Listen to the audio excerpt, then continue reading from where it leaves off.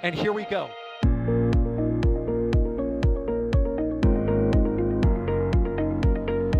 There's the deluge. Here's ignition. Roger, roll, Atlantis. Doubling up. Did you just do a Kerbal? Back to the moon and beyond. Put that in the big bag, Jingle. Back at home, we all have a lot of work to do, but from here, that sure looks like a perfect world. Propulsion continues to be normal. We did have an observation. 343 unfolds to go. It's orange. Water towers can fly!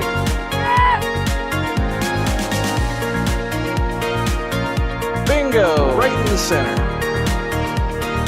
Where's Jacqueline? There it is! That was surreal. That's not what we want to see. No! Oh my god. Yikes. You bet. Sure. We don't need any more of these. This is the final go no-go poll for today's operations. Full reusability of an engine like this is really something that people haven't done before. We didn't know what we were doing because it was impossible to know what you were doing. You're the only one who'd ever done something like this before. T-minus 10, 9, 8, 7, 6, 5, 4, 3, 2, ignition. Max Q. Separation. One Raptor vacuum is off. We lost the Raptor vacuum. Ship FTS is saved.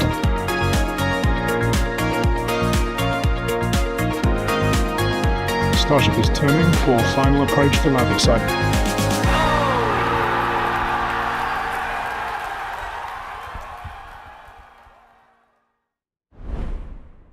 Hello everybody, welcome. We're back again for another Starship launch. I like saying that because there was quite a long gap between Flight 11 and Flight 12, but this is Flight 13, not that long after Flight 12. It features Booster 20 and Ship 40 from Pad 2 at Starbase. Look at that view. I mean, I should really have like a written introduction, but I just like to talk about what I see, and I'm looking at this monster rocket, and I'm never going to get bored of it. I always make a point on Falcon 9 booster landings, for example. I never get bored of it. I'm never going to get bored of this vehicle. This is awesome. This is our Stakeout stream. This is where we just talk, take questions. It's interactive. We share lots of views. It's fun. It's a good thing to share and get people into this before we get into the business end of the launch countdown, which will be on our launch stream, which follows the Stakeout stream. So if you've got any questions, all you got to do is this rule. Start it with @NSF or start it with @NASA Spaceflight, then send your question, and that way it goes into our panel. Now, as you'll imagine, these streams are quite busy, so we'll never get to all the questions, but that is one way of ensuring we've got a chance the question will get answered, because that will then go into our panel and it won't scroll off the end of the screen after like 5 seconds, like it does with a very busy chat room, as this is right now. But luckily, we have experts to talk about what questions you're going to be asking. So we're going to start with Alex. Hello, Alex. Well, experts, no experts, at least folks that have seen this too often, right? It's already the 13th flight, so there's a few things that we already know of, some new and unexpected things, hopefully good things that may happen today. That's always exciting. Well, Alex, if you're not an expert, then God help us all, because as far as I'm concerned, you are an expert, and that's how I'm introducing you. We've also got Magnus. Hello, Magnus. Hey, Chris, how you doing? I'm doing quite well, thank you. It's launch day, so automatically I'm doing well. There's no two ways about it. And it is really something, if you're new to this, I always think about this, because I watch chat all the time on Starbase Live, but then you get this big stream and you start seeing new people asking questions which are very sort of like, what's going on level questions, which is completely understandable and actually quite welcome, because our community is awesome and they will answer the question on our behalf. They'll literally just introduce new people to what this rocket is. But it is bonkers. I'm going to start this off, Alex, with something really simple. What on earth is Starship all about? I mean, we've seen the bullet points like, oh, we're going to build a city on the moon, we're going to build a city on Mars, but it is about the rapid reusability, and that brings the cost down, isn't it? And that makes it more viable. They can launch more of them and blah, blah, blah. So what would you give to a new person asking what this rocket is? How would you describe it? Well, I would explain very, very fast and very rapidly that for a long time, a lot of rockets just being basically expendable rockets. and you look at movies about the far future and what happens when they go into space and all that stuff, and you see them, using very futuristic vehicles and whatnot. But there's a very characteristic thing that they have, and that is they are reusable vehicles. Very, very rarely you see, space movies set in the far future. They go into other planets and all that stuff.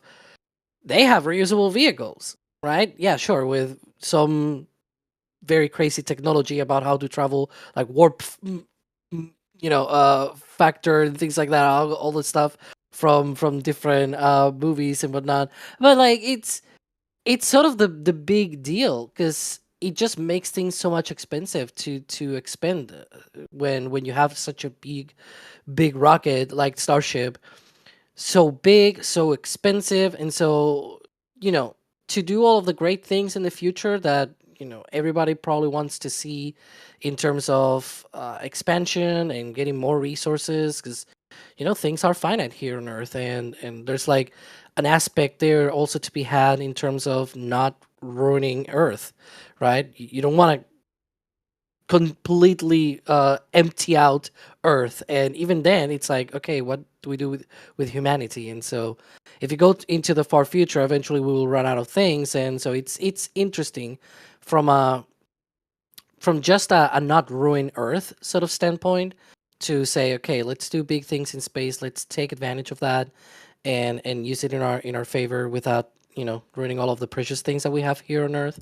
And you can only do that with a very low cost, rapidly reusable vehicle that can get you to space quickly in great big massive tonnage of cargo to space. And that's very valuable for our future in space, our future here on Earth as well.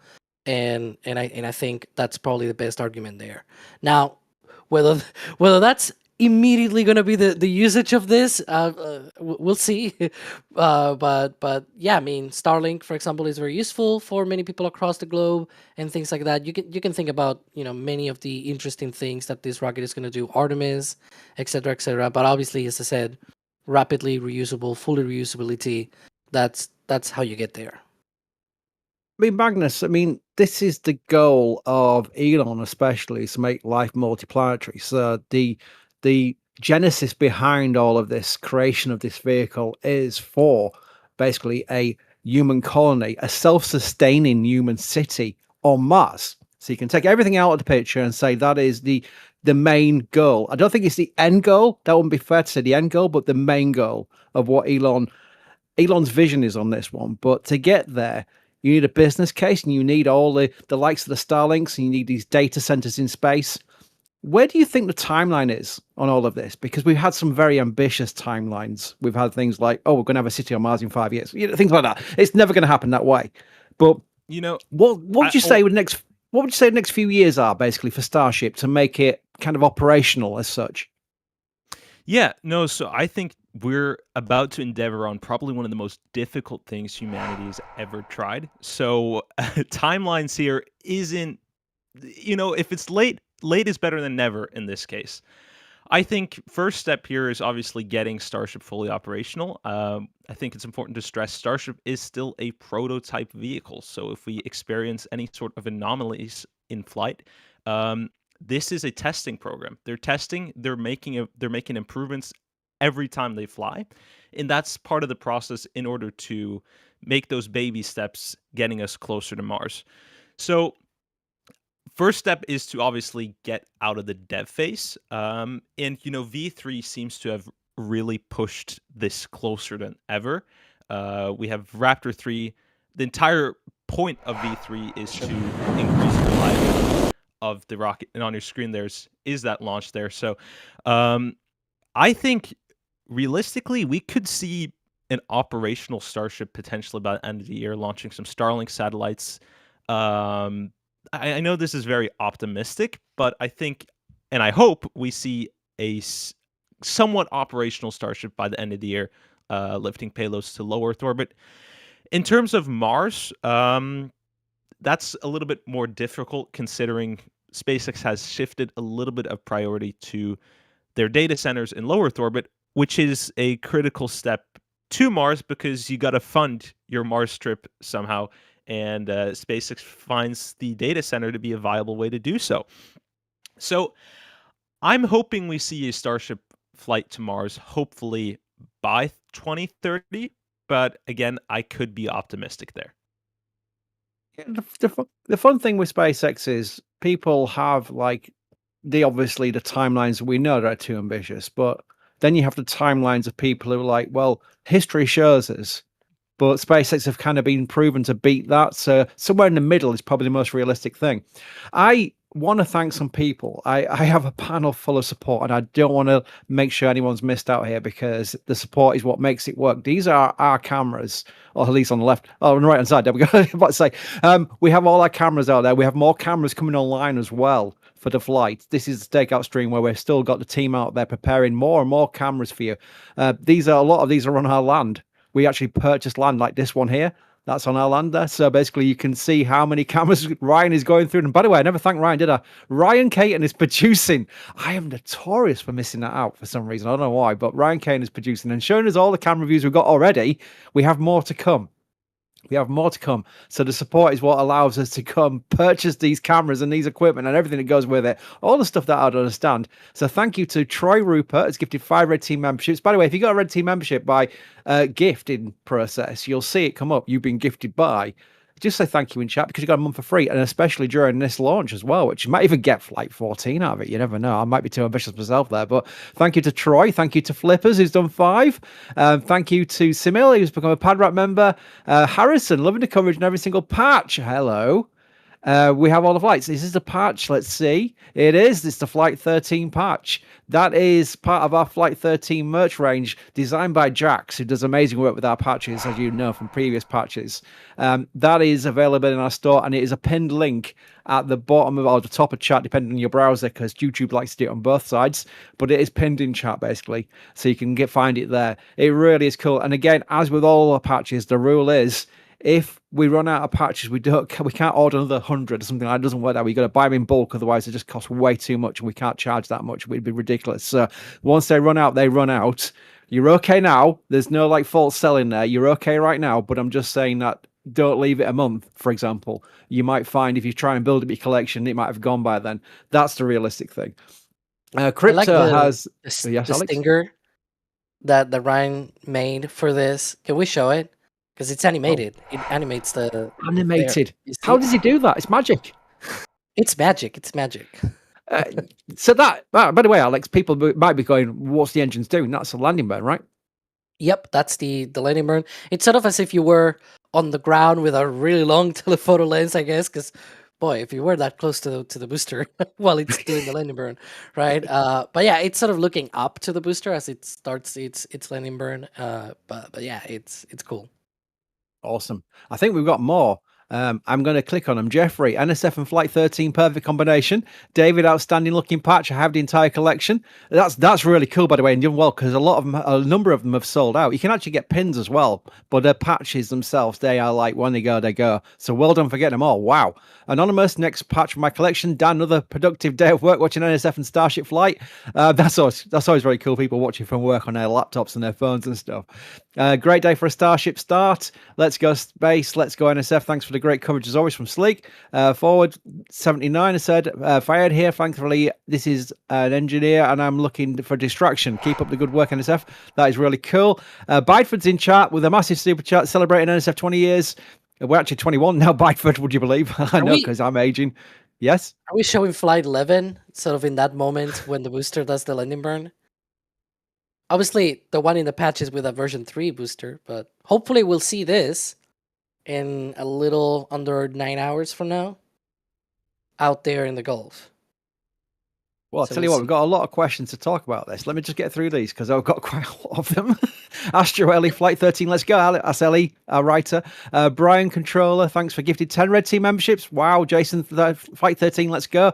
This is going to be really hard to keep up with, by the way.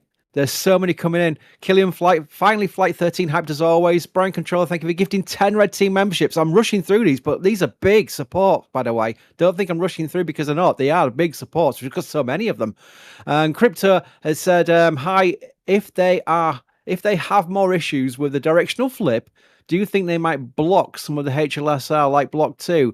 Love your content. Might block some of the HLSR. Oh, right, because it's opened, isn't it? Alex, do you think the hot staging ring is even an issue with this? Is it any relation to what had happened on Flight 12? No, I don't think so. The whole deal with blocking, I think a lot of people were putting a lot of effort or sort of like emphasis on how important that was. It's just that, in the previous way of starting the engines on the ship, they started all 3 RVACs and then all 3 sea levels.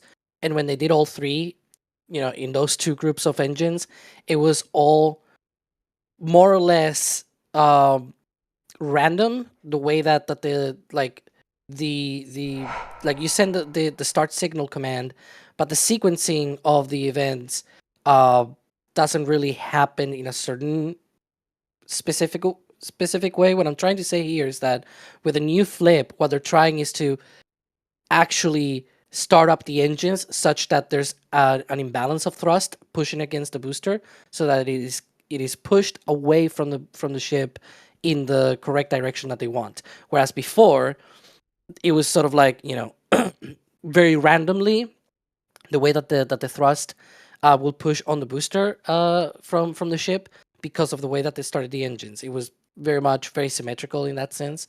So it was very random, the way that it will flip. So the only way to make that not random was to block the interstage, the hot staging ring there. But that was just like an ad hoc solution, if you will.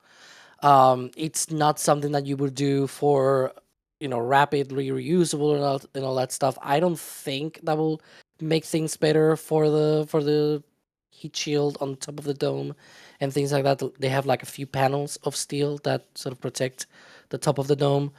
Like in this case, it's an actual, like, that's the actual top of the dome of the methane tank, unlike the previous ring that was like some kind of shield on top of the existing one.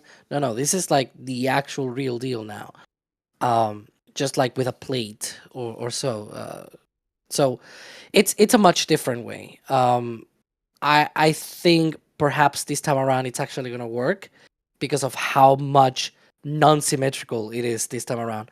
The older one lit up, the intention was to lit up the 3 RVACs, and then if you can see on the bottom right, the top of the sea levels will ignite afterwards. The ship will be separating during that time, and then the other 2 sea levels will ignite. But the problem is what actually happened is that they actually lit up like the sea level did not light up on time, and they actually lit up the wrong part of the engines there. And so that's why the booster did not go in the right direction. I'm gonna wait until it loops back to explain which way it should have gone.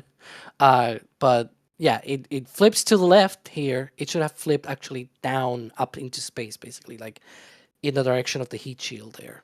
Ah, right, there we go. Well, we'll all be watching this very carefully because I think this is relevant to Ants Wisconsin 12's question. Will they be catching a booster on this flight? I can feel this one. No, they're not. But if things go well with this flight, I would then start to wonder if Flight 14 will be a booster catch. I'm hoping so. I'm kind of expecting so as well, especially if it is a real good pinpoint splashdown in the ocean. That's what I'm hoping for. There's also another relevant question here from Xanox who asks, what is more important for SpaceX, ship reuse or booster reuse, Alex? Well, I think in the very, very short term, probably booster reuse. They seem to be a little bit constrained there with the build times. It's funny because so next flight is booster 21, ship 41. But after that, it's ship 42 and booster 22, provided there's no reuses already there by that time. And the funny thing is that booster 22 started stacking before ship 42, and now ship 42 is already leapfrogged the stacking timeline. Like, it's already well more advanced than the stacking times of booster 22. And so, yeah, ships get stacked way easier than the boosters. So I'm sure if they were to catch booster 21 and be able to reuse it, they will probably welcome that. In the long run, though, ship reuse is going to be quite the kicker. The Crafty Carper Great username. It sounds like a fisherman.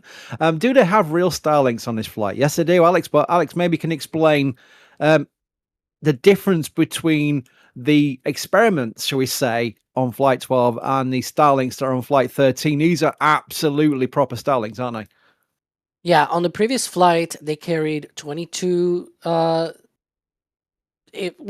simulators and then 2 extra satellites, if you can call them satellites. It's just like an in-between where it's like they took the Starlink V2 mini satellites that we see launched on Falcon 9, and then they modified them to be able to basically extend to the length of the pest dispenser. And so you have this little body in the middle for the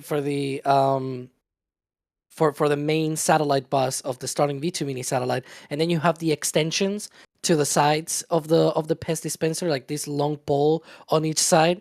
And so that is why they call them Dodger dogs, because it looks like the Dodger dogs, the hot dogs. That, like, if you look it up on Google, you'll understand very quickly why they call them like that, because they have like this really long dog inside of the bun. And so it sort of sticks on each side, and that's basically what those satellites were. But they were just V2 mini satellites, modified with cameras and lights and whatnot. These are the real deal. These are the real Starlink V3 satellites. 6 of them have been fitted with cameras again.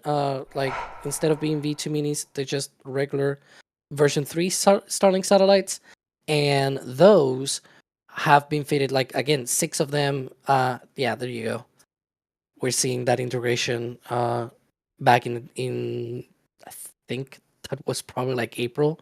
We're going to see. We're going to see Thomas. Thomas, there he is. That's Thomas Burkhardt, former NSF, one of several NSFers who moved on to SpaceX. There he is.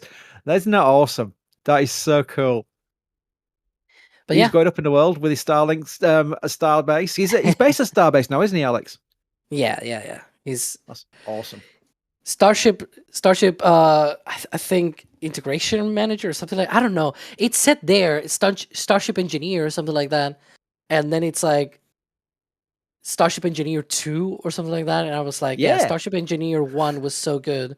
They invented Starship Engineer 2. And so he's Starship Engineer 2. They are cool. I mean, these are not small. I mean, these are like amazing flat packs. It's hard to describe them. Someone old school like me, and I'll mention Shuttle because I've not mentioned Shuttle yet. It's 20 minutes into a stream. It will be unfair for me not to mention Shuttle. It is the anniversary, the 50th anniversary of STS-135, which currently, this time 15 years ago, was still at the ISS. The final launch of the Space Shuttle program with the best shuttle, which is proven fact of Shuttle Atlantis. But that is kind of cool how the satellites that were launched on Shuttle is completely alien to the satellites we're seeing with Starlinks. They are just completely different designs, but that is so very cool. Very important thing about the actual launch itself, though, is the weather. The expected weather in South Texas at T0. Marcus, that's one of the many questions we've got. So we'll combine the questions into one about what the weather forecast currently is for T0.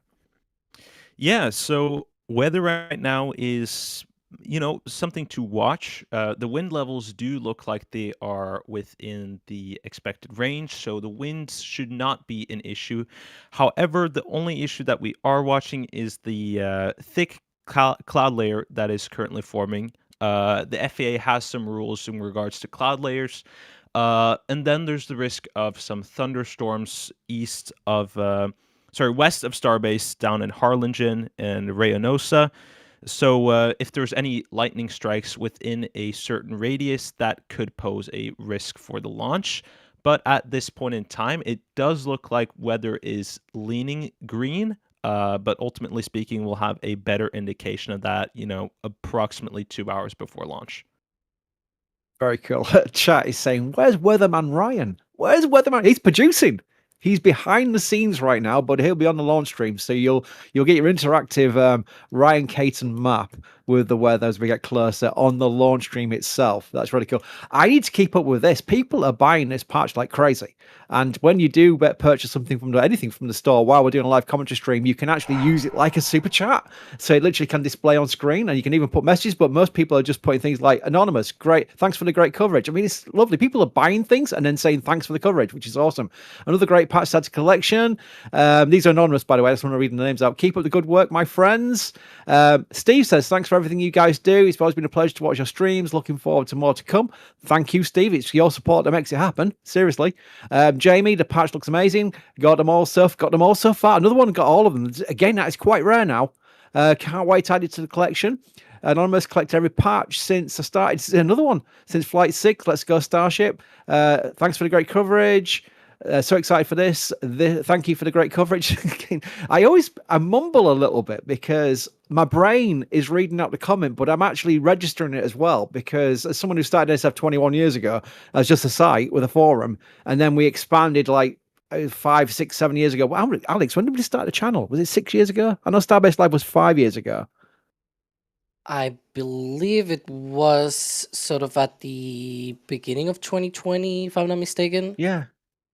So I mean, the actual channel itself, that's quite new in the NSF history. The fables, the marbles.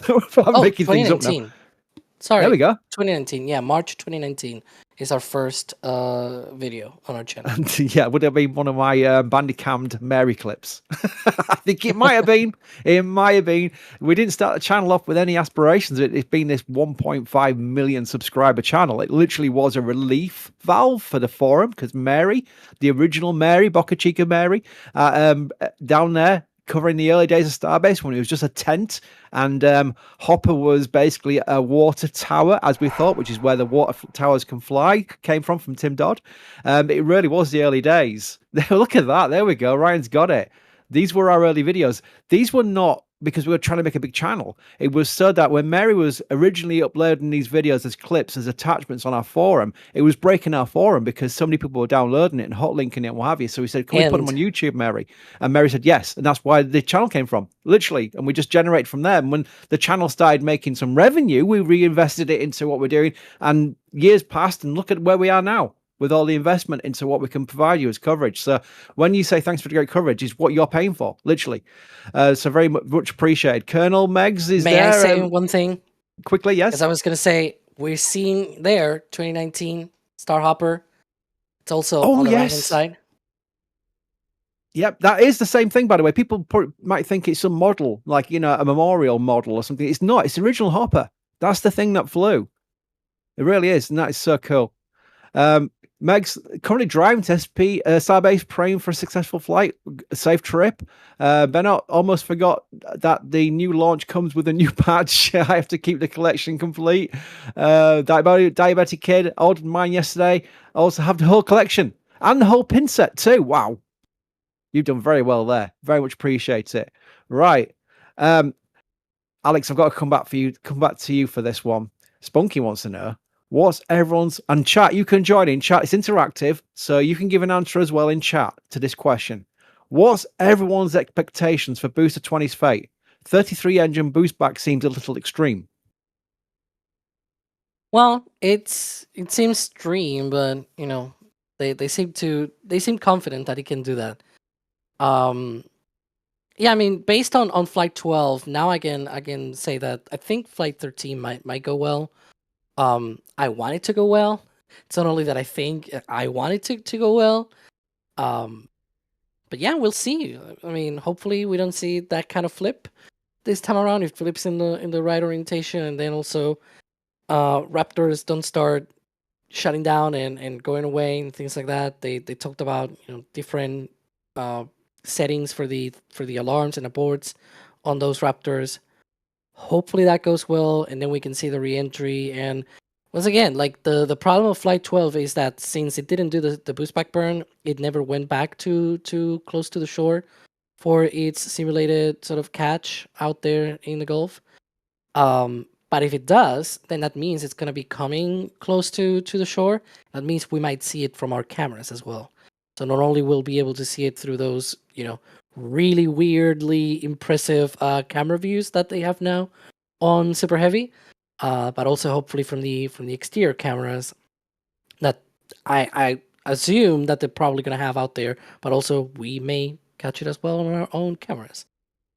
Yep, absolutely. You know what? I really should be focusing on my job, which is hosting this first part of the Stakeout stream. But I am like the rest of you, probably just watching the views. The views are awesome, and I'm really falling in love with this vehicle. As a shuttle fan, you think maybe Chris wouldn't like these standard kind of like design of inline rockets. Maybe you prefer the space plane on the side of an orange external tank. And yeah, I'll always love that view. I'd also respect the fact that shuttle was a complete nightmare, and I am glad it retired. Yes, shock, horror, surprise. I am glad it retired because honestly, we showing it really shuttle? was. I'm glad we are. Alex, it's only fair because you knew I was going to ramble into a shuttle reference at some point, and I've done several already. It was an amazing vehicle, an amazing capability, but highly expensive, highly dangerous. It was designed wrong from the start, and that's a horrendous thing for a shuttle fan to say, but it's true. Any hardcore shuttle fan will tell you, they'll tell you the history that it was at the design process changed for cross-range capability because the US Air Force wanted it. And that was where the wings came from, these big clunky wings that had no purpose at all other than the final part of the mission during landing. That was literally it. So, I mean, it was just so many things were could have gone wrong still. Even though they got it to a safety mark, which was very impressive, it was still a single fault tolerant in several systems, dangerous vehicle. So I'm glad it retired Rocket cam. honorably. Yeah, indeed. Look at that. Look at that. Oh, see, Rocket Cam. That was the first thing, Alex. It was SDS 117, maybe, I think it was. The first time Rocket Cam debuted, and everybody's jaw dropped to the floor. We're all watching on our real players. I'm showing my age here now. Real player. Remember that, anyone in chat? Real player. Where it was like, this is video on my computer. This is amazing. How does this work? And we're watching the Rocket Cam videos, and we're all like jaws on the floor. It was amazing. It was absolutely magic. Speaking of technical things, Marcus, I don't know if we actually know the answer to this, but I'm going to give it to you because I know you like your ocean-based things. Doug wants to know, how did the boys or buoys, depends what country you're from, in the Indian Ocean manage to take stable video while they are bouncing in the water? Yeah, so one of the things they do use is 360 cameras, multiple 360 cameras. So as we see, some of the footage from the launch is not stabilized, but they're able to stabilize a lot of the footage in post. So they utilize a lot of 360 cameras on the buoys. Very cool. I'm just watching chat. The amount of people are going, oh, I remember Real Player. Oh, dear me. Back in the early days, I mean, I still remember somebody else. I'm digressing, but I don't care. I used to go to after university, I used to go to an internet cafe, and I used to download my one-a-day Skunkworks webcam screenshot of the X-33 Venture Star being built. That was future. I mean, that would have been a great vehicle. Tori Bruno worked on that vehicle and said, in today's technology, it would have worked. But it was just the days of the internet, the Netscape Navigator browsers, and the magic of being able to download a photograph from the States on your computer screen that was taken that day. That was live streaming back in the day. It was like basically just screenshots. Amazing. There we go. More patches. I definitely don't want to miss people out because they're supporting us. Great, another patch. Have them all. I also picked up the Sun's skirt. Oh, the Sun's shirt is really cool. I've actually got one, and it's the best material under any clothing I've ever had in my life, and I'm not joking. I'm a Yorkshireman. I can't do false kind of like promotions. It is the best material I've ever worn. So it's really cool. Well done getting that. Matthew, my son wants to wash rockets when they come back. Alex, that's a question in itself, because we see the Falcon 9 boosters coming back getting sootier and sootier and sootier after each one of their landings. It's not necessarily the same with the boosters and the ships. I think the TPS is now coming back cleaner and cleaner. Maybe you can explain the difference between the RP1 locks of a Falcon booster compared to the metal locks of a Starship. Yeah, I wouldn't expect a lot of soot, if any soot. You might see burn marks because the hot staging sort of will probably leave a little bit of scorch marks, and those will build up over time. But obviously not these sooty, because that soot is from the Kerolox, the kerosene fuel that Falcon 9 uses. It also has it's the engine. It's an open cycle, and so it's got a very very fuel rich gas generator, which means it produces a lot of soot, like extra soot on top of that. If you've seen the recent catch by China of their own booster that is also using kerosene, but it's not as sooty, even though it also does a re-entry burn and a landing burn. And the reason why, it's because that one uses a much more efficient close cycle engine.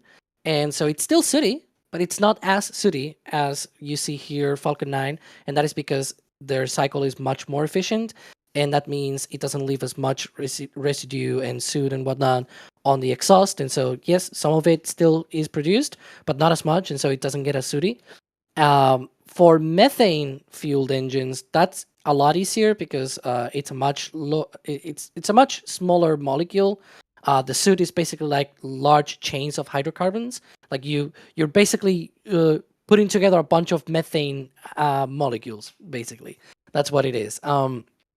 So when you have only the methane itself, you can get something like this, where it's pristine, basically. Like you can see there that New Glenn booster from, I think this is Never Tell Me the Odds, the only one that they've been able to land. And Jacqueline. that one, yeah, that one in particular, it just came back that it looked like it had never flown. And it also did a re-entry burn, it did a landing burn. The only difference that I will say for Starship, for the booster itself, is that again, there's gonna be hot staging, so the top will have a bit of burn marks, probably not a lot, but over time it may build up burn marks there and some some scorching basically, and perhaps also on the engine section it doesn't do an entry burn or anything like that, so it's probably gonna get scorchy as well over time on the aft end, but you know it's got a thermal protection system, so that'll prevent that. Very cool, Marcus. There isn't a wet dress rehearsal. Why? We had a couple wet dress rehearsals last time, and we've seen this throughout the testing of Starship. Once they get confident in the system, which it does seem like they are, they're just going to go for it. And ultimately speaking, a wet dress rehearsal is just a launch without pressing the launch button. And if they do notice that something is not up to their standard, they will not launch this thing and it will go to a wet dress instead. So ultimately speaking, if they don't need to do a wet dress rehearsal, there's no point in doing a wet dress rehearsal. And it does seem like they have gotten the data they need from the static fires of both vehicles, so they are confident to proceed with a launch. Very good. By the way, Alex, we will see tanker trucks rolling up to the tank farm to keep the tanks full, right up to a certain. When do you normally think the tanker trucks call it a day as far as refilling? Because that's a question from Anthony, who says there's still tanker trucks going to the pad. For the last launch, I think it was like up to 4 hours or so. Like they even closed the road, but they were still letting some of the trucks go back, go down the road. I feel like for today's launch in particular, since they are like the problem with Flight 12 is that they had that abort, and so they had to recycle in 24 hours, and they needed the trucks like now. I can imagine the manager of the trucks and all of that schedule and everything being like, "We need those stat. Please come down the highway and refuel this tank farm because we need it now."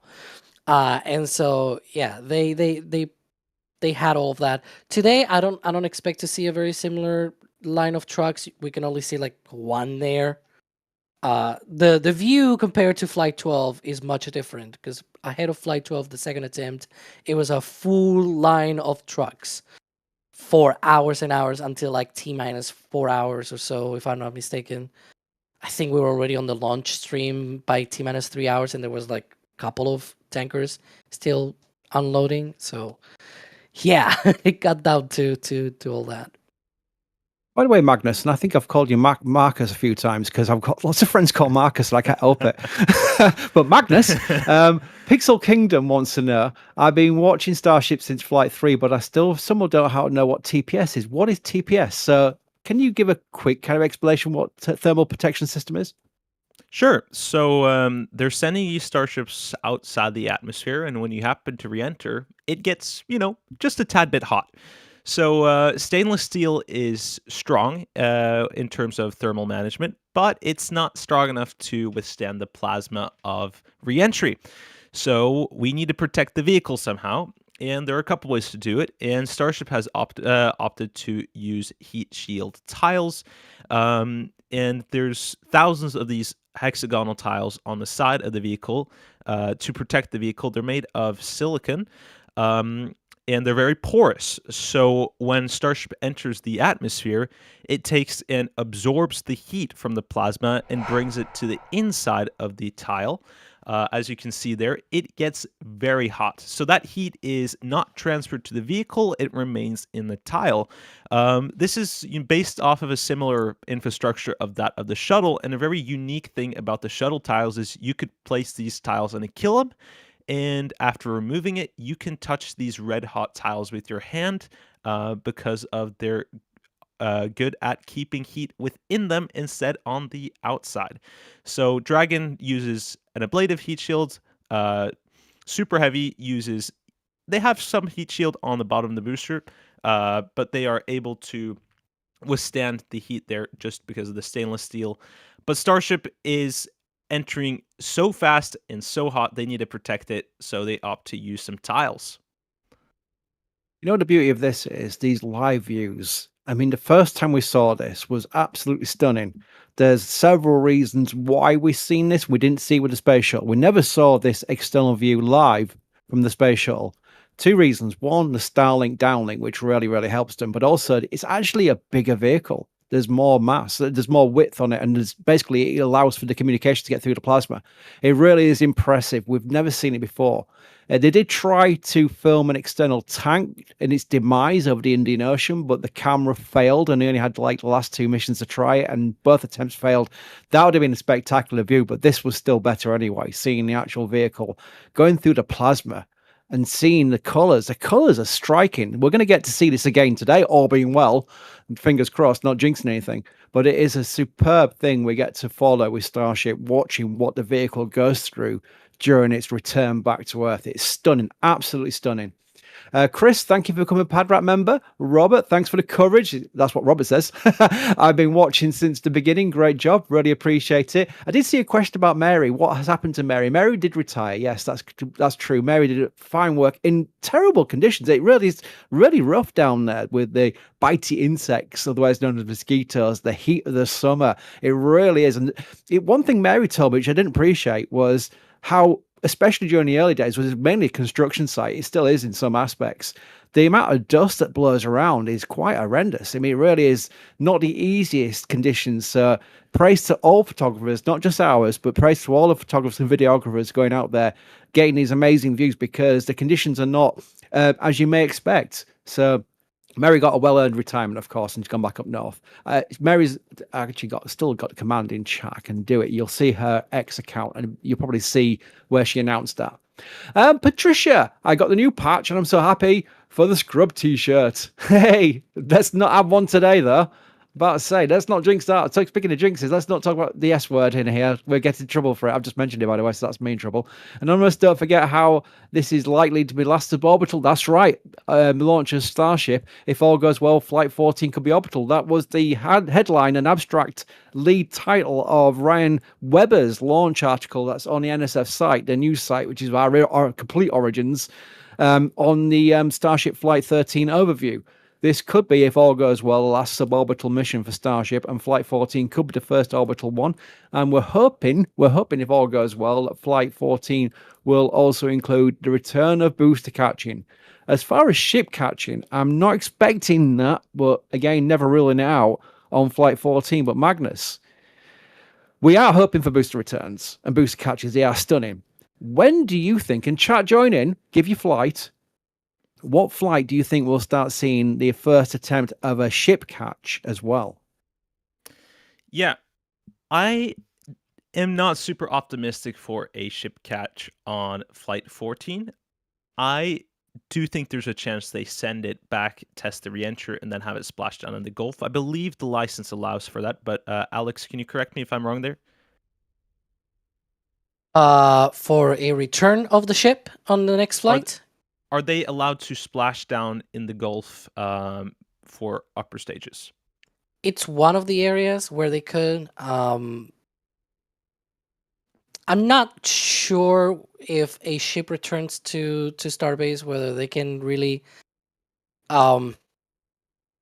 It's much more complicated probably to explain this, but what I'm trying to get to is that I don't think they could be able to do any sort of abort to the Gulf. By the time they are already close to the pad, it's basically about to do the landing burn, and they are right over the tower.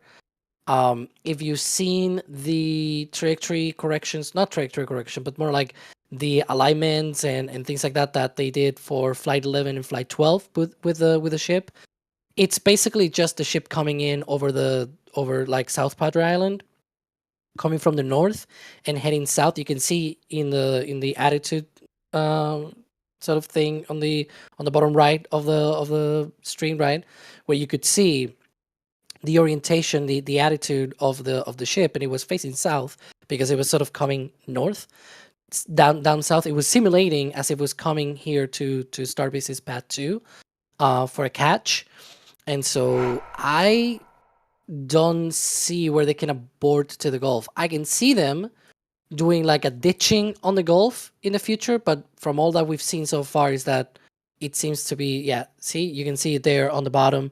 It's facing not even just south, but like even a little bit southwest.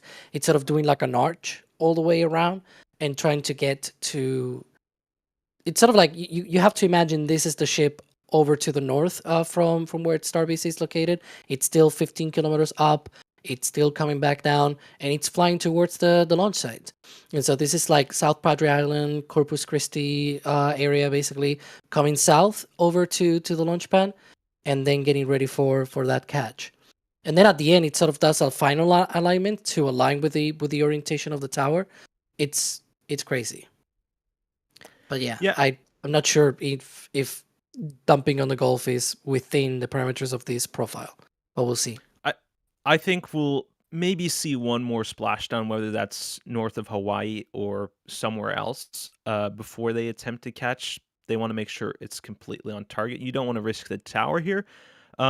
If the flight here is for booster profile is 100% successful, I think they'll attempt a booster catch as early as next flight. So my guess is flight 14 for booster catch and flight 15 for the ship catch. The most important question we're going to ask on this stream has come in from Welsh Worrell. Alex, does Ship 40 have its logo painted on the nose cone? It only has the X logo, not the S40. You can see there, it just did in the landing profile there, it just did the turn to the catch. So it's now oriented with a tower. There you go. We're seeing here the replay from the previous flight. We have these test landings in the ocean. We also have the hops, the like 10 kilometer, 15 kilometer hops as well with the skydiving we saw with them. But that was where we really sort of flip and burn over land because they were with the little dinky landing legs. Remember the dinky landing legs, Alex, which popped out just at the last minute? Yeah, we had those experiences as well. Seeing that over a launch tower, that's what we're going to see when they go for a ship catch. Is going to be spectacular. It's going to be incredible. So, and it's also going to be quite risky. So again, they're going to be very careful before they go for it. It's going to be spectacular either way. Just seeing that flip and burn over the Starbase launch site, it's going to be crazy. Speaking of impressive things, Carson WX wants to know: did the Critical Path documentary change your minds on that flight, and did it answer the questions that were still in your mind? I assume Flight 12. I'll start with you, Magnus. The documentary that came out is now on part 2. Very impressive work from SpaceX. I really enjoyed both of them so far. Being able to see from inside the control room and getting some more insight into how they were dealing with the flights and the issues and the preparations. Anything that changed your mind, or were you like, no, that's exactly what I expected from SpaceX? And that was actually my opinion. It's kind of like, I know what the professionalism of them is. Yeah, for me personally, the critical path, both the documentaries just reiterated the fact that SpaceX takes this seriously and they're not going to take any unnecessary risks of the vehicle.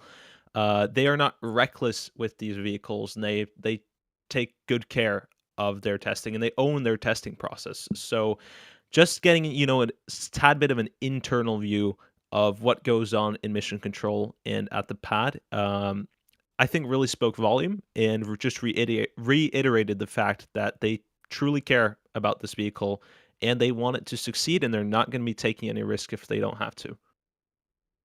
Very good. Let me support. Let me. By the way, Alex, I shouldn't just pass by you, Alex, because I'm sure you watched the documentary in depth like I did.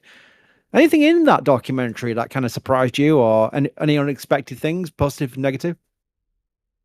Yeah, I mean, I think in my case, I liked a lot the perspective, the views that sort of never before seen views. Like for example, one of the engineers being down on the flame trench and being literally next to the flame diverter, and it's massive, it's huge next to him, and so that is one of the things that I really liked. As you said, the flight control room as well, those views as well, which is always good because it's like it's the human side of things, right? It's the folks that are actually controlling this thing and looking over all the sensors and all of the different parameters and data and whatnot. So yeah, as to answering questions that were still in my mind, I don't think so. Like it wasn't very revealing in that sense. Like it didn't show anything new to me, but I don't know. I still like the views though. I can say it was a plus. The torpedo CPV. We have lots of questions about this ship catch. People are getting ahead of themselves. People are getting way ahead of themselves. Let's get Flight 13. I'm being the older person here now, just putting my hand on the shoulder of the chat. Saying, let's get Flight 13 working fine. Let's get through the objectives. Let's get a good booster, return to a soft splashdown. Let's then look forward to the potential, again, not guaranteed, but the potential that Flight 14 will then become a catch attempt. And remember, the caveat is, and Alex, I'll bring you back in on this one because people do forget this. If SpaceX say Flight 14, we're going to try for a booster catch, the word try is important because they don't actually decide until during flight. The tower and the booster, I think it's after the boost back burn's completed, make the decision point, don't they?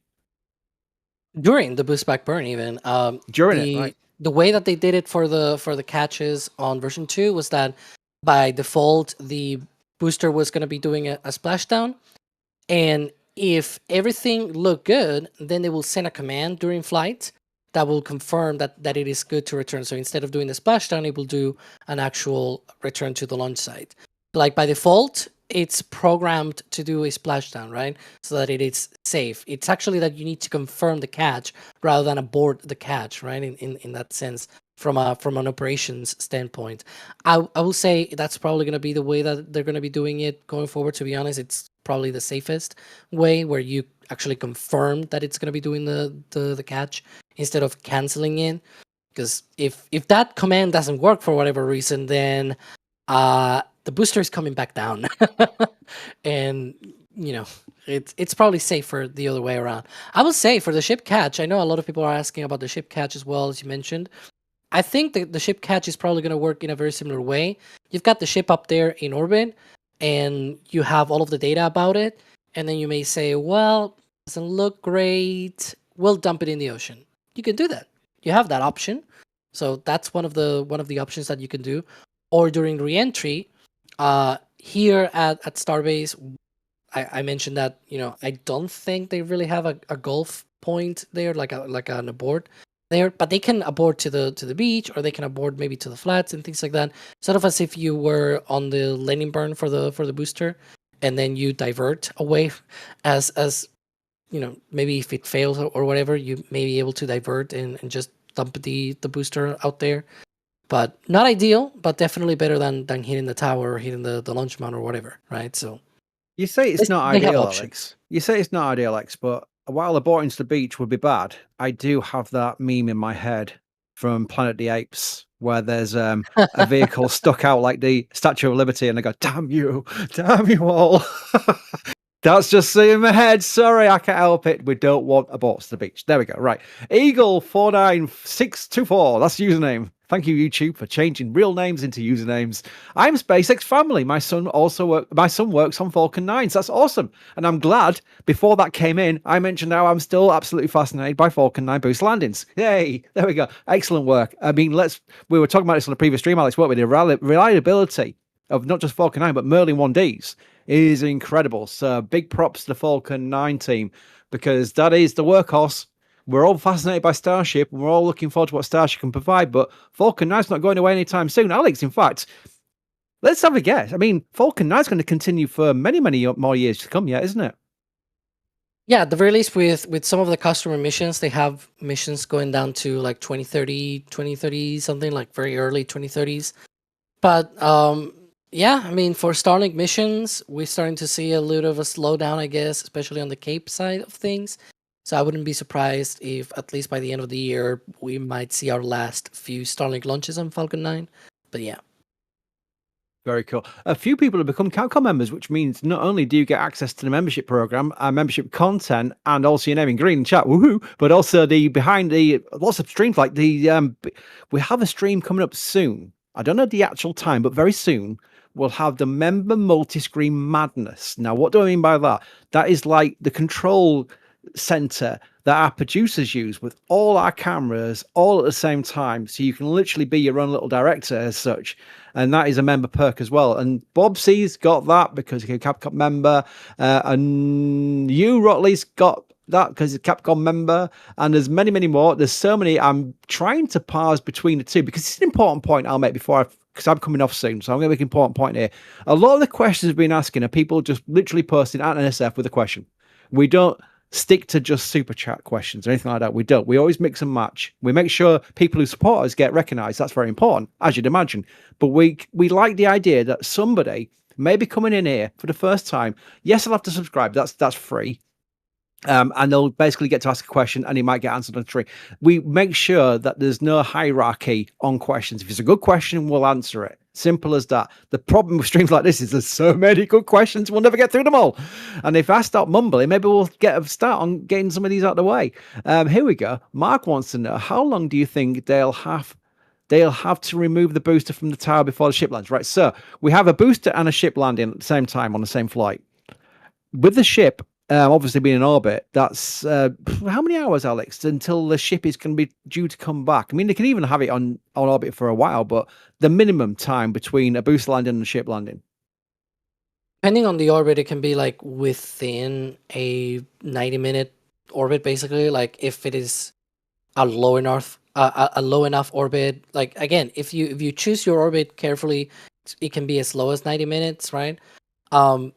Generally, it's probably not going to be until like maybe 6 to 12 hours or so, or most of the other orbits to align with the landing site. So yeah, it's probably going to be around that time. But again, as you were mentioning, they can have the ship up there for up to 48 hours. That's the endurance time for like the baseline endurance of version 3. And so if they can keep it out there for 2 days, 2 days is probably good enough for them to save the booster, roll out the booster stand, and then remove it from the mount and put it on the stand. Very cool. And on that bombshell, enough of my Yorkshire mumbling. Let's get EJ onto her, shall we? EJ, you with us?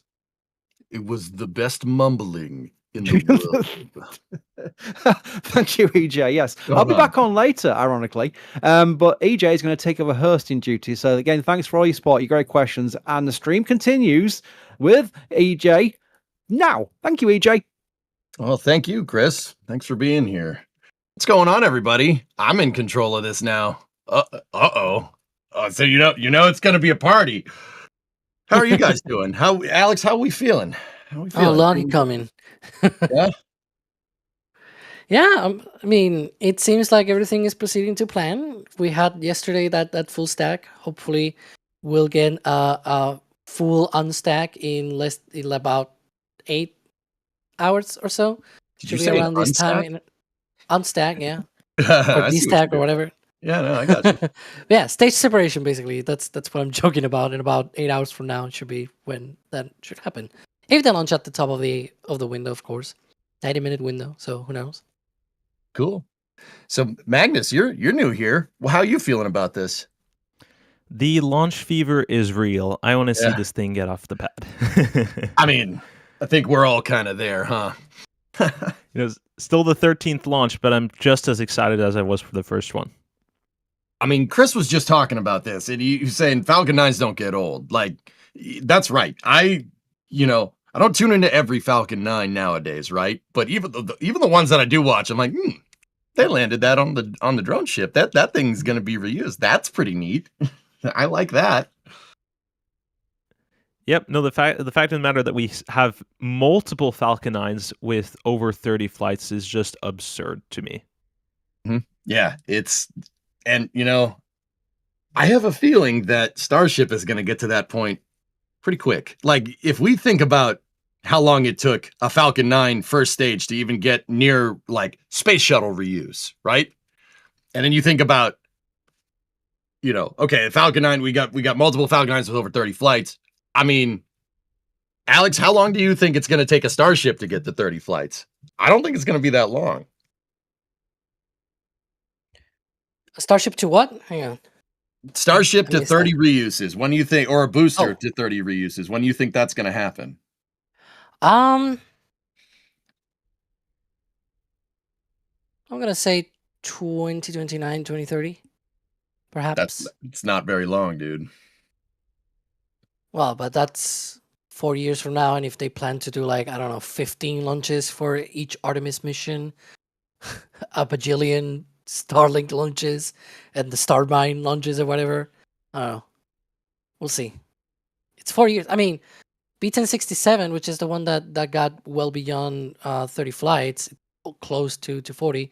It's like what, 6 years old? Yeah. So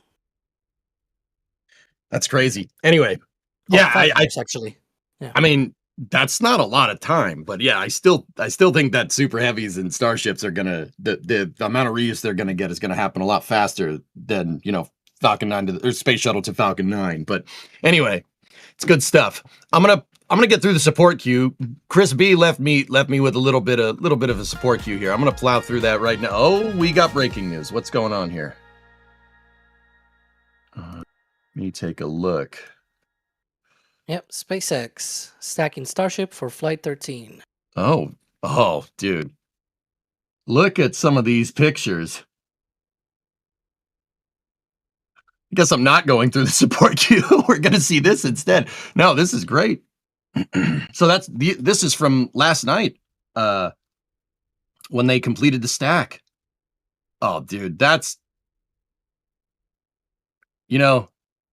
the blue light is pretty cool. That's very aesthetic. That looks really cool. Oh. And there was some boxes, also very aesthetic, and that's a shout out to people that work on the production on the back end. We appreciate all the work that they do back there. Very aesthetic and very easy to use UI. So that allows me to get through the panel.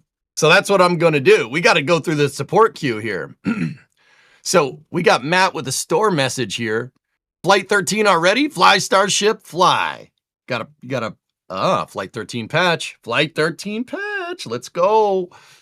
Okay, who else do we got here? We got Michael becoming a red team member. Thank you very much.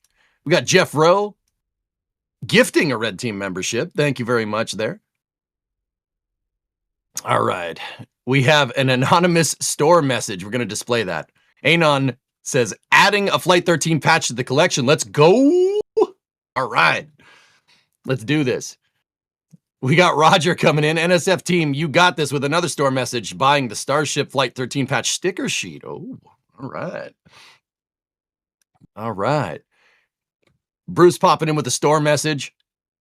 Another dude, the Flight 13 collector's pin. Thanks again for the coverage. Go Starship, go. Oh, our pleasure. Guys, the pleasure is all on this side of the screen. I assure you.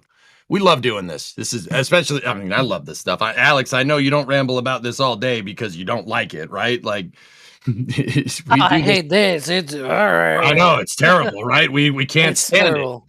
I should explode. it. Whoa, hey, whoa. All right, we got another store message here. Anon buying a collector's pin here. Let's go. Hopefully, lucky flight 13. That yeah, that works like that. Sure. Yeah. All right. Drunar, if 13 goes well, 15 from 39A ship catch at Starbase. That was $2 Canadian super chat. Drew, I'm kind of with you on that one. Kind of with you. Magnus, do you think if this flight goes well that flight 15 will go out of 39A and then they'll catch the ship at Starbase? I think that all depends on the trajectories they're allowed to. I think Alex has a better idea of the trajectories there if they have any overlap there, but I still think we might see a ship catch on flight 15, whether it's 39 or from Starbase. I'm not 100% sure. Okay. All right. Sounds good. Cool. Okay. What do we got? What else we got here? We got Michael buying something from the store. We got a collector's patch there. Great coverage as always. Thanks, NSF. Like I said, pleasure's all on this side of the screen. It's good stuff. We love this stuff. It's the best. All right, Sinful Gamer, do you have the trailer close to the pad again? The trailer is in proximity, Sinful. That's all we're saying. It's in proximity. And I'm not just saying that because I don't know where they put it this time. I'm saying it's in close proximity. And we'll just, because, vague replies are better than anything, right? Totally not a non-answer. No, I know they moved it. I'd have to go check with the Starbase team. We'll look. I will get that answer for you. So we got Ed Knott becoming a Pad Rat member. Thank you very much. And then Joseph, great chat a long day ahead. Yep, store message bought a collector's patch there. Okay, I have word here that the trailer is in the danger lot. So yes, if you look at that shot right there, guys, if you see on the lower, at the bottom of the stack, lower middle of the screen, there's something that looks like a water tower. That was SpaceX. There it is. That was SpaceX's first test article. That's the Starhopper. And you can actually see the trailer. It's just got that, it's a little antenna that's just to the right of Starhopper's landing legs. There it is. Yeah, it's just that little post right in the center of the screen. So yes, the trailer is in proximity. I repeat, the trailer is in proximity. All right. You guys always make the support queue longer when I'm trying to clear the support queue. I mean, I'm not upset about this, but I'm going to have to pivot back to questions here in a second. Kobe, all right, you got a store message, buying a collector's patch. Been watching all the progress for a couple years now. Long enough to collect all but 2 patches. Thank you for the wonderful reporting and happy launch day. Oh, it's our pleasure, Kobe. I'll admit, Flight 13 kind of snuck up on me personally, but yeah, we're here. And we're hopefully, Jebediah Kerman willing, we will see a launch. All right. We'll do a couple more support queue and then I'll go back to feeding you guys some questions here. All right, we got Anon, which is actually, all right, store message with collector's patch. What do you got? Man, you guys are going ham on those patches. All right. With how important Starship is to the future of the lunar program, there is nice symbolism of Flight 13, hopefully. Don't count your chickens before they hatch, man. Careful. Hopefully launching on the anniversary of Apollo 11. Go Starship. Exclamation point socials. You're not secretly LSR, are you? Okay. All right. So that support queue is growing, but I have it, we have that hedge is trimmed, but we were talking about the trailer and we were talking about Danger Lot. We were talking about us setting up the trailer. I do believe we have a view coming from the Danger Lot. If you want to see where this trailer is, there's your trailer view right there. It's going to get a little rowdy. Not on the left side of your screen, not on the right side of your screen, but right in the center. It's going to get a little rowdy here in a second. And that's a grid fin. Grid fins are nice. It was LSR. This is quite a close view. Yeah. So that is Super Heavy's hypersonic control surfaces there. That's a new view. Yeah. Alex, you want to talk about some grid fins? Feed them some Well, I was grid going fin to say knowledge. this actual view that we're seeing here, that's different than the ones that we were shown before. The trailer has new cameras on it. Please tell me more. I meant that this is trailer. Sorry, but no, yeah, you can see now better the rocket much more closer because our cameras are located much closer. But yeah, you can see the little catch point there on the right hand side there where the grid fins connect to the booster. It's always nice when they integrate things together and not have to have multiple different things there. But yeah, that's one of the two catching grid fins, I guess you can call them like that. The other one on the other side, of course. Mm-hmm. Yeah, so Super Heavy only has 3 grid fins on it. How I was explaining it, Alex, is we have, if you're looking at Super Heavy from the top down, it's obviously circular because it's a rocket, right? The grid fins are at the 3 o'clock, 6 o'clock, and 9 o'clock. Oh, you know what, EJ? I just thought. What's up?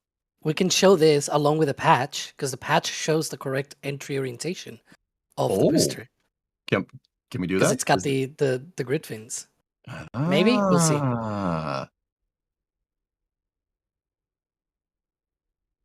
Okay. Waiting.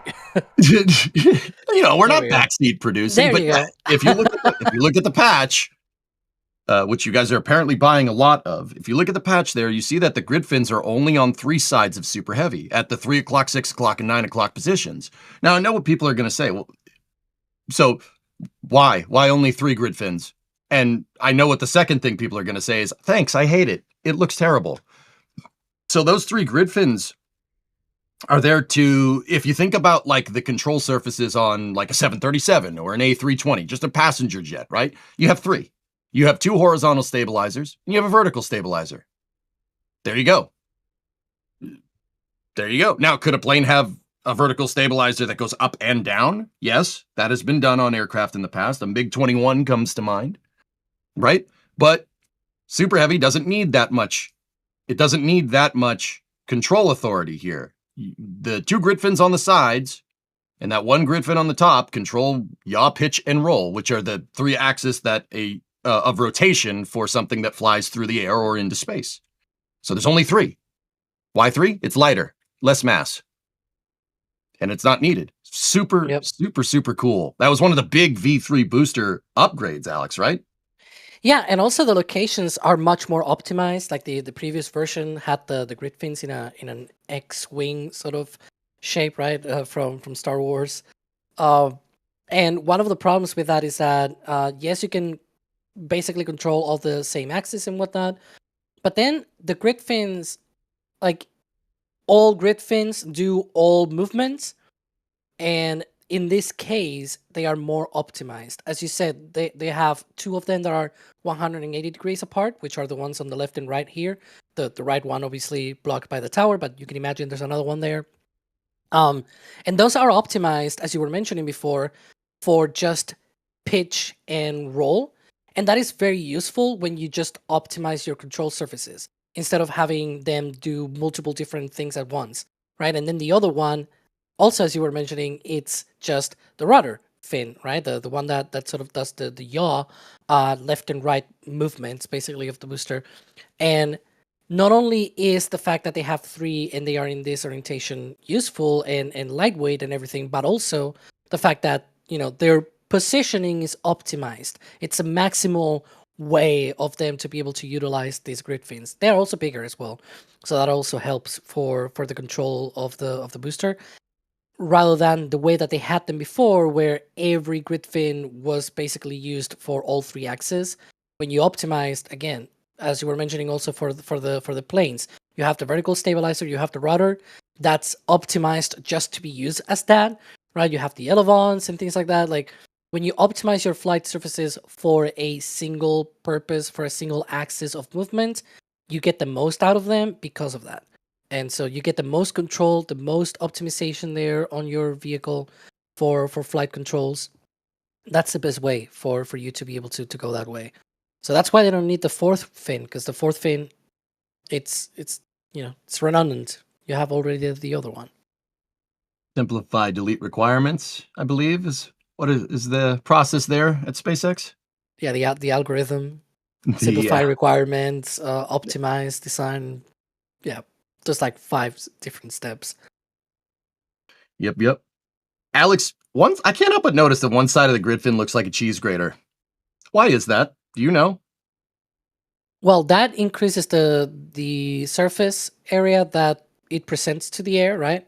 Right now, when it's flat and it's going up, for example, with that flat surface, it doesn't that much.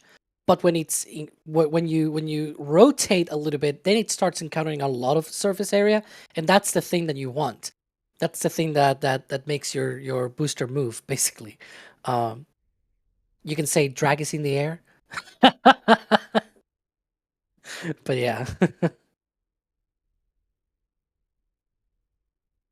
That's Good stuff. basically why it's like a cheese grater sort of thing. And then, we're talking about the super heavy requirements. Magnus, the super heavy changes from V2 to V3. Magnus, they also have the hot staging ring up there, that kind of truss structure that holds the first and second stage together here. That guy. Can you tell us about that? What's that thing do? Yeah, so in order to separate your stages, you need to make sure you have fuel for your upper stage engines. So when you shut off your main stage engines, fuel starts to slosh. So Falcon 9 combats this with having having a rod in the MVAC that gives it a little bit of a push to settle the fuel. Now that has implications, meaning that you lose some efficiency since the engines are turned off for a period of time. So in order to increase the efficiency and reliability of the stage separation maneuver, SpaceX decided to go with a hot staging sequence after Flight 1. Hot staging has been used since the early days of spaceflight. It's basically the brute force way of separating your stages. You keep the engines on so there's no slosh, and then you ignite the other ones and you send it away. So we've seen a couple of optimizations on this hot staging ring. They have decided to go to more of a Soviet-style truss structure compared to the larger block they had before. So this is a very lightweight hot staging ring, so they are able to get some more payload and some better performance. And most importantly, they don't have to ditch this hot staging ring in the Gulf. So ultimately speaking, the point of the hot staging ring is a simplified mechanism of stage separation, and it increases the performance of the rocket. So you're telling me they're firing the upper stage engines while the first stage is still going? Yep, so they will be going down to 5 Raptor engines on the first stage. They will ignite the upper stage engines in a staggered position to flip the booster. The booster will ignite all of its 33 Raptor engines in a staggered position and start its boost back burn. And they're going to hopefully send that booster back to the Gulf and a ship to space. Cool. And yeah, we got, you guys were asking about the trailer cam here. This is what the trailer cam is in close proximity because it's going to give you these shots. Shout out to our field team. Now, fellas, just, a little bit of a personal anecdote here. I've been out there. I was out there for Flight 7 and Flight 8 doing work with the field teams. And launch day is always a scramble. These guys had to go out there super early this morning, get the trailer moved from the side of the road into the danger lot, get everything set up, get all the cameras primed, make sure you have a good connection. Shout out to the field ops team. They do good work because it gets you shots like this. And like that. That's a good one too.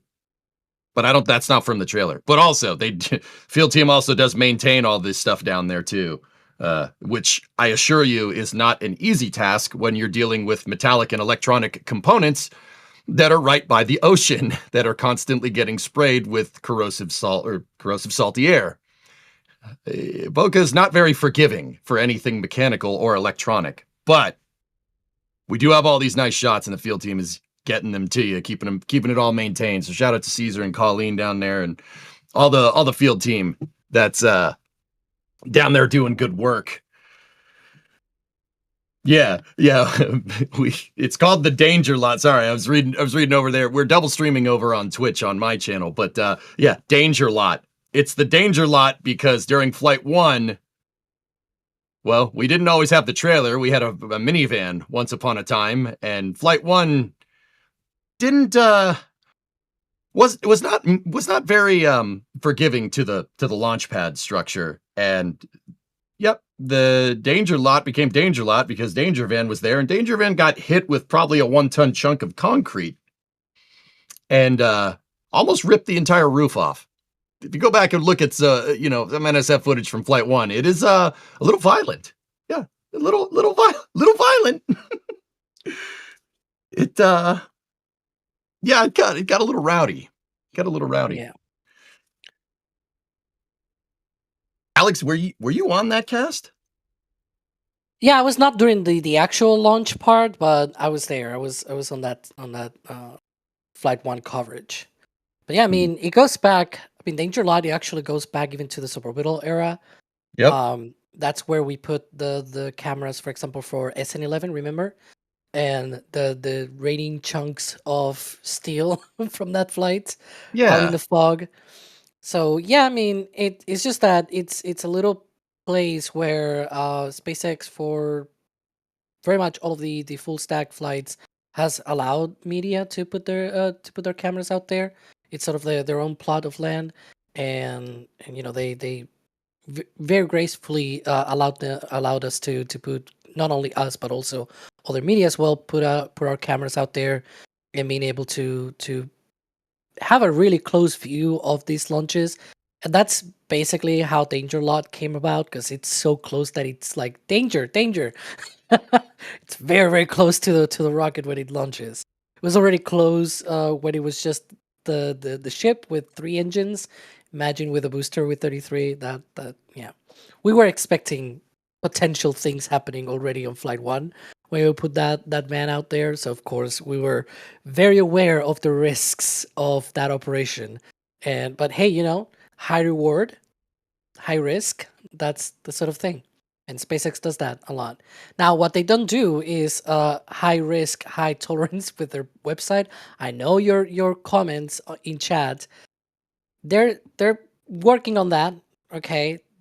Yes, the clock is wrong on their website. It says like T plus 5 days or something like that. It always happens on every single Starship flight, folks. Like, I don't know how many times we have already addressed SpaceX messing up their clocks on their website. Instead of the clock, you gotta go and look at the text on the website. The very first line, it says the 13th test flight of Starship is preparing to launch Thursday, July 16th. And then the next one says the 90-minute launch window will open at 5:45 p.m. Central. That's the only one that you have to look at until that clock it's actually proper and current. Otherwise, just don't look at the clock. Just don't look. Just don't look. If you've watched The Simpsons. But yeah, that's me addressing that.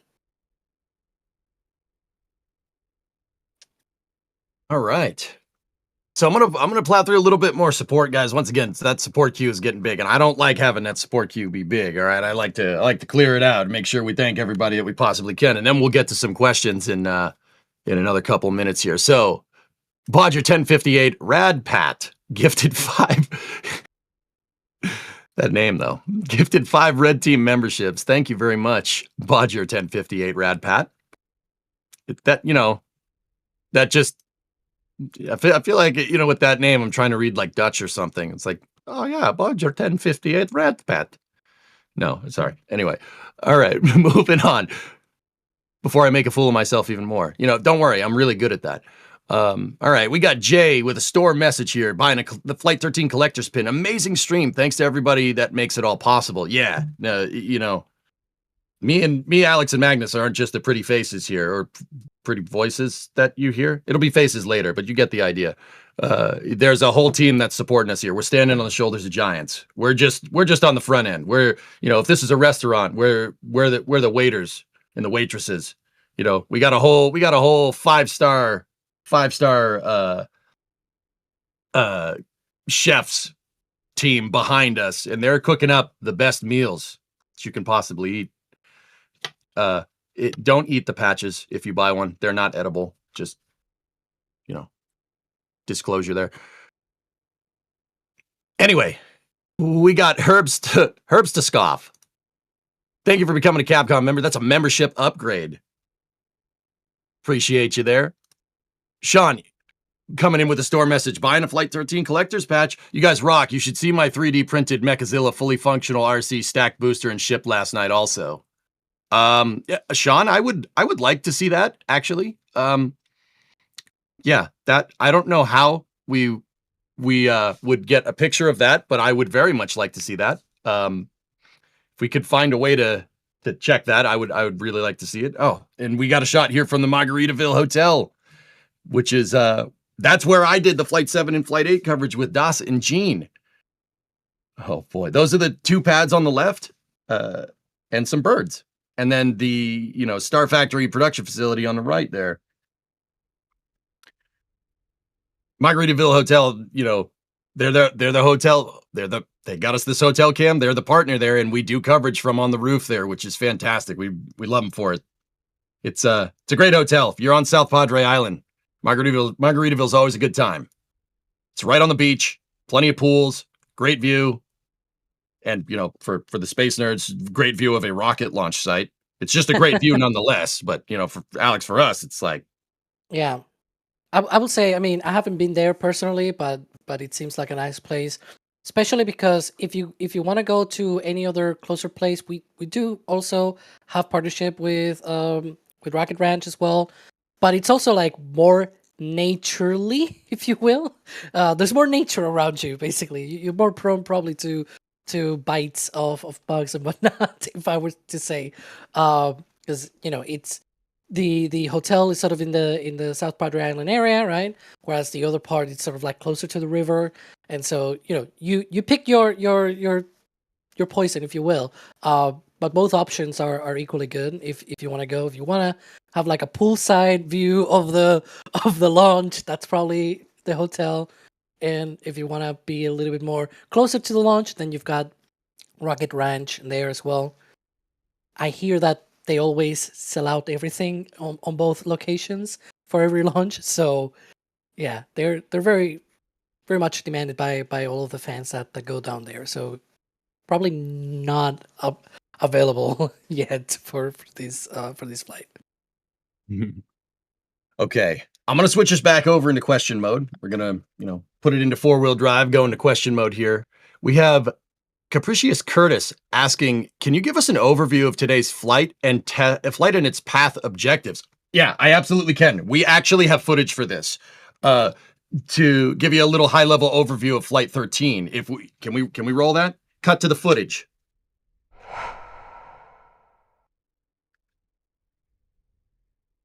So what's Flight 13 all about exactly? Well, it's largely a repeat of Flight 12, further demonstrating the capabilities of the version 3 vehicles. A lot went well last time, but there are still a few things that need some refinement and attention. One of the biggest being hot staging. During Flight 12, the booster flipped the wrong way by about 90 degrees. SpaceX says this was caused by slight differences in the ship's engine startup timing. For Flight 13, they are introducing a brand new and more robust startup sequence that should make the booster flip much more consistently as desired. This wasn't a huge surprise. The off-nominal flip was pretty obvious, and SpaceX's own static fire video of Ship 40 already showed a much different engine startup order than we observed on Flight 12. Back then, the plan had been to light all 3 RVACs first, followed by sea-level engine 1, and then the remaining 2 engines. But now though, it looks like they're lighting 1 sea-level engine plus only 2 RVACs, both in the same area of the vehicle. This should create the required thrust imbalance to flip the booster in the right direction. Then, as the ship separates, the remaining 2 sea-level engines and the final RVAC will ignite.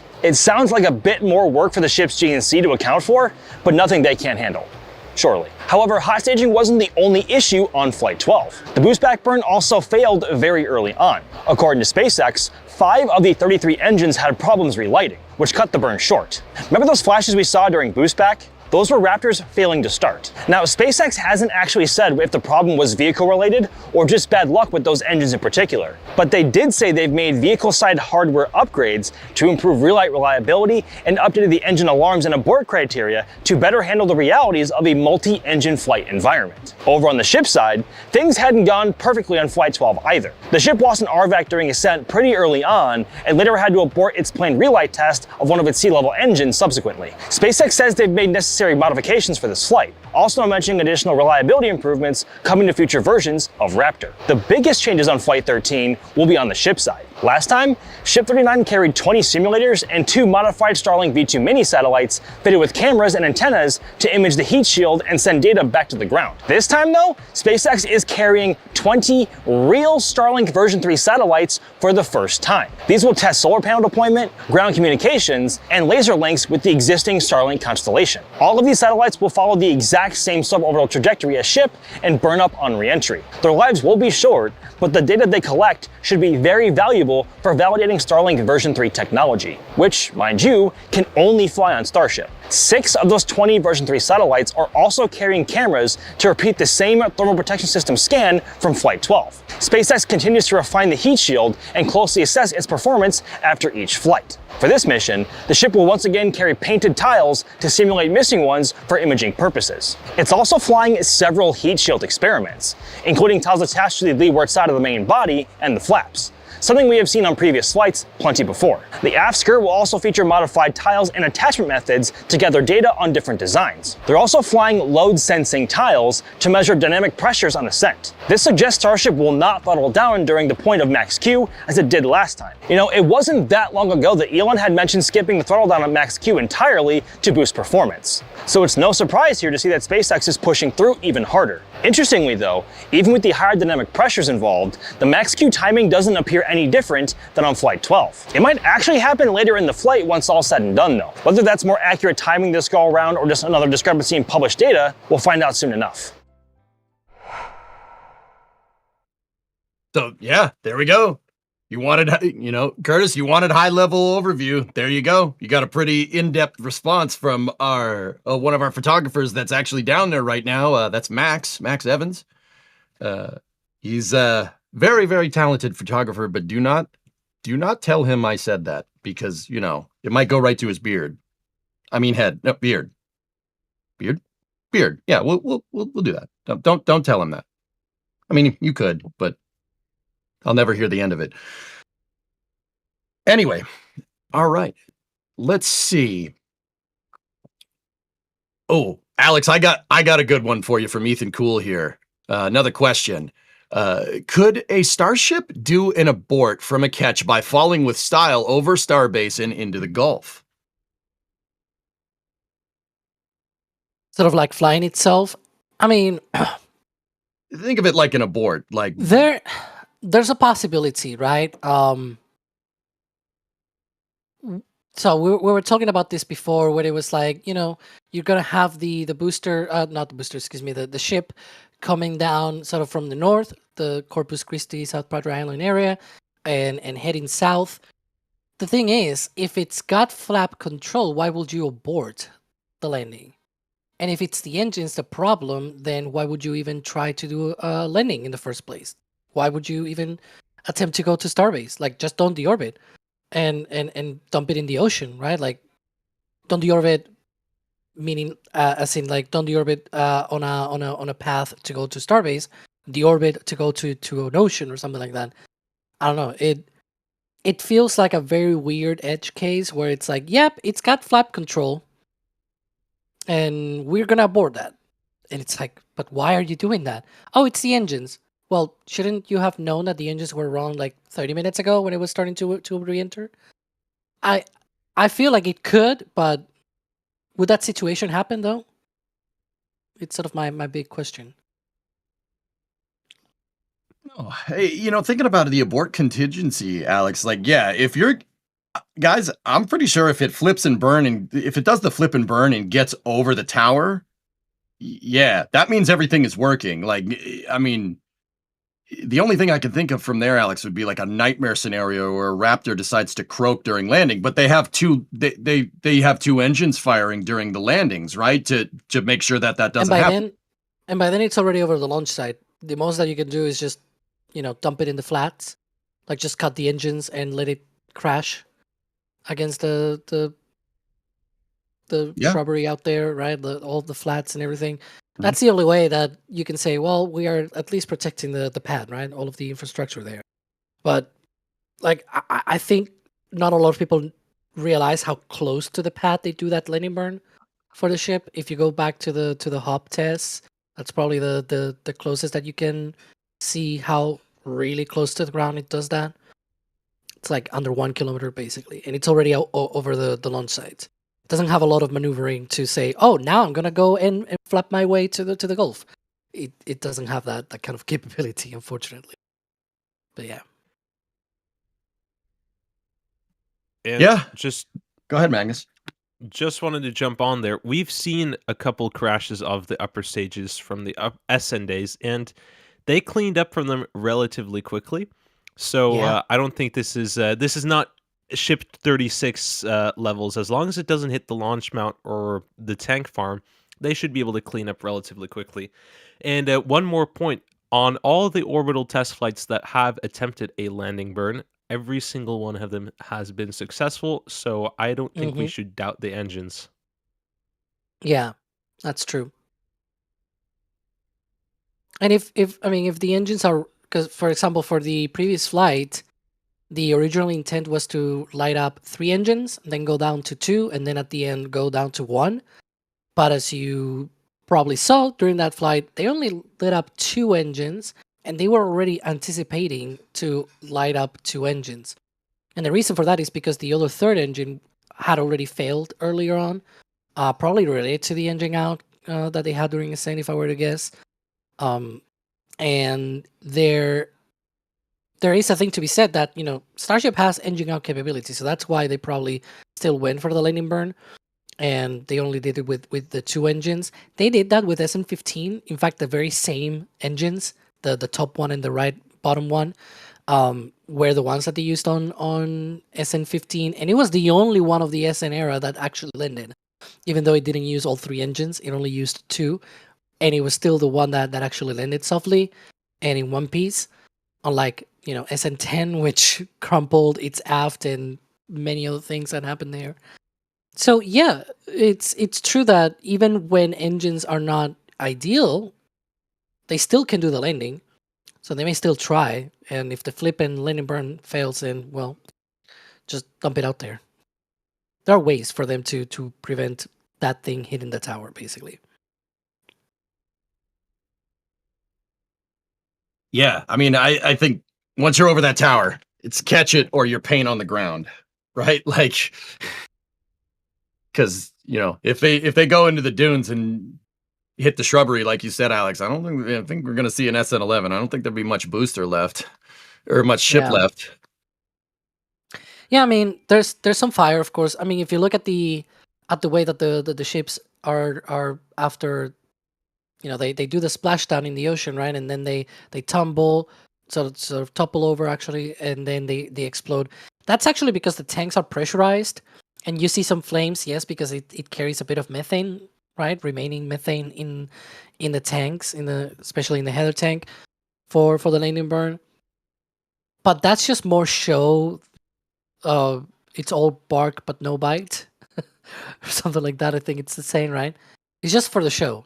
And methane likes to do that sort of thing. Even when the engines shut down, for example, if you go back to booster 12 when it did its catch, and it shut down its engines, and it let out a lot of flames out of the engine section.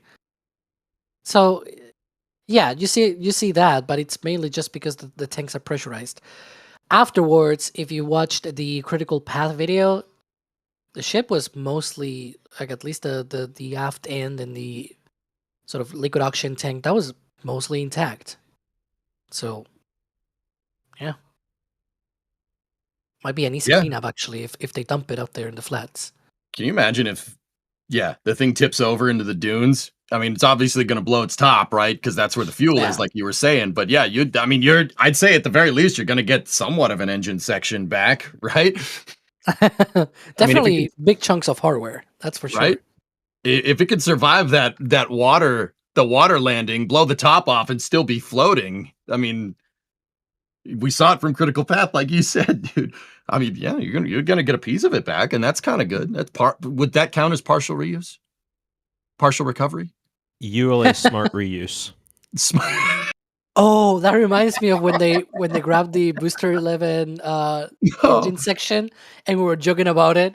We were like, yep, that's That's smart reuse. They dump the entirety of the tanks and then they reuse they recover the engines. That was I still fun. can't believe that, dude. You know, the fact that we were doing flyover pictures of Massey's, and you know, they were testing new hardware, and there's just pieces of a super heavy engine section that's flown. Just it's just sitting there. It's fine. Just leave it outside. Okay. All right, Magnus, I'm going to throw this next question to you. So this is Ask Bruce Gordon, who's ironically asking a question. What are the odds that this is the final suborbital test for Starship? Hard to say, because they can choose to do suborbital tests in the future if they want to test other things. I think we might see one more suborbital one. But I'm thinking this is probably one of the final three to put it into that perspective. And to be honest, I don't even think they're going to be in succession. There's a chance we see a suborbital flight test in, who knows, 10 flights for that matter. Yeah. Point to point. Shuttle horses. What? Chris here? Because that's Crispy's thing with point to point and shuttle and horses. But yeah, point to point can also be suborbital. Who knows? Yeah. Oh, yep. You summoned Chris B. It's like saying Chris B 3 times in the mirror. Yeah. Yeah, point to point. Those might be suborbital. There was another comment before where it was like, oh, this is gonna be the last suborbital flight ever, and I'm like, if they really want to do point to point at some point in the future, maybe we'll see, many future suborbital flights, and I guess maybe for version 4 when they debut that, who knows? Yeah, Alex, I got another question for you. This is one that I think kind of has your name written all over it. This is Helldiving Kerbal, which sounds like a really nice name for a Kerbal that you stranded on a suborbital trajectory. I'm just saying. All right. How have you figured out all the technical information that you have, Alex? Where do we get it? Oof. Yeah, it's a long answer. That's why I put it to you. I'm gonna try to be short. A lot of time and not a lot of social time. Yeah. No, but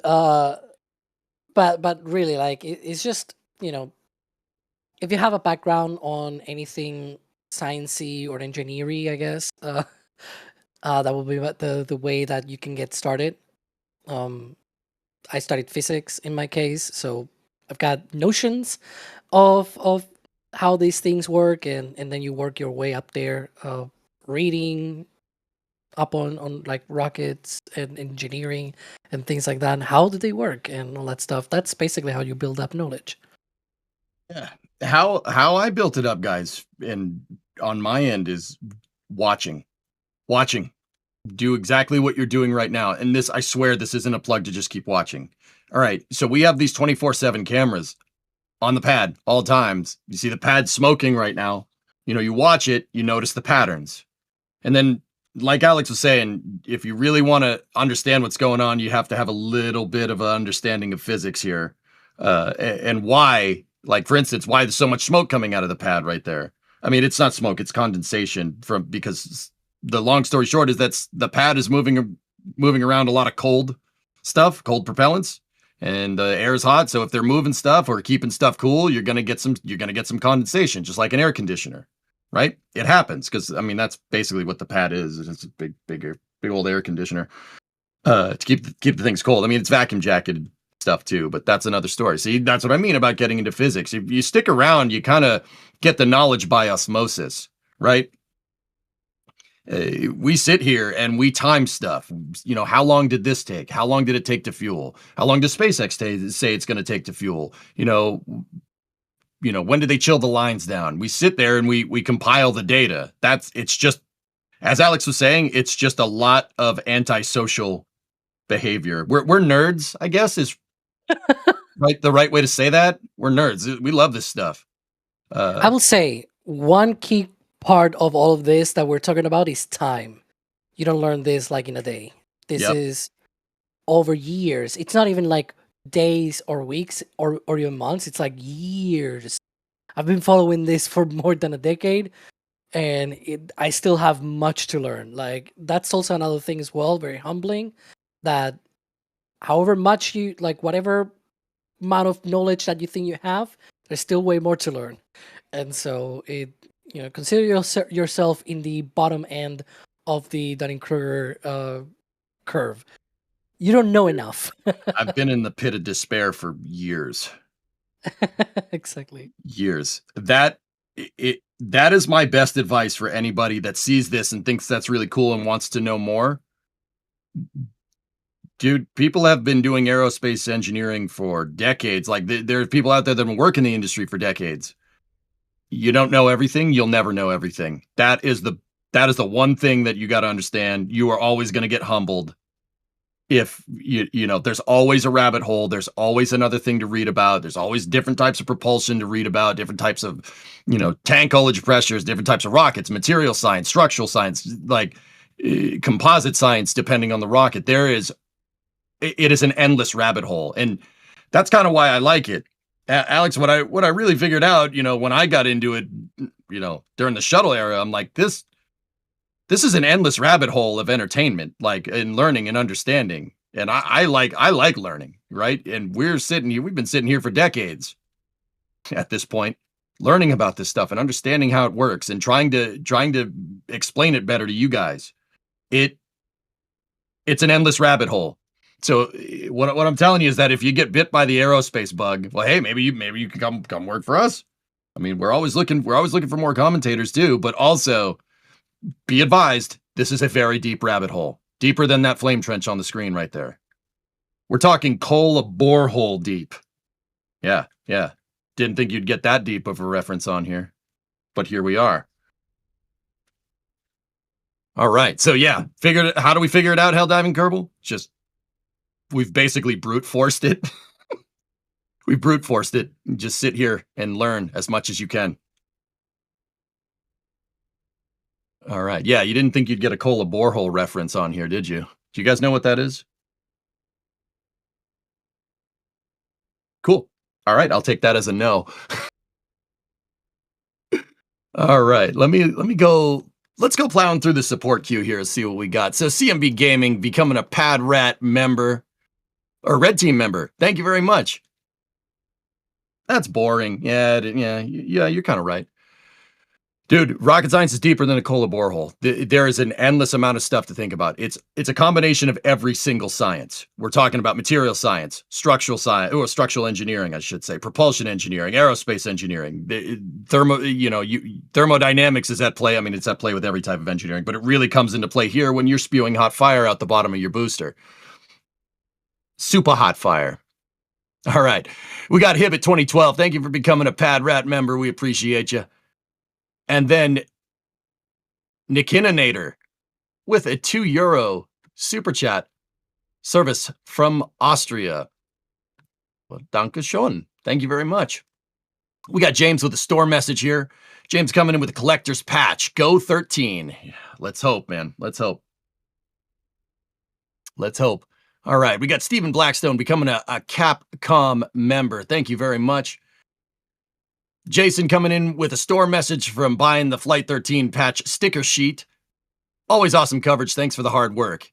You're very welcome. It's our pleasure. Like it's just what we were saying. Jason, we do this because we like it. Ain't nobody working for NSF doing this for the paycheck. You know what I mean? I mean, don't get me wrong. You guys take well and good care of us, and so does NSF, but we do this because we love it. Like, first and foremost.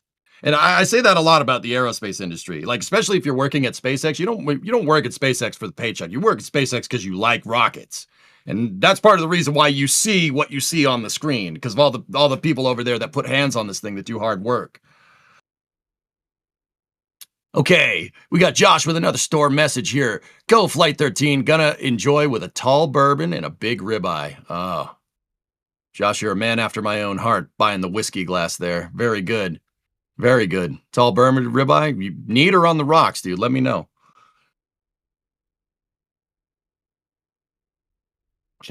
Okay. All right. We got Ingo with another store message. Oh my goodness. Hold on. I gotta kind of go into the support queue a little bit because Matt's just popped in with 50 red team memberships. Oh, geez. I guess we said something right, huh, Alex?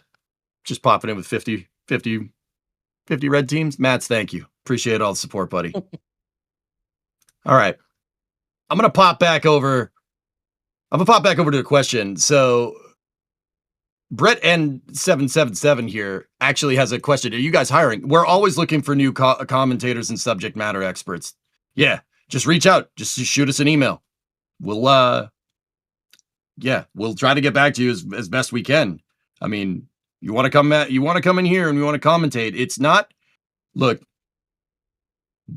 this, like I said, it is a lot of work and we do it because we love it. This is it's fun and rewarding, but it is a grind. But yeah, we're always looking for new people like Magnus. Magnus, is this your first time doing a Starship cast for us? Yep, I joined only a week or two ago. Okay, cool. What do you bring to the table, just so the viewers know? Yeah, I usually shoot things on the West Coast, out of Vandenberg Space Force Base, when you can see things, which is pretty rare. Hey, the marine layer will burn off. It'll be fine. Hopefully soon. Yeah, that's great. Oh, looks like we had some flap movement there. Yeah, they have moved that flap for some reason. Maybe it needed to stretch. It was tired. I'm tired too. Really? It's almost like this. Oh, there they go again. There it goes. Dude, that's cool. But yeah, the two aft flaps had been tucked in basically, and then move every now and then. But yeah, come to NSF. We'll give you the bathroom key. You got yours, Magnus, already? I'm still waiting for it. Wait, you guys get bathroom keys? I don't have that. They make me go outside. Like a dog. What is this? Man. Wait, you guys are getting paid? All right. Yeah, flap movements. Oh, that's much more smoother than before. The other ones were more like bonk, like a little jerk on the. But that's much more smoother.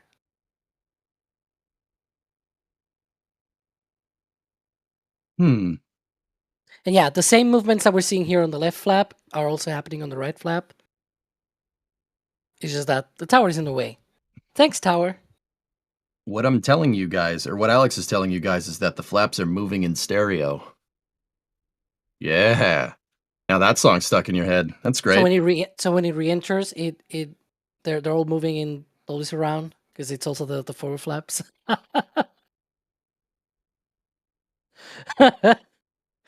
Hey, don't boo at me. I'm right. Oh boy, Magnus. They're moving these flaps at different rates and stuff. Any idea what they might be checking out there? Yeah, so when they're doing their skydiving maneuver and working in the atmosphere, they have to adjust all four flaps simultaneously to stabilize the vehicle and move it around. So that requires different rates of movement. Some of those movements are very fast, and some of those are slower and more fine adjustments. So from my understanding, they're testing both some rapid movements. As you could see earlier, those actuators were moving really quickly, and they're doing some fine-tuned movements as well. All of those things are needed in order to move the vehicle into the landing zone. Yeah. Cool. I mean, those flaps are gonna, if you guys kind of picture a skydiver, like skydiving, you put your arms out, you're gonna slow down, you bring your arms in, you're gonna Peter Pan, like you're gonna fall a lot faster, you're gonna Peter Pan yourself. Hopefully you pull the chute because, Peter Pan didn't have a parachute, but Starship doesn't either. Boom. Yeah, not sure where I was going with that, but we brought it all around and now we're back. I would also like to add that, just on the display there, that I do not steal people's lunch. Yeah, right there on the display. Chris B said in chat that I'm the one that raids the fridge. That is not what happens. I Yep, I don't do that. Okay, cool. Moving on. All right. Alex, I'm gonna shoot this next question over to you. Do we have any updates on what's going on with SpaceX's Louisiana purchase? Not the 1803 Louisiana purchase, the SpaceX one. Nothing new. I mean, I haven't really looked too deep into it, so I wouldn't be able to tell with enough confidence. But I do know that if there was anything big, it will have probably been out there already by now, and I have not seen much. So Yeah, I think it's just a field right now. But I mean, that's how Starbase started. Just saying. Yep. Okay. Let me see. Let me go through. Okay. This is coming from HM Temp over here. Magnus, I'm going to shoot this one over to you. Do they control flight manually while it's in space, or is it all automated? So, unfortunately, despite it probably being really fun to fly a Starship around in space with your joysticks and your Xbox controller, the vehicle is completely automated. From the time they command launch, the flight computers will take control of the vehicle through the entire flight process. There is no manual control here. So there's no person sitting in Hawthorne or in Starbase controlling Starship or Super Heavy back to the landing zone. So everything will be done by the flight computers. There's no person with a joystick controlling the stack. Yeah, I tried that in Kerbal. It didn't work very well. That's why there's mods in Kerbal. Mods? What are those? I don't know what those are. You should fly stock and all manual. I do. I actually fly my space shuttle manually into space in KSP because I like to party. That's not easy to do. The space shuttles, yeah, when you got two raging SRBs coming out the bottom, it's not the easiest thing to fly into space, but we get it done. We get it done.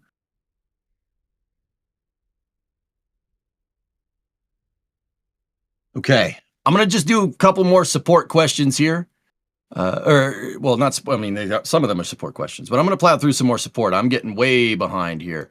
So we have Ingo with a store message, buying the pink drone ship Hawaiian shirt. Amazing. Great work. Great work, everybody. Thanks for all the streams over the years. Like I said, you're very welcome. You're very welcome. We do this because we love it. You know that. All right. Jake, we got love from the UK. Keep up the great coverage. What special guests do you have planned for today's stream? The human ones? Humankind? No, we got, I'm not going to spoil it. We got stuff. We got stuff. Jake, thank you very much for the store purchase. Appreciate it. All right, Michael, we got a store message here, buying a collector's patch. Love you guys. Thank you for everything. Yeah, I can't say this enough. I feel like I'm on repeat, a record on repeat here. Love you guys. Thank you for everything. Pleasure's all on this side of the screen, dude. We do this because we love it. Greg, what do you got here? We got a store message from Greg. Hello from the Ukraine. Go Starship. All right, collector's patch. Thanks, man. Yeah, absolutely. Go Starship. Let's see if we get some action today. Tim, we got a store message here with a collector's patch saying, send it. I love it. Okay. And it's not just Tim, it's Tim. It's in Tim. Yeah, Tim. He's an enchanter. Oh, Flight 12 too. Some people call him Tim. Sorry. Yeah, I mean, if you got it, that's nice. All right, let's actually a follow-up question here, Alex. I'm about the flaps and an automated flight from Temp. This is a good question, dude. So I'm gonna throw this back. We're gonna have a little bit of conversation. Alex, I'm throwing this question to you. They test the flaps manually, right? Just right after ship engine cutoff, right? I think what they do is they do a pre-planned. You remember, for example, with a shuttle, the engines wiggling before they ignite it. TVC checkout. Exactly. That's a pre-planned program And so I think that's just pre-planned as well. Like as soon as the engines shut down and they do a bit of safing, then they start moving the flaps and being able like that's already programmed in the it's sort of like again, yeah, like gimbal checkouts. They do that with Starship as well. Like we see those engines gimbaling before liftoff, like a minute or two before liftoff. So very similarly, that's a sort of thing that you can imagine they do with the flaps. It's a pre-programmed sort of code that they have in the computer, and it just ran automatically. I don't think any of that is manual. No, you reference the shuttle and the thrust vector control checkout, wiggling the engines, right?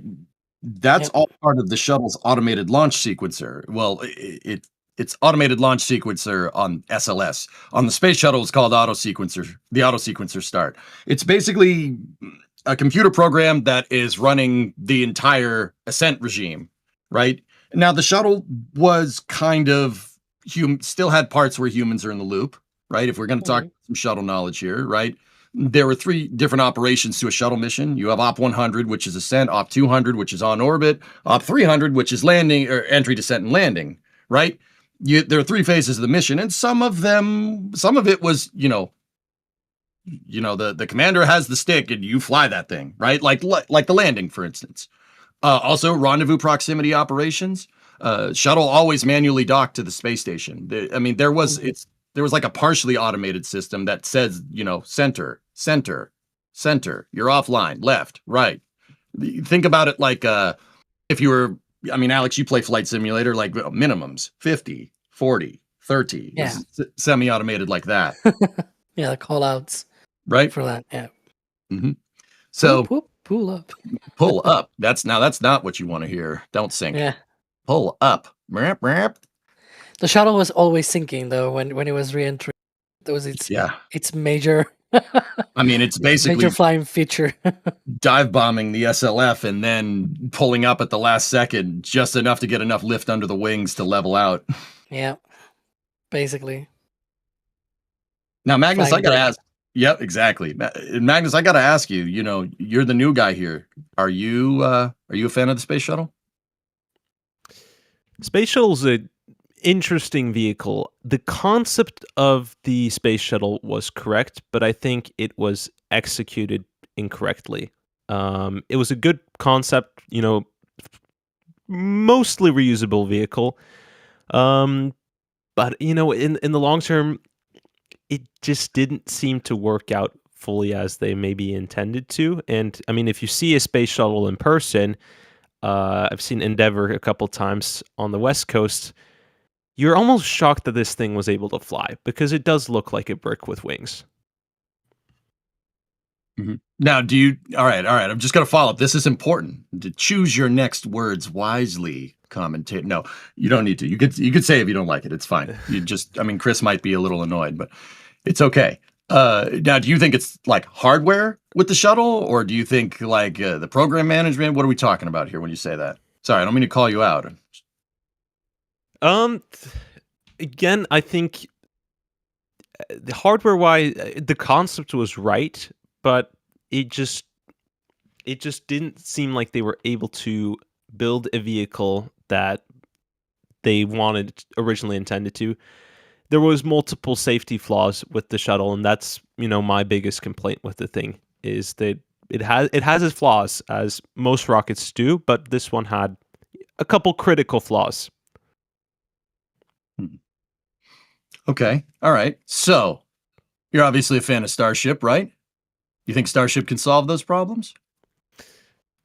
I think Starship definitely improves on many of the things. Part one, putting the vehicle on top of the booster is a safer option compared to putting it on the side.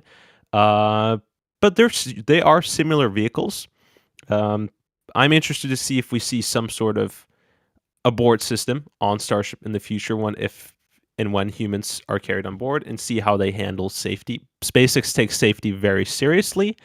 So I don't think they're going to make any trade-offs there.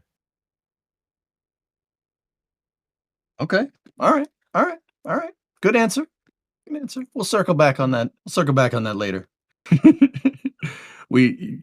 Magnus, I'm assuming you know us. We have a couple of shuttle aficionados in here, myself included. So, yeah, we have a good time. It's fun. I'm hoping Chris wasn't listening to that answer. He's here. Oh, he heard it, and I can hear him going in the background, like I can hear it from across the pond. See, look at he's here. Okay, let's see. I'm gonna plow through a little bit more support here because it is piling up a lot. All right, so Donald coming in with a store message, buying a collector's patch, watching since SN3, go NSF, go SpaceX, go Flight 13. That's a long time, dude. Long time. A lot has happened in that time. But yeah, appreciate you watching, Donald. Good stuff. All right. Mark coming in here with a store message. Guys, thanks for performing the best streaming coverage around. From Thorny. Yeah, no problem. All good. Thank you for buying the collector's patch. We appreciate you. Okay, Ethan coming in with a store message, buying another patch. Those patches are going like hotcakes. Thank you, NSF, for the coverage. I'm looking forward to hopefully a great launch. Yeah, Ethan, us too. Us too. We want to see this thing go. It's always a treat when we see one of these things fly. I mean, if I'm gonna be honest, it's always a treat when we see any rocket fly. And Falcon 9 doesn't get old for me either. Like I still, even if it launches in the wee hours of the morning, and I still wake up and go and watch the flight. I've seen every Falcon flight, just not live. Most of them not live nowadays. But yeah, crazy. All right. Stephen Phoenix 2707 here with a $5 super chat. When do you think the first human will fly in a Starship? Ooh, Alex, I'm gonna send that question over to you. First human rated Starship flight?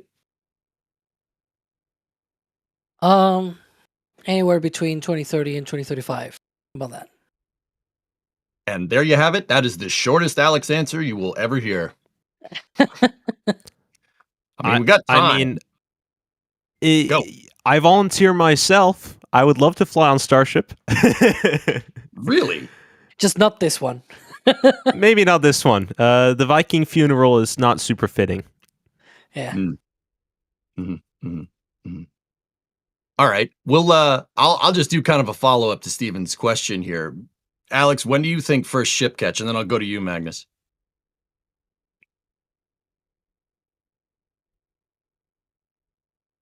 Like, you mean like when exactly? Yeah, when do you think Flight 15, for instance, or 16 is going to be a ship catch? It could be as early as next launch if they really, really have a good perfect flight today. Oh. For a ship catch? Yeah. Really?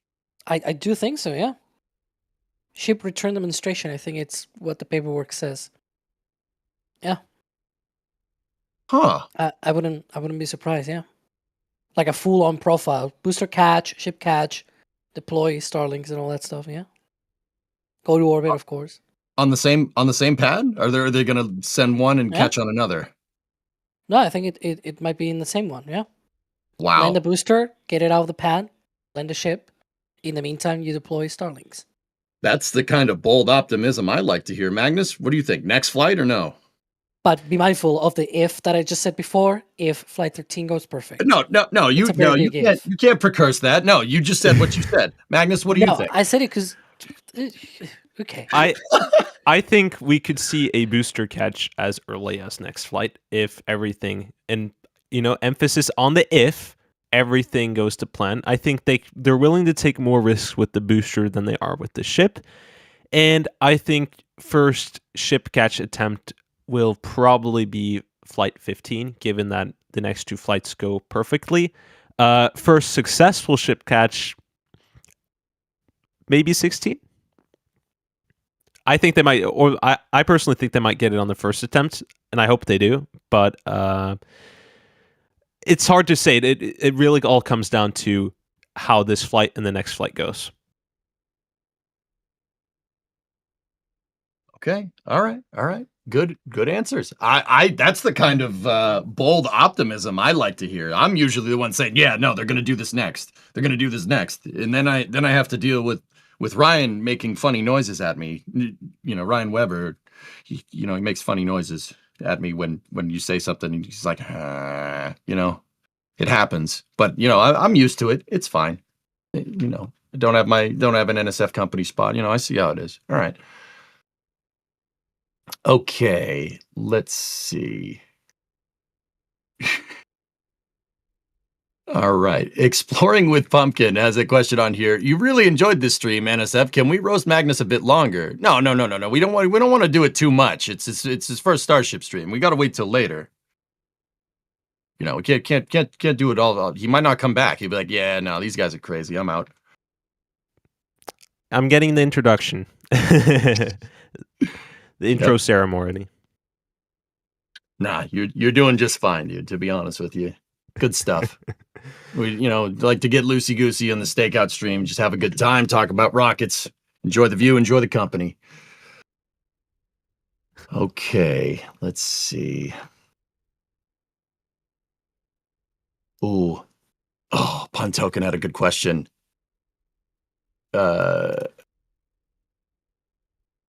Okay, Pun Token, I'm putting it up there. All right, what are your thoughts on Flight 15 catching the booster in Florida and ship in Texas? This is a good follow-up. Magnus, you were optimistic about this. I mean, so was Alex, but I'm going to throw this one to you. You think catching the booster in Florida and ship in Texas. So that means that they're launching Flight 15 from the Cape. Super Heavy comes back to 39A, and then the ship lands, gets caught on Pad 2 at Boca. What do you think? We went over this a little bit earlier. I'm a little bit unsure if they have a trajectory that overlaps with Florida and Texas. Mm-hmm. I don't think they're going to do it on separate pads. I think if I were to guess, first booster catch, let's say it's Flight 15. I still think they'll use Pad 2. They'll catch the booster, roll booster back, and then go for a ship attempt since they have experience with this pad. It doesn't feel right that they would catch something on 39 on the very first launch from 39. But I would love to be proven wrong. Okay. All right. Alex, launch on one, land at the other. What do you think? Maybe we'll see. They definitely have technically they don't have the approval even to launch from Florida yet because they don't have a launch license for that. But say they do have the launch license and then it says that they can also land the ship, then in that case they will be cleared because they also have the environmental assessment complete for booster and ship returns. So in theory, from that standpoint, they will be able to do like in a very like in principle, I don't see why they wouldn't catch the ship back in Florida too. But they do have that new paperwork in the sort of situation where you would say, maybe we don't return it to Florida. Let's return it to Texas. That's always that gives them flexibility. That's sort of the thinking, right? That having more options to do all of this stuff and be able to return the vehicles, that is always good. Just as we're seeing here, the Cybertruck. The same thing, for example, will happen if you had multiple parking spots with a car, right?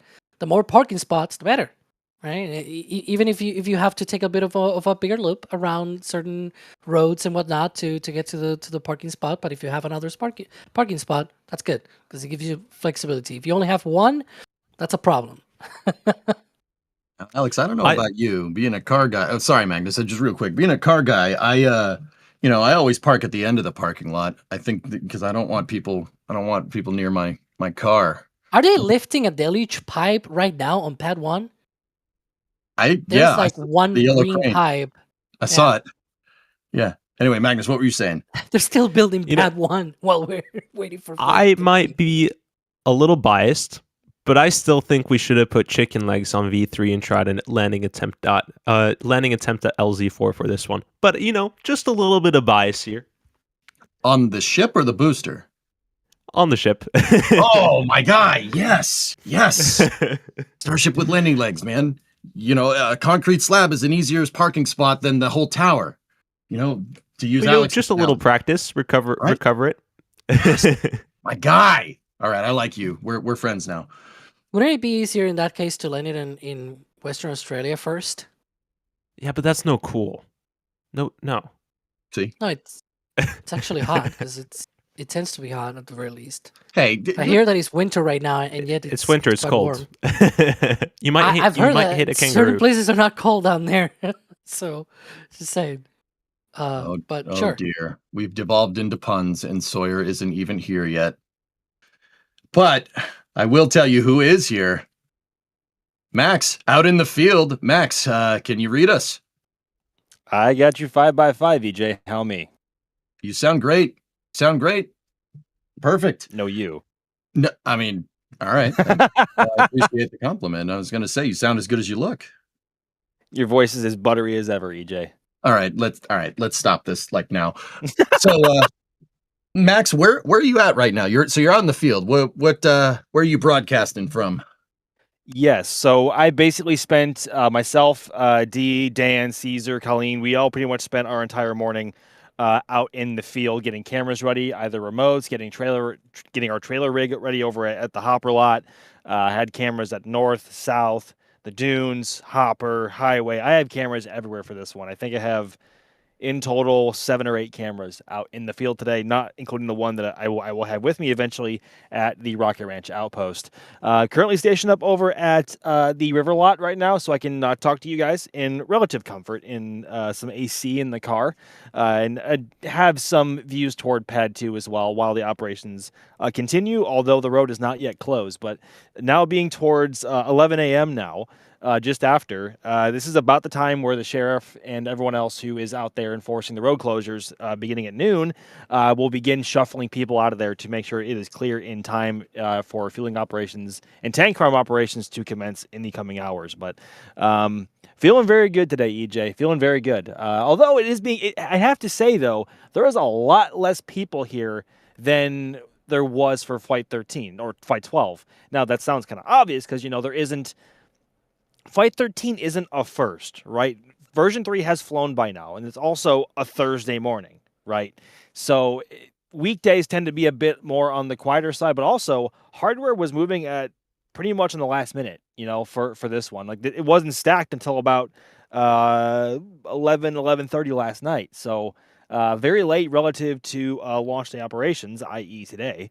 So didn't have much of a chance to get some B-roll. People haven't really had a chance to come out and look at it, or at least a lot of them haven't. Although there have, of course, still been a few looking around. But overall, EJ, it is feeling good today. Well, that's good. I mean, I will say this launch kind of snuck up on us. Like, when they posted this stuff last week, it's like, oh, the 16th. It's like, what? Are you, Well, I think we've talked about it in previous live streams. We talked about it in previous flame trenches. I've always kind of been in the boat that mid-July was always possible for Flight 13, just based on vehicle readiness from what we've been able to observe over the past couple of months. I always thought mid-July was on the table. I know not everyone in the company was of the same opinion, hence why a bunch of us have been maybe called out by Starship itself. Hey, I only said late July. I'm off by 1 week. So yeah, but there were still some people like, no, it's going to August. No, it's going to August. July is not going to happen. It's like, yeah, really? And here we are. Yeah.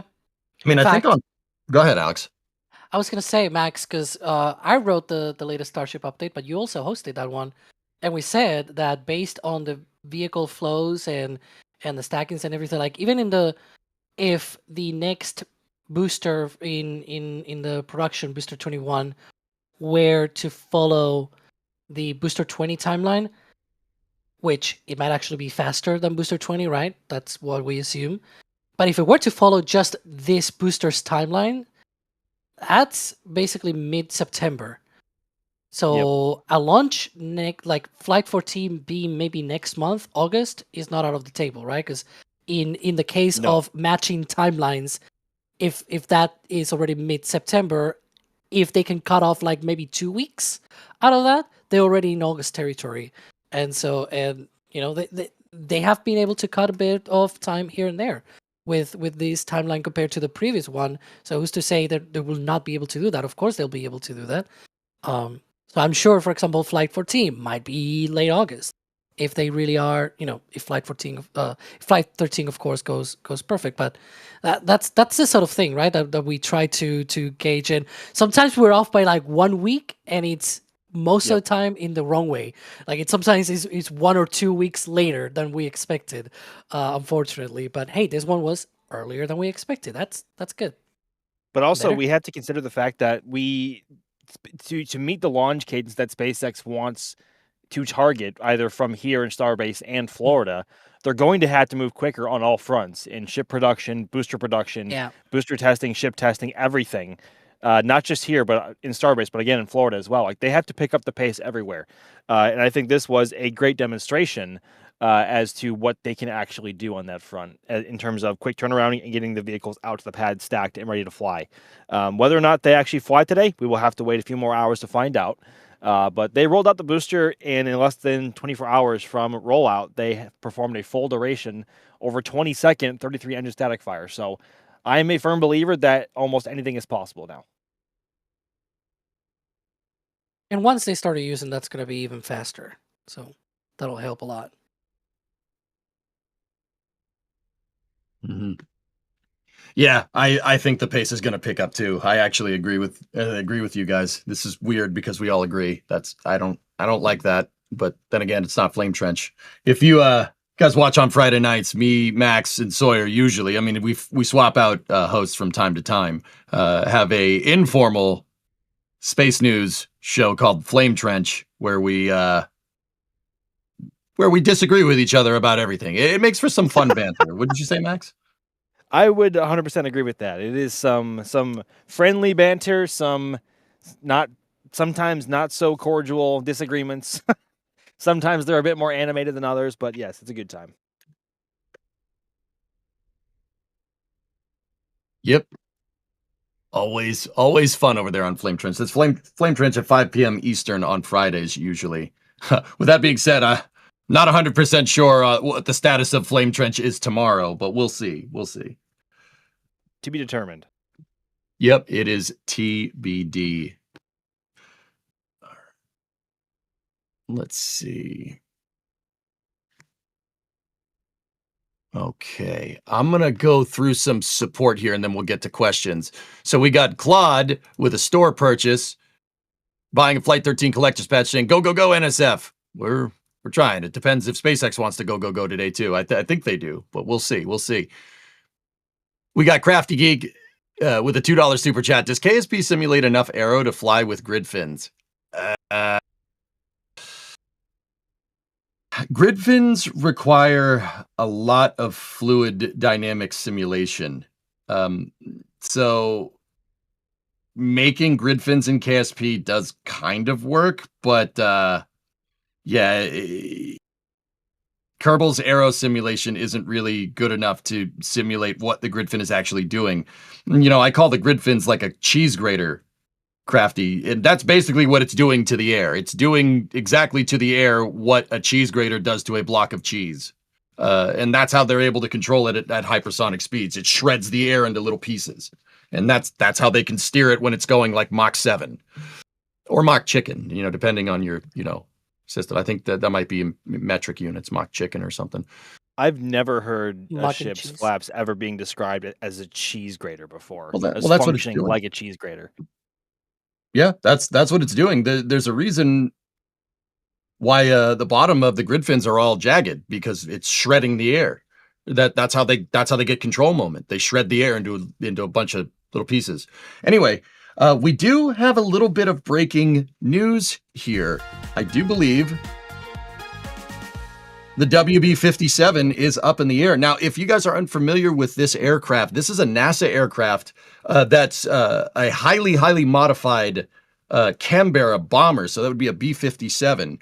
The WB-57 is a plane that NASA uses for imaging ascent of rockets or anything that requires high altitude imaging. It's got It's got a PTZ camera on it that I think Das would really, really appreciate. You know, he loves his tech. That thing has a PTZ camera that's really, really expensive, and it's used for imaging ascent, descent of vehicles, and basically NASA offers it as a service. So the WB-57 looks like it took off from Ellington. So that's basically it's Ellington Field, which is Johnson Space Center. Those are two different things. I know, but. It being out there and flying around just off the coast of Boca Chica, that's a good sign. That bodes really well for at least an attempt at a launch today. I think they're not there for the flight. So there's two reasons for that. Yeah. So there's two reasons for that. First, it's very early. It's 6.5 hours to launch. And allow me to say that's too early for this thing to be out there. The second one is if you go to the NASA website, it says that it is working on NOAA's SABRE project, Stratospheric Aerosol Processes Budget and Radiative Effects, or something like that. So yeah, it's just gathering data for a NOAA project. Unrelated to Starship, basically. So you don't think Starship is going to be putting a lot of aerosols in the upper atmosphere when it launches? It may, but it's in 6.5 hours. I doubt they're going to be flying this for the entirety of the 6.5 hours. We see this when they do have that option for a Starship flight, but it's usually way closer to the launch, like maybe 1 hour, 2 hours out, not 6.5. That was the first thing that sort of, got in my brain where it was like, that's too early. So I looked it up and it says NOAA SABRE. So yeah, but I know a few things or two about aerosols because of certain people close to me that work on similar projects. And so, yeah. Interesting. Do you think so, Alex? You know, we're not going to say how you know about this. We don't know. We don't want to know. But do you think that that plane could be out there to get kind of a control to test? Okay, what does the atmosphere above Boca Chica look like with no launch, and then during a launch, right? Maybe it's the control test for the ascent. So that would explain it being out early. I mean, I don't know. I'm just maybe theorizing.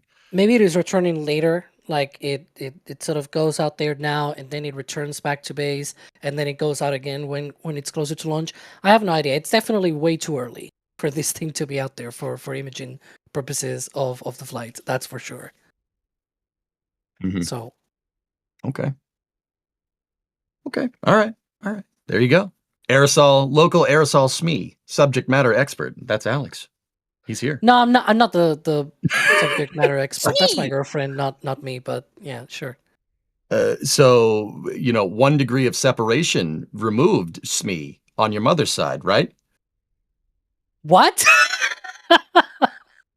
No, but just kidding. Yeah, I know what you meant. In this case, I'm 2 degrees of separation from that NOAA SABRE project, I guess. But, all right. Yeah.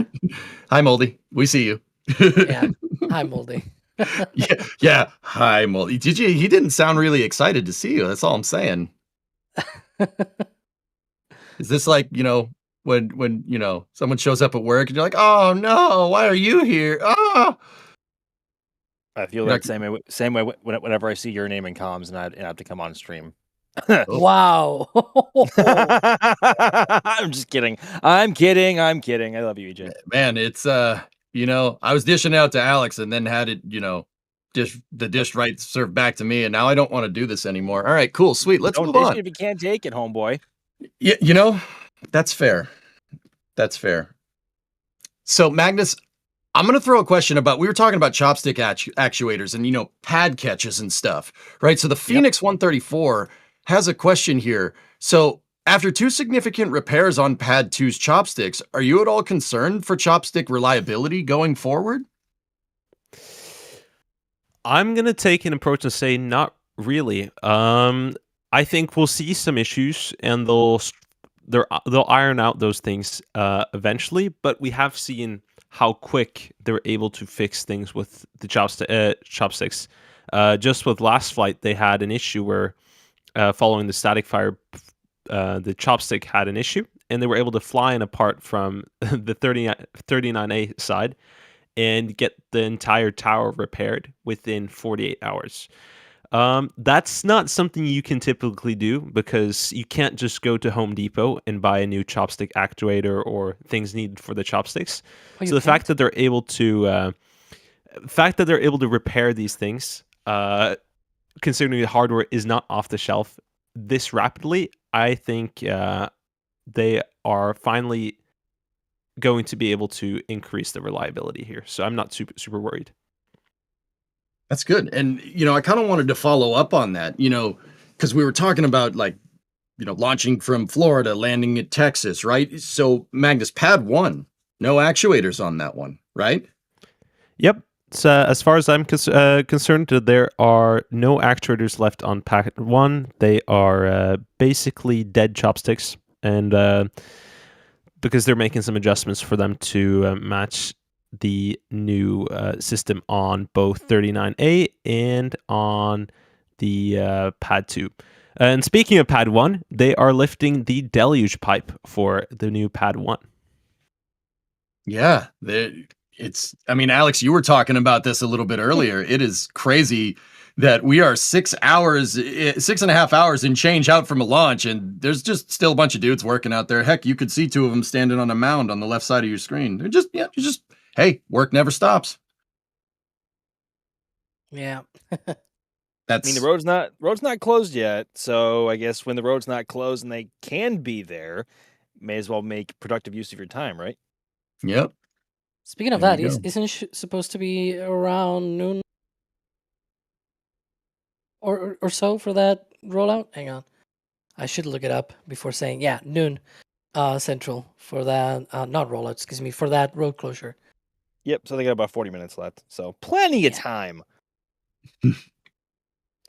But we were talking about the WB-57. It seems like it's doing sort of laps around that location where it flew over. So yeah, probably gathering data there.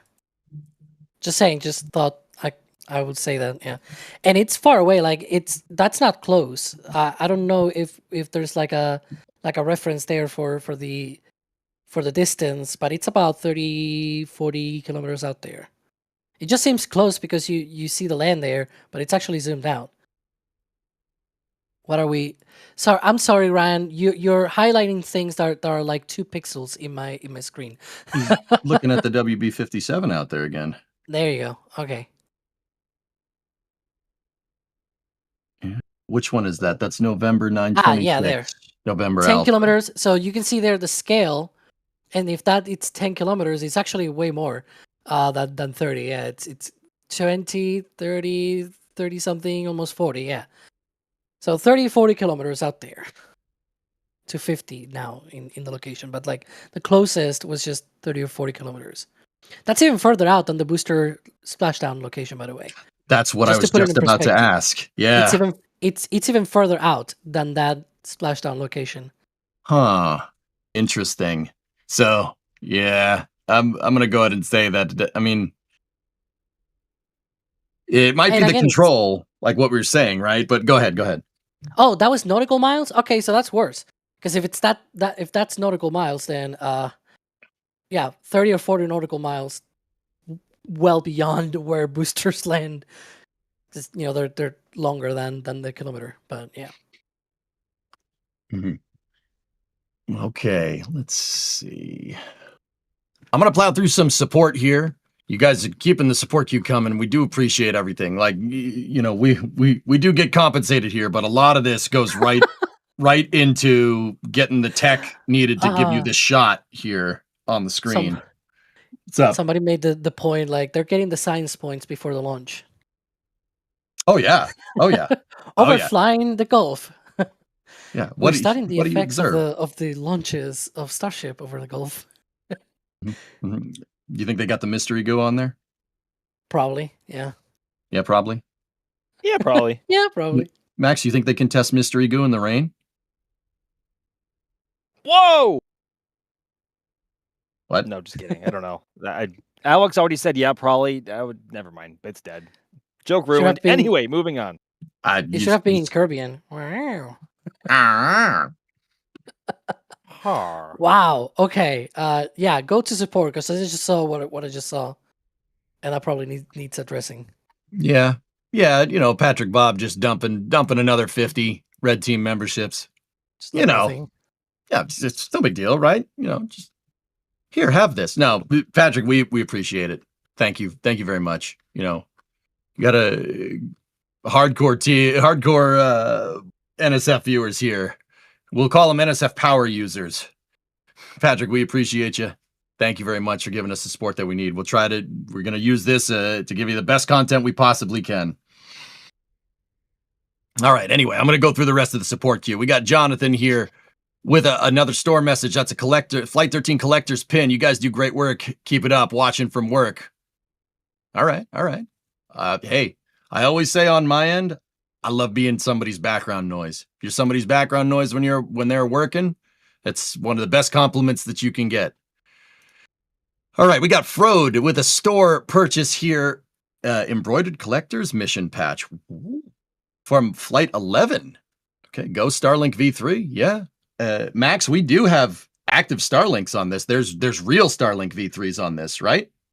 There are 20 real Starlink version 3 satellites on board for the very first time, and they are essentially going to be testing, obviously, deployment from the PEZ dispenser, solar panel deployment, and also communications with the ground and the already existing Starlink constellation.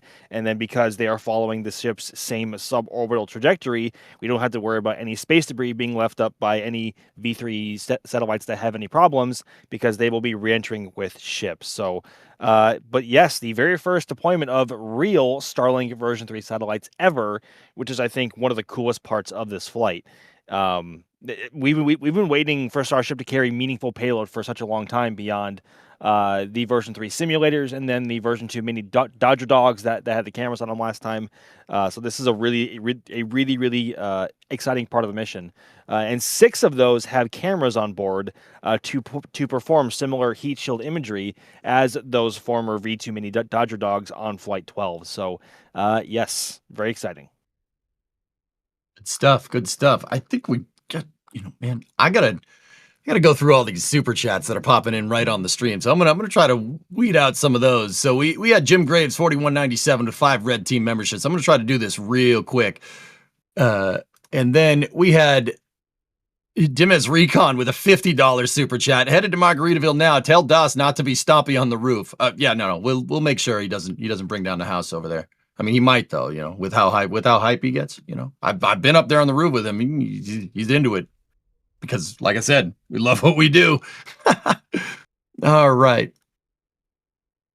We got Crectonics, go Starship, go SpaceX. Here's to an exciting launch. That's a £2 super chat right there. Thank you very much. All right. And then 321 Ad Astra with a £5 super chat. How would SpaceX extend Starship's stay on orbit as the current limit is 48 hours? Is it a fuel issue or a power issue? Magnus, do you want this one, or should I shoot it over to Max? Can you repeat that one? Yeah, absolutely. How would SpaceX extend Starship's stay in orbit as the current limit is 48 hours? Is it a fuel issue, power issue? What are we talking about here? Yeah, so if I'm incorrect here, jump in and correct me if I'm wrong. But this is Starship in its current design does not possess any solar arrays, so they are going off of the batteries on board. I'm unsure if they have any APU on Starship that's able to power it that way through a fuel cell system, but I do believe it is a power issue. But if I'm incorrect there, would love if somebody could step in. I don't believe they have a power generating mechanism on Starship as of yet. Alex, what do you think? Yeah, in the future, they're going to need that. They're also going to need to keep the pressures in the tanks. And we recently saw on McGregor Live a test of what is called the combustor system. And that is basically, or the gasifier. I don't know exactly what was the name of that system that one of the I think it was the space engineer who called it like that. It is basically a sort of system that will be applied or installed on Starship, so that you know about the autogenous pressurization that they use, right? Where they use part of the methane gas to be able to use on the actual main methane tank, and part of the oxygen gas on the oxygen tank. They use that during flight from the engines, right? They take that from the engines.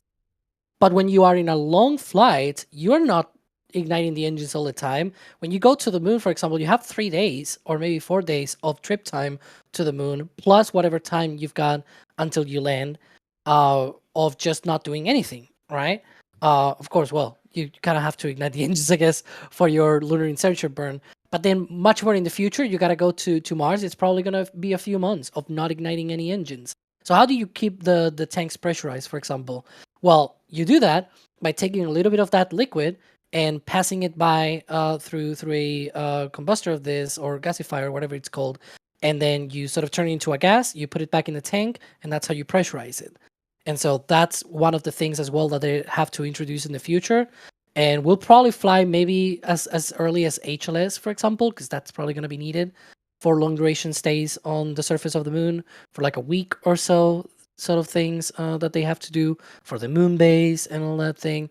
So it's multiple different things. It's the power production, keeping the propellant cold, then also keeping the tanks pressurized. And once they have people, they also have to have enough life support systems and things like that can last for long enough. So yeah, that's how you extend the on orbit lifetime of these ships. Oh yeah.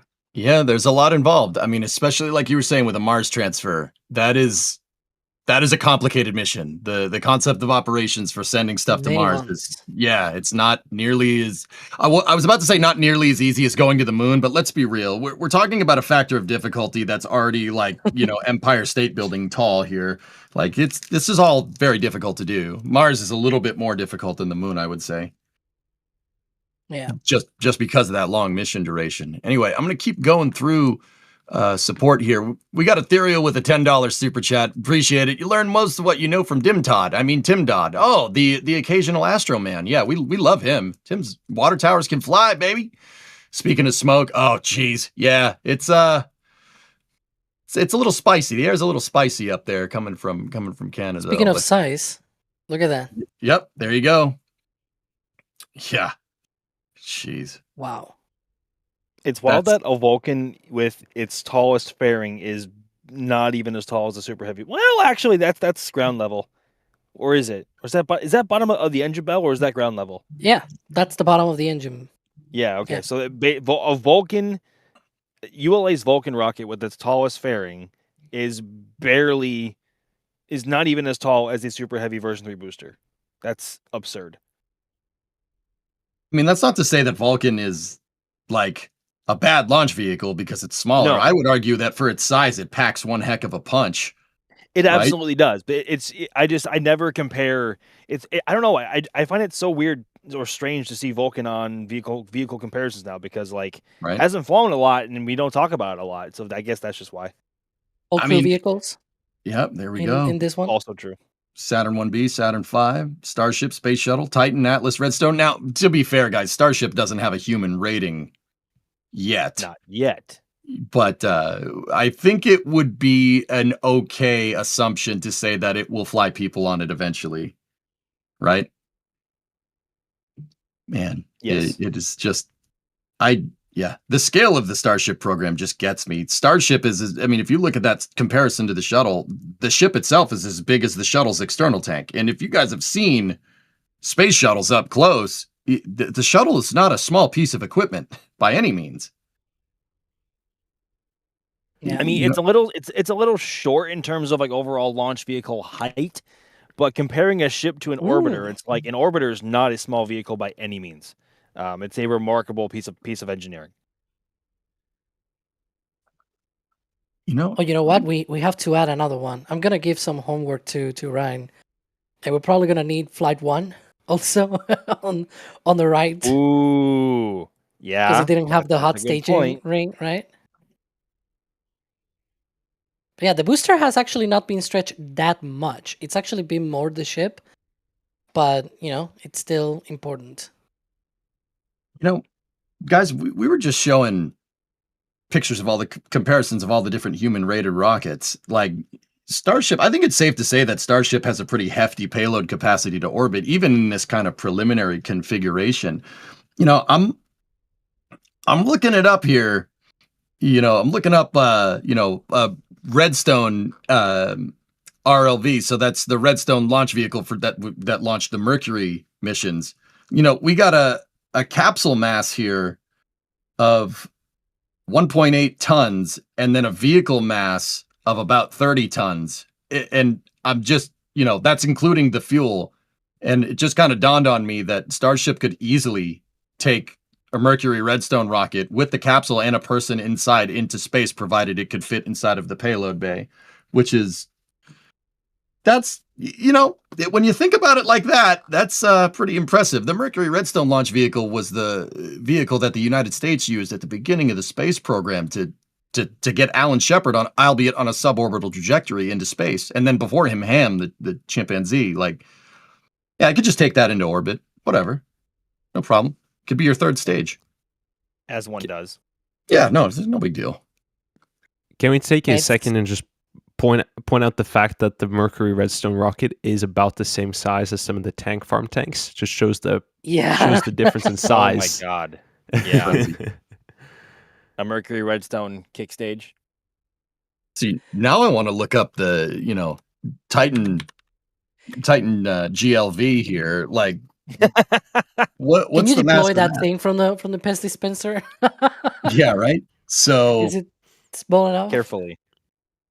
Okay, so Starship could not move the GLV. So that's the Gemini program's rocket, which is, it's a Titan II with a Gemini capsule on top. That's 150 tons. It could almost do it though. Which, all right, that's like the whole rocket. You deploy it in a suborbital trajectory, and then you continue. Yeah, point to point with Starship, and just use it for your circularization. That's it. Then you could use the Titan II GLV second stage for lunar injection. Yeah, and landing. Just saying. You put a few landing legs on that, and you. Oh yeah, no, it's good, man. Chicken legs. That's your moon base vehicle there. I salted. Don't thank me or anything, NASA. Hypergulls, man. That'd be a quick way to get to the moon. That's all I'm saying. That's some crazy comparisons there. All right, I'm gonna plug through a little bit more of the support here. So we got Bob Fillmore gifting 10 Red Team memberships. Appreciate you, man. Let's see, what else do we got here? I'm trying to go through the super chat. So we got Tactical Viking here with another 10. Thanks, Tac. We appreciate it. And then we had North of Antarctica. We had a $20 super chat. You're at the Rocket Ranch waiting for the launch. Oh, man, that's going to be a good view. We love Rocket Ranch here. We are Rocket Ranch appreciators. That's for sure. Yes, big shout out to them. I will be covering over there, and I will be, well, I don't want to leak anything or spoil anything, but I may make an appearance or two from that general direction or vicinity. But yes, please feel free to check out the Rocket Ranch and the Rocket Ranch Outpost for launch viewing. Anthony Gomez, Dave Avery, wonderful people. They have been so kind to host us for a number of launches now, and they have a front row seat to Pad 1 and Pad 2 launches, especially Pad 2 even more so, because they have a great angle to compared to the flame trench exit, and you get a great angle of the rocket lifting off with a perfectly symmetrical plume on each side, and it's wonderful. Only 3.5 miles away. Again, it's a front row seat for anyone who wants to buy a ticket and come watch a launch from as close as you can publicly get. So yes, please feel free to check them out for either today if you have time or for future launches. Oh yeah, Rocket Ranch, good friends of ours. I mean, it's not that we're friends with pretty much all the content creators that are down there at Starbase. We like all of them. They're all good. It's always a good time hanging out with people down there. It's great company. Great company.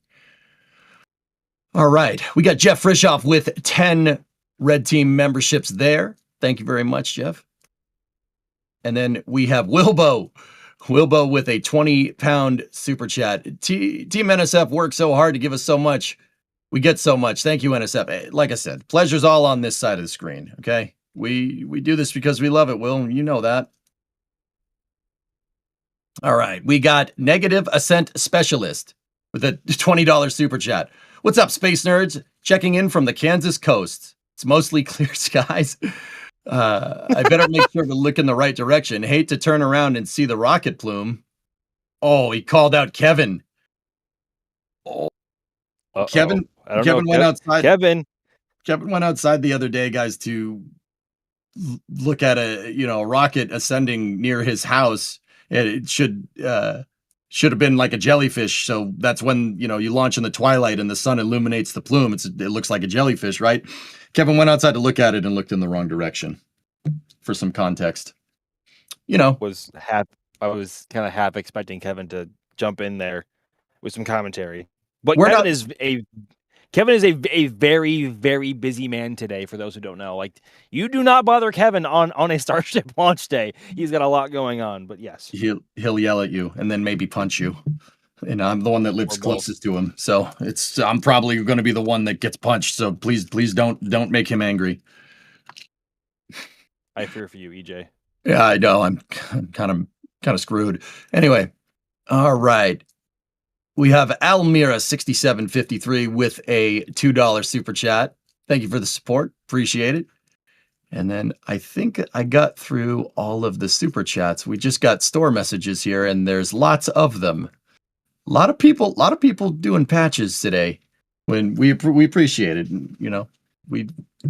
It's good stuff. All this support is tremendous, guys. We thank you very much. All right, so I'm gonna say, I have a question queued up, but I'm gonna save that one for later. Let's see, what do we got? Okay, oh my goodness. I don't know why that question queued. You know what? I don't want to answer that. Let's see. Okay, Equalock. Magnus, you haven't talked in a little bit. I'm going to throw this one to you. Could we see test simulation catches at 39 once the chopsticks are usable while actually catching at Boca?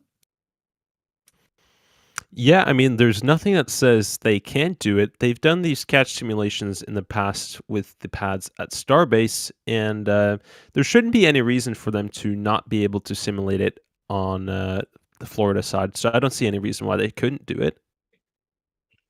Now, kind of a follow-up to this, they're not doing a catch on this flight, Magnus, right? Of course. Not. And do you think we'll see? I mean, that'd be cool. I mean, it'd be a lot cooler if they were, but do you think they'll do some chopstick simulations on this flight? If I'm not mistaken, did we see chopstick testing on Flight 12? I don't think we saw real. Well, obviously, the booster didn't. I guess the booster didn't make it far enough for us to find out, right? But we have seen over the past week the chopsticks performing some testing, and our microphones have been picking up the brand new actuators there for the new sticks, and they sound wicked. So they've done some testing, and they might, if the booster gets as far as they want it to today, they may be doing a real time catch, a simulated catch with the chopsticks and the deluge, maybe.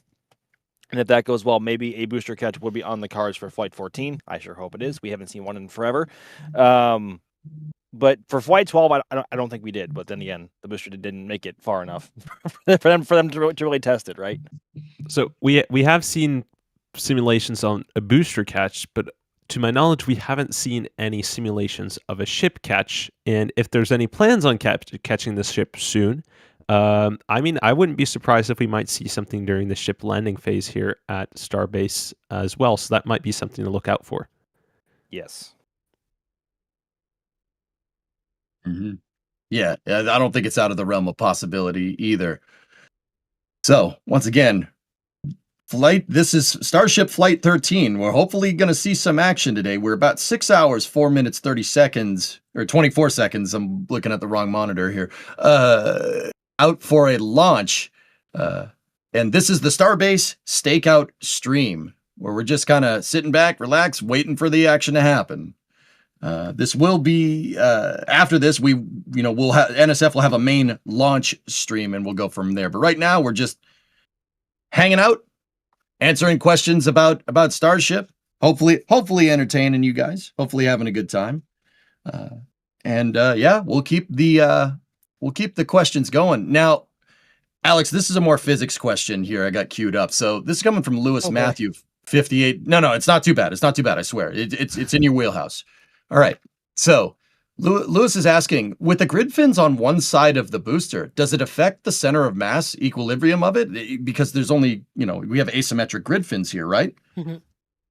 Yeah, I mean it does, but they have enough authority. You've seen how much they can gimbal those engines, so you can just adjust for that, and it's just very subtle, right? It's just one grid fin, and I think these grid fins are only a few tons in mass.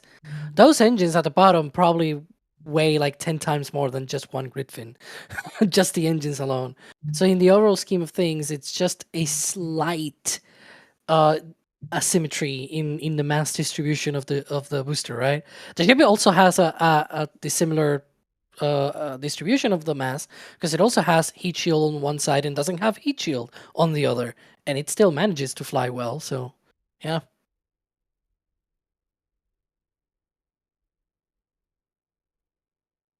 Yeah, it's not that big of a deal. I mean, if anything, I mean, Alex, the other thing is like we were talking about mass to mass, but those Raptors, the three center Raptors, actually, I think it's the inner ring and the center. They all have thrust vector control, and we're talking like 15 degrees of deflection in each direction, right? That's more than enough to compensate, right? Yeah, those things can gimbal quite hard. One of the things to say though, probably not on the booster because they are more a little bit cramped. I think in that case, they still sort of limited, like there's not full enough room for the full 15 degree. If I'm not mistaken, it's probably a little bit lower than 15. But still, it's quite enough, right? I mean, Falcon 9, which is the only other similar rocket in terms of, it's got 9 engines and there's not a lot of room. Those engines still move, I think it's like 2.5 degrees, and they have motion enough to be able to land that thing on 2.5, although the center one, it's more like 5 degrees. But my point being that it's much lower than Raptor. Raptor is 15 degrees of motion, so that's plenty, plenty that you've got there. In the grid, and then when you take everything into consideration, you're dealing with a vehicle that's weighing multiple thousand tons, just in propellant. So it's a very heavy vehicle. So the grid fins, despite not having one on the other side, is not going to cause anything that should be any major issue. And then you have the TVC system on the Raptors, which to offset that are probably only going to need to gimbal a couple of maybe even a fraction of a degree. So the vehicle is heavy, and the grid fins are not heavy enough to cause any implications. Alex, that's a lot of Cybertrucks going up the road. Yeah, looks like more people leaving the pad than going to, which is a good sign. Alex, do we see some funniness going on with the tanks there, the tank farm? I see some clouds coming from behind the pad there. Yeah, they've been running the box fan for a while. I was just curious that it almost seemed like some frost was building up on some of the pipes, but yeah, we'll see. It's also quite venty there, so it's more venting means that it's blocking views of the actual pipes and subcoolers, and so it's hard to see. But for a moment, I thought that there was some frost. I think there's not yet. But yeah, 6 hours to go, so still plenty of time. Tank farm doesn't fully come alive until the last 2 hours or so. But yeah. All right, I'm just gonna get through some support here real quick. We got CMB Gaming with a $5 super chat. Thanks, buddy. Appreciate it. It got the support queue is very, very large right now with store purchases. I'm trying to keep it to the super chats right now that people are contributing, so we can acknowledge that chat is here, but I don't want it to get buried either. So CMB, what are you saying? This will be patch number 4. You have Flight 10, 12, Artemis 2, and now 13. Amazing quality and design. Will definitely increase the collection going forward. Well, hey, that's what we like to hear. That's what we like to hear. Appreciate you, buddy. And then we have Okay, we have Wilbo EJ with a £2 super chat saying, "I'm dressed up for today. Discord feed chat. I will check that out when I get a chance. Kind of running a stream right now. It's no big deal. I can do more than one. It's fine. I can multitask." And then we got Philip Jacobs here with a $10 super chat. "Thanks for the hard work supplying comprehensive coverage. Hey, it's our pleasure. This is why we do this. We do this because we love it and we want to tell you about it. Let me tell you about this really awesome thing." Okay. All right, I'm gonna. I saw something in the question queue that I want to bring up here. This is an old school reference. And Max, I'm gonna tee it to you. I want to see if you get it. You don't need to answer it, but it's a good one. No. Official Soul does stuff saying, "How many wheels of cheese can fit in a Block 3 Starship?" Do you know that? Do you know that one? It's a good reference. Old school reference. It's super top secret. Super top secret. That's a good answer. That's a good answer. Super top secret. So the reason why I posted this up, Max, isn't to put you on the spot, but Soul does stuff. Wheels of cheese. Yeah, you're an old school SpaceX watcher, because one of SpaceX's first Falcon 9 flights, they put a wheel of cheese inside of Dragon. I think it was the first one going to the space station as well. Yep. They put a wheel of cheese in there, just like on Flight 6. They put a banana in the payload bay. The one before that, the one before the one that went to the station. Yeah, it was the up and down demo. COTS 1. Yep. That was in 2010. So that's why I put that up there. Where I'm recognizing the game. Apparently, it's still out there and it reeks. Oh, what, did they leave it in there? No, not in the capsule. That capsule is hanging from the ceiling. No, but it's somewhere at Hawthorne. I don't remember exactly where, but Elon recently talked about that it's still around at Hawthorne, and it reeks of cheese. That cheese is like 16 years old. Man, I hope it's like Parmesan or something, because that would smell. I heard it turns into licorice. Okay. Cheese that's 16 years old. That doesn't sound like it smells Gouda. Dude, Spooner isn't even here. Okay. All right. Even got a Magnus chuckle on that one. Victory. Okay. All right. Magnus, I'm going to throw this next question to you. This is coming from Vladio1, who's asking, does this Starship have a complete heat shield on it? It does. The heat shield is complete, but they have had a couple of white tiles to simulate missing heat shield tiles this time. So they're just simulating missing tiles instead of having actual missing tiles, if I'm not mistaken. Yeah, I think the white tiles on this test are the one. They're painted. They're actual tiles, but they're painted. They're not the test tiles like we've seen in the past. But yeah, this is a full heat shield, man. We are good to go. But yeah, they are still doing some tests, as Magnus was saying. Okay. All right. Alex, I'm throwing this one to you. This is a quick question. We don't need I don't think we need an Alex answer for it. But Chris Miller is asking, is the road already closed? Not yet, but it should be in about 10 minutes or so. That's when the road closure window opens for this launch. So check back in 10 minutes. Maybe we'll start seeing the road getting closed. Yeah, they're already staged there. You can see the cops. They're not blocking the road just yet. They're only on the side, but I guess that maybe in less than 10 minutes or so, they're going to be pulling up and starting to block the road and control the traffic. Cool.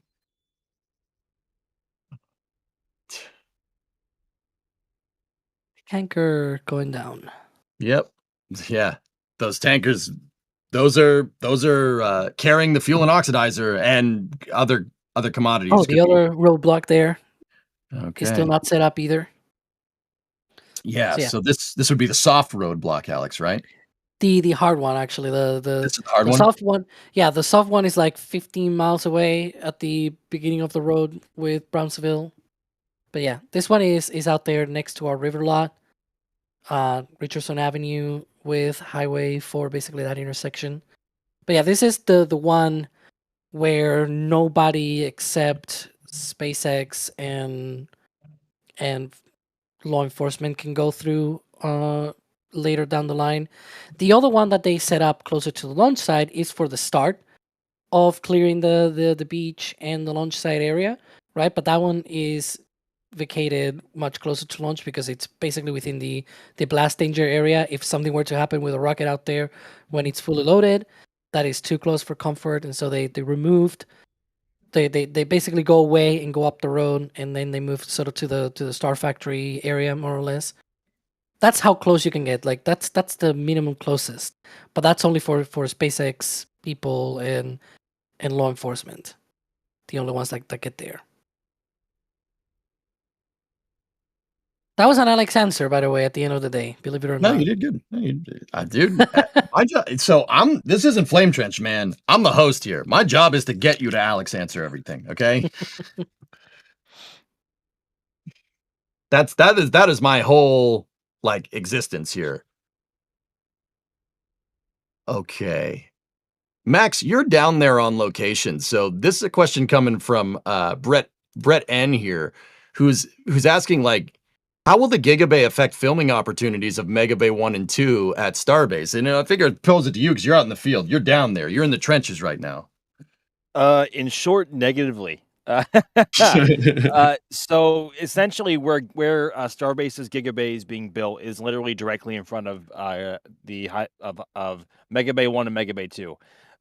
Whereas before, when it wasn't there, we had a direct line of sight to the ring yard, and especially Megabay 2 when the door was open. We have only a sliver of a view to the right or the most eastern side of Gigabay. But obviously that view is not going to be there forever because that is where Gigabay is going to be connected to Star Factory. So we are enjoying the leftover views of it while we can.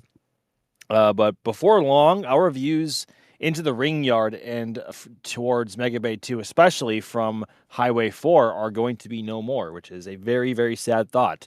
Because I remember just being here last year and it being the greatest sight in the world, being able to watch a ship come outside and watching a booster come outside and having it roll out to the road right by Star Factory, right? But Gigabay, in essence, it changes our views. But I think one thing we have to look forward to now is once Gigabay is up and running, obviously both boosters and ships will roll right out to Highway 4 from the doors that are like right next to Highway 4. Right, and because it's right on Highway 4, once the doors are open, we'll have a great view inside of Gigabay. So we will lose views of Megabay 1 and Megabay 2 when all is said and done, especially once it is connected to the Star Factory. But there is a lot more to be gained from that as well once it is operational. So keep that in mind. Yeah, it's like as Jack was saying, right? You know, Gigabay construction is the end of the beginning for the Starship basically program, right? Okay, let's see. I'm plugging through support here. Do we have any more super chats? I think oh no, there's one. Hey, I found one. All right. We have Dino CR75 here with a $5 super chat. The world is better informed because of what you do. I'm extremely happy with how my 66 plus 1 months of membership have been used. Here's a little more. Dino, you ain't throwing that one past me. I see what you're trying to do there. But yeah, we just want to put the word out. We back on the launch. All right. We love covering this stuff. It's the best. This is such an awesome job. All right. And then also we have Gregory Albright with a $50 super chat. $50. That's a beast right there. More rocket fire. Gregory, you'll get no argument from me. Magnus, you want to see some fire today or what? Only good fire from those 33 Raptors. Yeah, we need fire to come out the bottom. Good answer. Yeah. Yeah, little, discretionary thing there. Okay. And then we have Dino again with another $2 super chat. Have you placed G-force sensors on your equipment? Max, you're out in the field. I don't think we have anything like that, even though we probably should. I mean, if your gear requires a G-force sensor, you're probably not getting that gear back. I'm just gonna say it. Like the goal, the idea is to keep the cameras in one location at all times, even when it is. The only measurements I would want to have, it is of like wind by the camera or something, right? Jitter on your camera usually is a bad sign. It Max? usually means your camera's going for you. What? You were going robotic there for a minute. Am I back? Hang on. I mean, keep talking. Keep saying what you were saying. It might be a satellite handover from Starlink. That might be Oh, well. Or you're a robot. Sound any better You're now? good now. You sound good now. Okay, good. Okay. Apologize for that. Starlink can be finicky sometimes, especially with those satellite handovers. But yeah, what I was saying essentially is the only measurements I would want from my gear are the amount of photos or videos that gear took, and maybe perhaps the wind speed going by it. But if your gear needs a G meter, like you're probably not getting that gear back. Yep. I mean, if anything, I was going to say vibration sensors, but that's kind of what a microphone is, don't you think? It's not that far off, right? And also just by judging how much your footage shakes as well. Yep. All right. We have Ask Bruce Gordon with a $20 tip, tips.nasaspaceflight.com, that directly supports us here. Don't forget, you can tip directly at tips.nasaspaceflight.com. This one's for the beer fund. Oh, I'm using it to go get some Guinness, man. I have expensive taste. Okay. No, nobody else is gonna add to the beer conversation. Okay. All right. I guess I'm the degenerate here to talk about that. Are you kidding me right now? Sawyer isn't even here yet. But, man. Chad, I better see those pun tokens. Okay.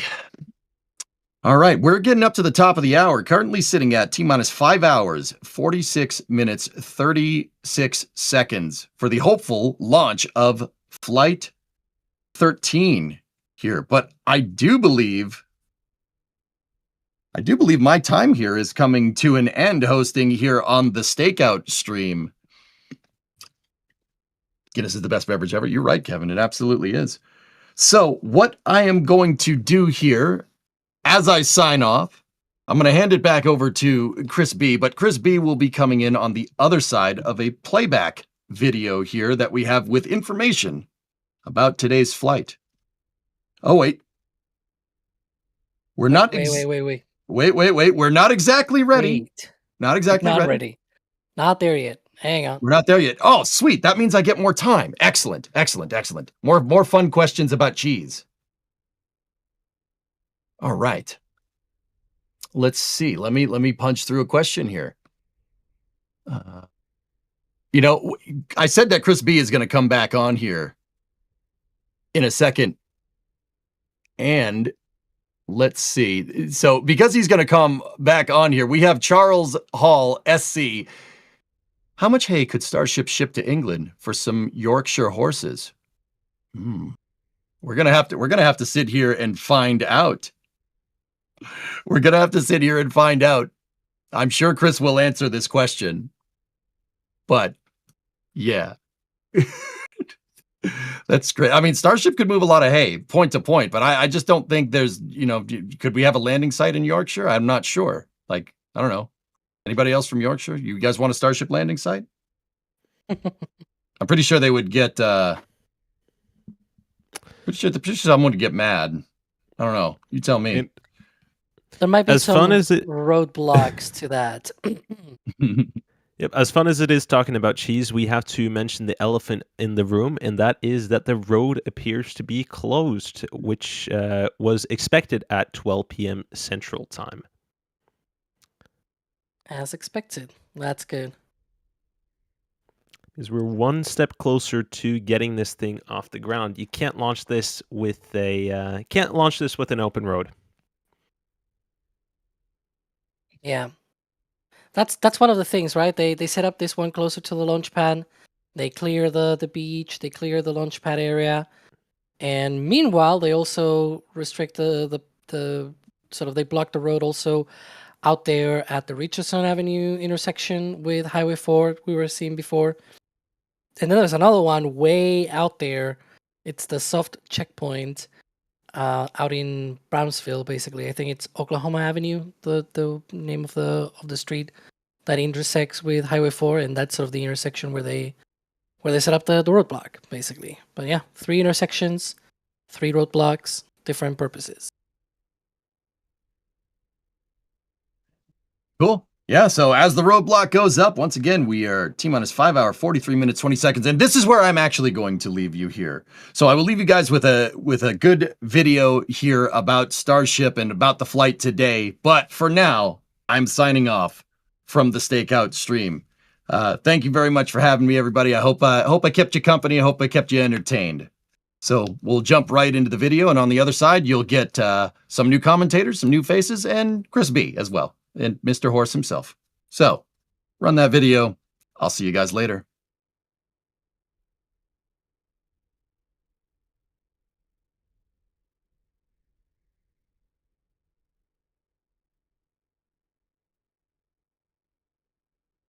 SpaceX has released their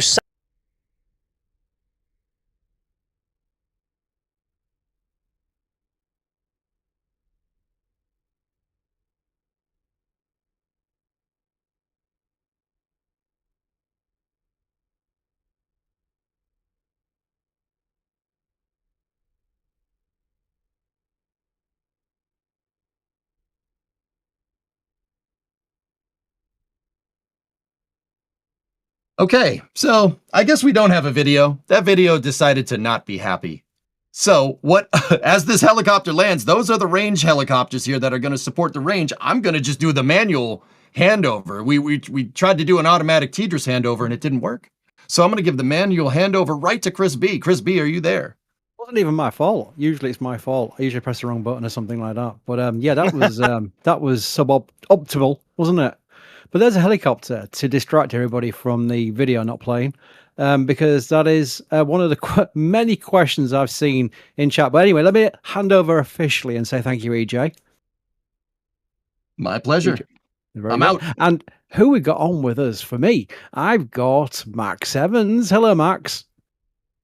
Hello once again, Chris. Oh, and we got Julia. That's great because Julia, I have many questions about the Cape side of things, especially Starship related. So hello, Julia. Why, hello there, Chris, and hello there, Max. Now, Max is over in Texas, and I am actually parked Cape side looking upon the things that Chris is curious about. Curious about indeed. Oh my word. There's so many things going on in the future of Starship, which we'll be covering. Obviously, our main focus will be on Flight 13 and the milestones too, but we've got 5 hours and 40 minutes to play with. So I think we've got plenty of time to take questions. Now, I am looking at the panel. It is full. So you know what I'm going to do? In my fast Yorkshire accent, I'm going to speed run a lot of this to get through as many as possible. I will apologize in advance for people who ask perfectly good questions, and I will make a stress point here that questions come into our panel from everybody. It's not a case of just concentrating on super chats. We would never do that. I've made a policy, in fact, from the early days that we would always take questions regardless if it's your first time here or not. You know, basically a good question is a good question. It doesn't have to be a super chat at all. But I do have to make sure I recognize the people who are supporting what we do and allowing us to pay for this. This is not us just talking over a SpaceX stream. That'd be easy. Just basically commentating over the SpaceX feed. That'd be so easy. These are our cameras. Literally, where the parking helicopter is the road to our highway spot. You can literally see where you drive off the Highway 4 into our camera position. And that is land we earn and we bought thanks to the generosity of our community. So this will be speedrun time. So bear with me. I may mumble a little bit as I speedrun. But Keith says, brilliant coverage. Thanks, everyone. Thank you, Keith. What did you get? Keith got something from the store. Hang on. Let's see what he comes up with. Oh, it's not even coming up. That's a great start, isn't it? Anonymous. Complete the Baker's dozen of patches. You've got a patch there. That's awesome. God 13 says David. Dustin says go flight. Scott says all in for the exploration of space. These people are buying our patch. By the way, I will say our patch is down half the stock. I'm not even joking. I was speaking to the store team before. We've got 10,000 people in. That will go maybe 100,000 by the time we get to launch. So I will warn you in advance. Once the patch sells out, it's sold out. We have sold half of it. We've sold half the stock, which is bonkers, and that is ahead of the game, I would say. Also, we've got Anonymous Lucky 13 Go 13 box for assistant. When do you think we'll have the first attempt of back-to-back launch days to test rapid reusability? Fingers crossed 2027. I think that's more like the end of the decade, I would say, back-to-back. We'll come back to that because I want to speak about the additional launch sites we'll have in Florida, etc. Wayne, no better coverage than NSF. Thank you, Wayne, for your nice message and support. Nate became a Capcom member. Andrew for donuts and bacon. Oh, Jack will appreciate that over at Astroforge. Connor says thank you. I could become a Red Team member, in fact, so thank you for joining for the membership program. Anonymous. When does the path forward for New Glenn look like? We'll come back to that as well, because that's a Julia Cape side thing as well. We've got Anonymous with support for the patch. Owen, light this candle. We've got so many in here. We're catching up with a 2-hour-old feed of store support, which is amazing. Keith, light this candle. We've got Mark saying go flight 13. In fact, there's so many here. I'm going to just basically come back to them in points, because otherwise I'll be here all day just reading out thanks spots. Let's go back to the question about additional pads and New Glenn in one go, Julia, because you've been taking side to side, which I found really fascinating, of how they're bringing a tower down on LC36A and rising a tower on 37A.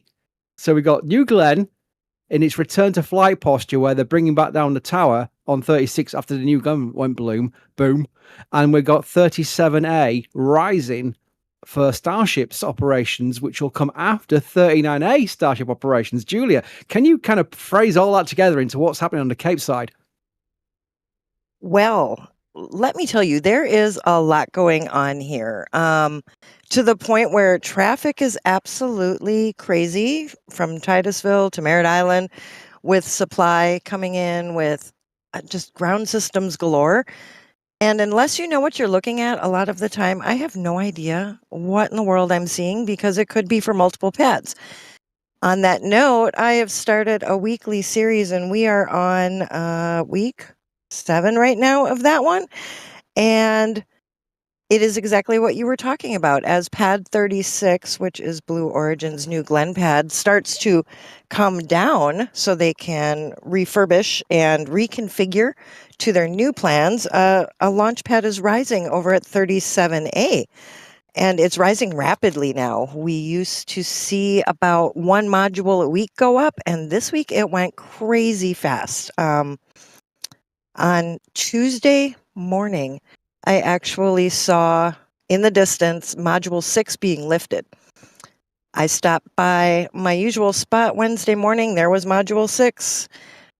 Guess what just happened today? Module 7 got stacked. So officially, the Starship Tower at 37A has now exceeded the joint, shall we call it, on the crane, the LR 1300, the massive crane, right? It's already up that high, to the point I do believe our Space Coast Live cameras can see it. Now, with that being said, Chris, guess what's crazy? Both of these companies, Blue Origin and SpaceX, are hoping to have launches by the end of this year. So Blue Origin looking to return to flight, and over at 39A, where the original Starship pad is here at Cape, SpaceX is hoping to launch from there by the end of this year as well. Absolutely excitement guaranteed, to steal the Elon phrase. Really is very cool. I did see many questions about the helicopter refueling station being set up. There it is. It's right there in front of you. So that is cool. Max, what is that helicopter used for people who are not used to a helicopter landing on the highway for? Essentially, it is being utilized for range safety, so making sure people and things are not where they are not supposed to be, like people on the beach or anywhere inside of the keep out zones, either on Highway 4, up and down the beaches along Boca Chica, along the Gulf there, heading up towards South Padre Island, making sure also there are no wayward boats getting in the zone, because Lord knows how much we love those. So essentially, it's in charge of making sure that people and things are where they are supposed to be and not where they are not supposed to be. I guess that is the TLDR answer on that front. And we do see it stop on Highway 4 from time to time to refuel, debrief with those on the ground, and then obviously take off again and perform additional operations. But long story short, range safety. There we go. Got lots more. I'm going to click on these as I'm talking because I think it's best we just absolutely display these without just spending all the time just going, blah, blah, became a Capcom member, blah, blah, became a Red Team member. A question here from Greg who asks, with ULA and Blue Origin both riding the struggle bus recently, do you think SpaceX has increased, oh my word, awareness of, I'm not going to say the word, I don't even know why that's in the queue, sweeps in the area. So basically, the point we want to make here, Julia, is that rockets do go boom on their own. It doesn't take an outside party to get involved, does it? I mean, these are things we've seen in the Cape over the decades. Yeah, that's right. I mean, speaking as a resident of the Space Coast, right now, of course, yeah, we've got SpaceX dominating. With that being said, SpaceX isn't launching nearly as much as they did at this time last year, at least not from Cape. We've seen the cadence go up at Vandenberg. Their drone ship doesn't have to go out as far as our drone ship does in order to recover a booster and turn around. We're down. It's kind of funny. We're down one drone ship. It's still sitting in Cape. It's supposed to be now retired and working for the Starship program. But in that respect, we also gained another ship, Marmac 31. You'll thank me later, which will eventually bring us our first Starship and booster. Is ULA on the struggle bus? Well, absolutely. We've got some solid motor concerns, right, that we're working through. Blue Origin and the BE4 engine. Could that impact ULA? Absolutely, it could. We've got other things up in the air. SLS is stacking right now. But then, we also have a couple other companies out here on the coast like Stoke and Relativity that are getting close, relatively to getting their pads done as well. So you could say SpaceX is kind of sweeping it, but they're not sweeping it as fast as they did last year. And we're cheering on everybody who's out here right now because we cannot go to Mars and sustain that system out there without everybody on board. Max, we've got road closures for these launches, as we've been talking about on the stream earlier. But what's the rules about tankers? Because Don't Worry Be Happy asks, don't worry be hoppy. Oh, that's amazing. What a great username. Will they allow tankers to go past the roadblock? I mean, to a certain point, yes. I mean, once the tank farm is in full launch operations and things are getting pressurized, chilled down, and just unsafe for humans to be around, yes. I mean, we have seen tankers either on the other side and coming back or coming through the roadblock at times as well. But those are the only exception really beyond SpaceX security and I guess Red Team personnel to go beyond the roadblock. They will have people over there as long as they safely can. But once the time comes and the tank farm is full, or the vehicle is beginning to pressurize itself, and same with the tank farm in preparations for other operations, i.e. fuel load especially, they want everybody out of there. So we may occasionally see tankers come through, like this one may come through or may get turned around. We'll have to find out here in a minute. But we do see them come through, but it really all depends on where SpaceX is in terms of their operational status with the tank farm, and also in terms of just is it safe to be around or not? I think that's what it all boils down to.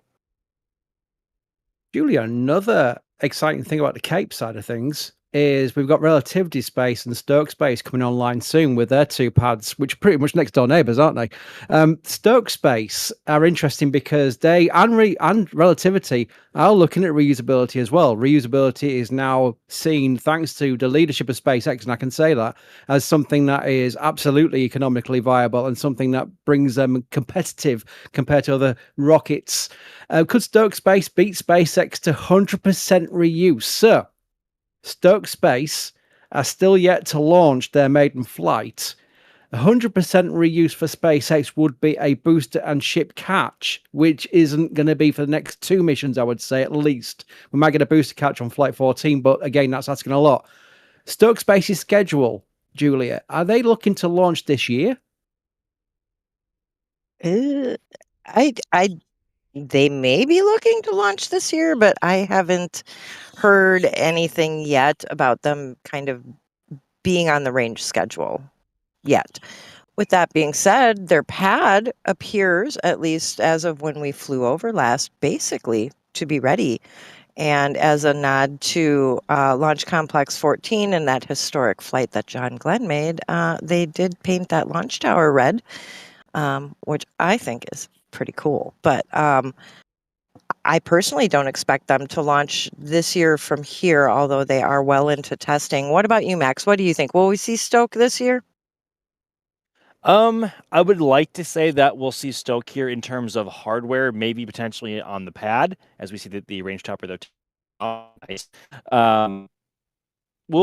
It would be great to see hardware here, either booster and or upper stage, either on the pad for testing or just over in their hangar for vehicle checkouts. And I guess obviously they haven't had a vehicle here before, let alone transport one. So flying this year. I'm like 90. If I had to put a percentage on it, I'm like 90%, 10% no.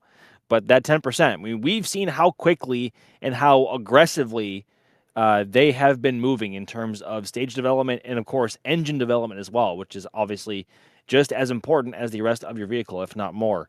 And they have been coming along very well. On the pad, as you've said already, Julia, is basically done. Whether or not it's ready to receive a vehicle, I can't say for sure. But it looks borderline ready to receive a vehicle, right? It looks in really, really good shape. So at this point, if they're waiting on the vehicle, I think they're in the best possible situation they could be in terms of having all of your hardware ready and also them being a brand new company. I would say they're moving in the right direction, but I can see them flying in 2027 100%. Yes. But by the end of this year, I'm like 90% sure they won't, but I could be wrong. And honestly, I hope I am.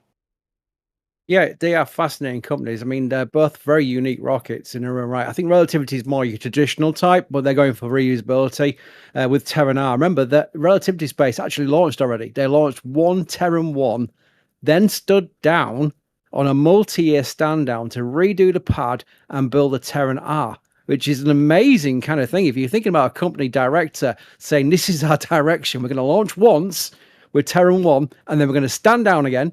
We're going to redo the pad completely, and we're going to have a Terran R vehicle, which is completely different from Terran 1. Stoke Space. Yeah. Sorry, Max, carry on, because you've probably got insight into Relativity for a start. Well, it's just like their approach toward going from Terran 1 to Terran R was kind of baffling because I think they posted in some of their imagery that they basically had Terran 1 Flight 2, they had the hardware for it, but they just chose not to use it. And Terran R is a far departure from what they used to build Terran 1, right? And so they rebuilt Pad 16 to exactly what Terran 1 needed. They flew it once. They tested the heck out of that first stage, and they flew it once and didn't even get a successful stage 2 engine ignition. So it's like they didn't really get that far in Flight 1 in comparison to the decision in comparison to the decision to scrap that vehicle entirely and go right to a vehicle that's bigger than Falcon 9. Maybe that right. Terran, I think that's what people don't understand. It's like Terran R is massive. It's bigger than Falcon 9. Bigger. And it doesn't utilize any of the same technology. Well, I shouldn't say any. It does not utilize 3D printed tank structures. I think a lot of the engine structures are 3D printed. I have to refresh my my brain on exactly how it's built. But a lot of the vehicle does not seem to carry over the lessons learned from Terran 1. Or maybe I missed a mark there, and it does. But all I know is that it's been a very long time since we've seen a vehicle on the pad for them. And I don't know, maybe we're just antsy, we're just impatient. I don't know. But it's been baffling, I think, to follow them, to say the least. Well, and with that being said, Max, I think in their mind, Terran 1 was 100% a proof of concept flight. Like, will this 3D printed rocket even make it through Max Q? So I honestly think getting through Max Q was like the thing that they wanted to achieve. And they did give an update in June. And I mean, they are still focusing on stage 1 there. But to give people an idea, like Max said, of the scale of this new rocket, the Terran 1 HIF looks like it would be like a shed compared to the new HIF. The lightning towers that are now being assembled in pieces and then going to be stacked, those are going to rival what was standing at Launch Complex 36 for New Glenn. So when that one rises on the horizon, it's going to stick out much like Starship does and like New Glenn's pad does. So, but you're right, Max.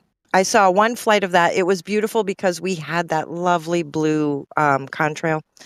And then we just haven't seen Relativity for a while. They've been busy building. Right, I've got this support queue from the people who have just been saying thank you and whatever. I'm making sure they're getting on the screen. You can see that, like the latest one, star message, Curly, thanks for the amazing views, and got a patch, which was really, really kind. And I want to make sure they absolutely get displayed. If I read them out one by one, I'd end up halfway through going like this, and people will go, well, that's not very nice. So I think it's better to display them, and that'd be the easy way of doing it. But I will say that there's a lot of good questions involved here as well. There's a lot of Cape questions to come back to for Julia, but let's go through this first. Valentine wants to know, do you think the TPS will change drastically in the future, becoming, for example, white tiles or metallic tiles for the entire vehicle, or only just part of it? So, Max, what do we think about the TPS evolution? Because right now, I would say the TPS on ship, for example, is looking absolutely superb. It does, and it looks better and better with every single ship that comes out of Mega Bay 2 and eventually Giga Bay. It looks phenomenal, and there are a lot less white tiles on ship 40 than there were on ship 39. So it just looks a lot cleaner, and there's also none, as far as I can tell, intentionally missing. Granted, I didn't get a terribly good look at the heat shield yesterday in detail because I was behind a camera the whole time. But we all know how SpaceX's philosophy is, and Elon especially, is like the best part is no part, right? And eventually he said that they don't want to have Starship have a heat shield at all. And steel is the right material to, I guess, have a baseline to go down that route with. But the heat is incredibly necessary. Max, your robot, we'll stop you there. We'll stop you there while you get your wires sorted, because that was just full-on robot there for a second. I can address this myself. Nicholas says, can we do a re-release of patch 1? It's the only one I'm missing. That's so sad because we can't. I mean, we don't say that as like an advertising thing, like, well, we must get a patch before it sells out and then get another 100 in before you know it. What I will say is that we always say this. We always preempt it saying, look, once they're gone, and they are gone. We can't just order another 100 patch 1s in. I mean, I'll ask the store again, but I honestly, that's what I'm told every single time, so I've got to stick to it. We do the pins, Dave. I know you probably wanting the patches, so it's not really a compensation thing, but that is all I can say, is that once we do run out of these patches, we order them in bulk to keep the price down because they're not cheap. And that's all we can do. William says, I want to shout out to my partner, Charisse. She said, we're all nerds. We are all nerds, so that's fine. That's awesome, though, to have a partner interested as well at the same time. That's really cool. Anonymous, if you were able to choose a name of a ship and a booster, what names would you choose? That's from Dougal. That's interesting. Now, Julia, if we were to name ships, now let's pretend the first crewed ship, for example. I know Elon gave an example. Heart of Gold is one of the preference names for a future ship. What name would you pick for a ship? I never gave that any thought, to be honest. Oh, man. Not a question I was prepared for. So good question there in chat.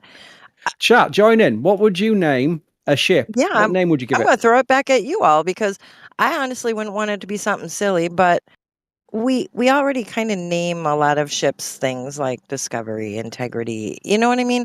Like, I would want something kind of fun, but I don't want it to be corny either. I want it to be something honorable.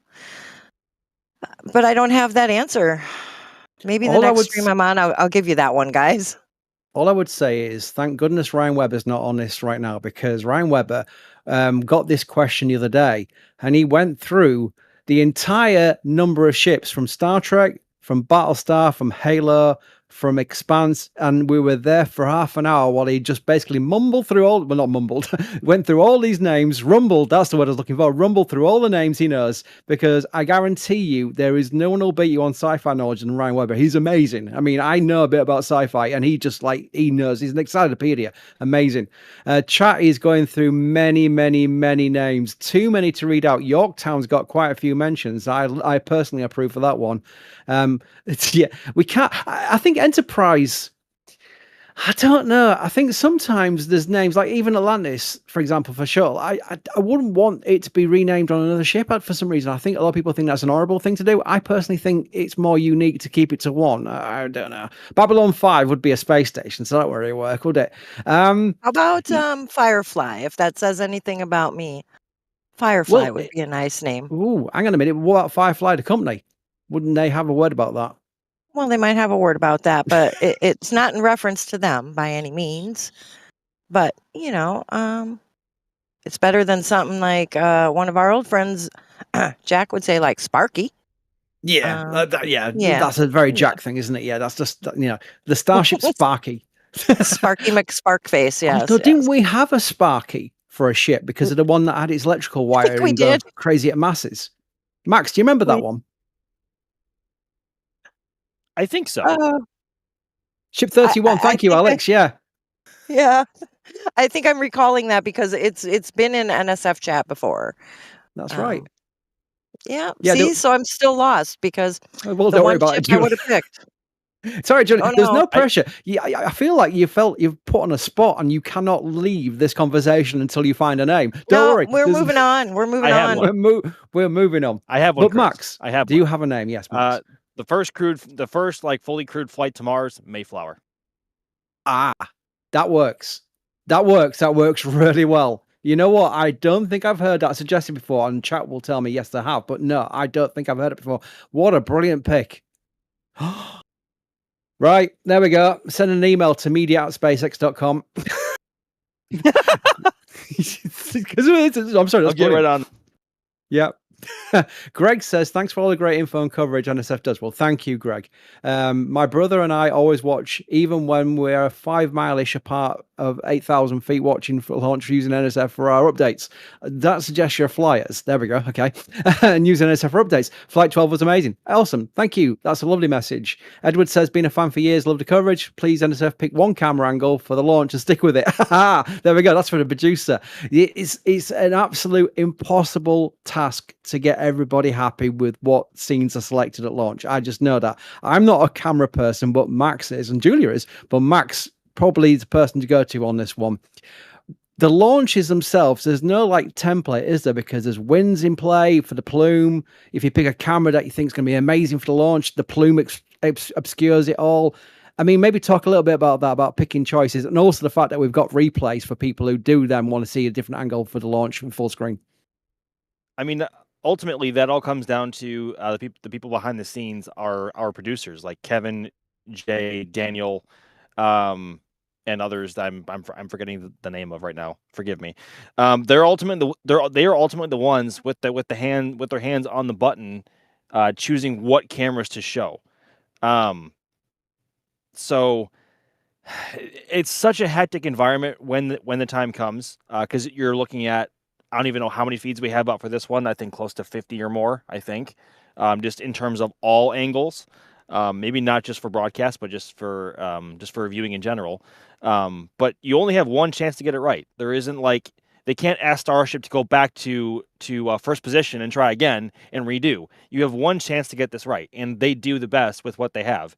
And with every flight like this, and with how much hardware is in play and how many variables are also at play, it's you get what you get every time, and we leave it to them to make the best decisions possible for the viewers, right? So ultimately, it's an incredibly tough job. I do not envy Kevin or Jay when the time comes to make those choices, because there's a lot to choose from. yeah, it is an incredibly stressful job, and that is why we are oh so thankful for them in getting it done, because it is a very difficult task. Absolutely. Question here, which I think people will come back to. In fact, you know what? I'm going to take a question just from chat, which is basically what a lot of people are asking. I think it's funny fair we do it. I don't know who wants to take it, Max or Julia. Max is there, so let's ask Max. How's the weather for launch right now? Hot. I mean, it's South Texas. It's hot, and it's going to get hotter. But in terms of cloud cover, it's actually pretty hazy today. There is a decent amount of overcast. I think the winds are going to be picking up around 20-ish miles an hour when the time comes. I think between like 4 and 6 p.m. somewhere in there, winds are going to be around 20 miles an hour gusting, which is not game over by any means. Starship can launch in pretty windy conditions, and I think, as far as we are aware, that is not near the limits of what Starship can handle. So a bit breezy, a bit overcasty, probably a bit hazy as well. But that's just, I guess, classic South Texas weather for you. Once we get into the fall months, that's when things really clear up in terms of visuals and weather. But today, probably going to be hot, hazy, and a bit overcasty. That's nothing, Max. That's nothing. It's 29 degrees here, right? On my thermometer, still? 29C, right? I don't know what that is in freedom units. That's like mid 80s, I think, Fahrenheit. Well, we haven't got air conditioning, so it's like an oven. I don't have air conditioning. I am sitting outside in my car right now, Chris. It is 91 degrees with a feels like temperature of 102. We're just not built for it. We're just not built for it. It really, No, I am like sweating in my chair and praying for winter, because it is, for a Yorkshireman, it's too much. And the weird thing is, though, when I go to the States, I've been to the States where it's been 100 degrees, and I'm like, I'm completely fine. I think our heat is different. That's the thing, Julia. Our heat is different, right? So when I say, oh, it's 80 degrees, you go, that's nothing. It's more like 120 in your units. There we go. I've decided it's just different heat. There we go. Thank you. Moving on. Whitney wants to know, what do you think will happen first? Orbital payload deployment or ship catch? Oh, Max. Because well, it's not orbital on this one, is it? No, this is still orbital, but that's a good question. Orbital payload deployment or ship catch? What will happen first, Max? What if I said both in the same flight? Oh, goodness. Because that could be Flight 14, right? If Flight 13 goes well, that means orbital for Flight 14. And if they carry real Starlink payloads on Flight 14, they deploy orbital payloads. And then if they want to catch the ship on the same flight as well, that would also be Flight 14. But everything has to go literally perfectly for that scenario to happen. I want to say on the record, I do not think ship catch is going to be on Flight 14 by any means. I think that is a Flight 15 minimum, pending a perfect 13 and 14 for ship. But it could be the same flight. We don't know. This is awesome from Samantha. My 11-year-old daughter wants to be an engineer, aerospace engineer. JPL internship. Where are you? Right. So first of all, she's 11. So Julia, I don't know what the school ages are over there, but if she's 11 and wants to get into aerospace engineering, she's at the right age, isn't she? She should pick the subject matters to get into the path towards the degree she'll probably need for that. Yep, STEM. Participate in STEM activities. Find your love. If it's science, if it's math, if it's engineering, and just remember the core things, reading, math, history, all of that actually ties into those skills. But find which one you love. If you're a big fan of math, engineering just might be your thing. People who do math really well, I am floored, y'all, because the idea of orbital mechanics and being able to put a payload exactly where you want and then know where your rocket's going to come back down, that is some crazy work that is up in your head there. So embrace what you love. And sometimes what you love may not even necessarily be a book skill. It could be welding. It could be electrical. It could be plumbing. All of those skills too, if you're a hands-on type of person, those are things you can actually kind of start picking up now at 11 years old. So I encourage you to do a lot of reading, do a lot of work with your hands, play with some science, do some math, and you're going to find that path. And I bet you'll find yourself at JPL before you know it. How awesome. That is such awesome. That really is cool to hear, because there's examples I can cite. NSF started 21 years ago, and I know some youngsters who were around in those early days who are now working in the industry, which is just like, wow, that's so awesome just to watch their path, from a distance, obviously, but it's really just cool. Gameplay at Warrior. Can't wait. What a present for my birthday. Can I get a shout out birthday wish to make my day? Everybody in chat, Gameplay Warrior. Here we go. Put it on the screen. Wish him happy birthday or her happy birthday. But that is just really cool. That was 38 minutes ago. I'm getting there. We're getting the panel down, but I'm Hold sure on, they're probably Chris. still around. Yes. We're loading a virtual cookie. So happy birthday, Gameplay Warrior. A virtual cookie. Wow, that's sound what as I good as a got real right one. now. Okay. The sentiment is there. So happy birthday. Yeah. It's right. Joshua with a store message that goes on the length of a Philip Sloss article here, so bear with me.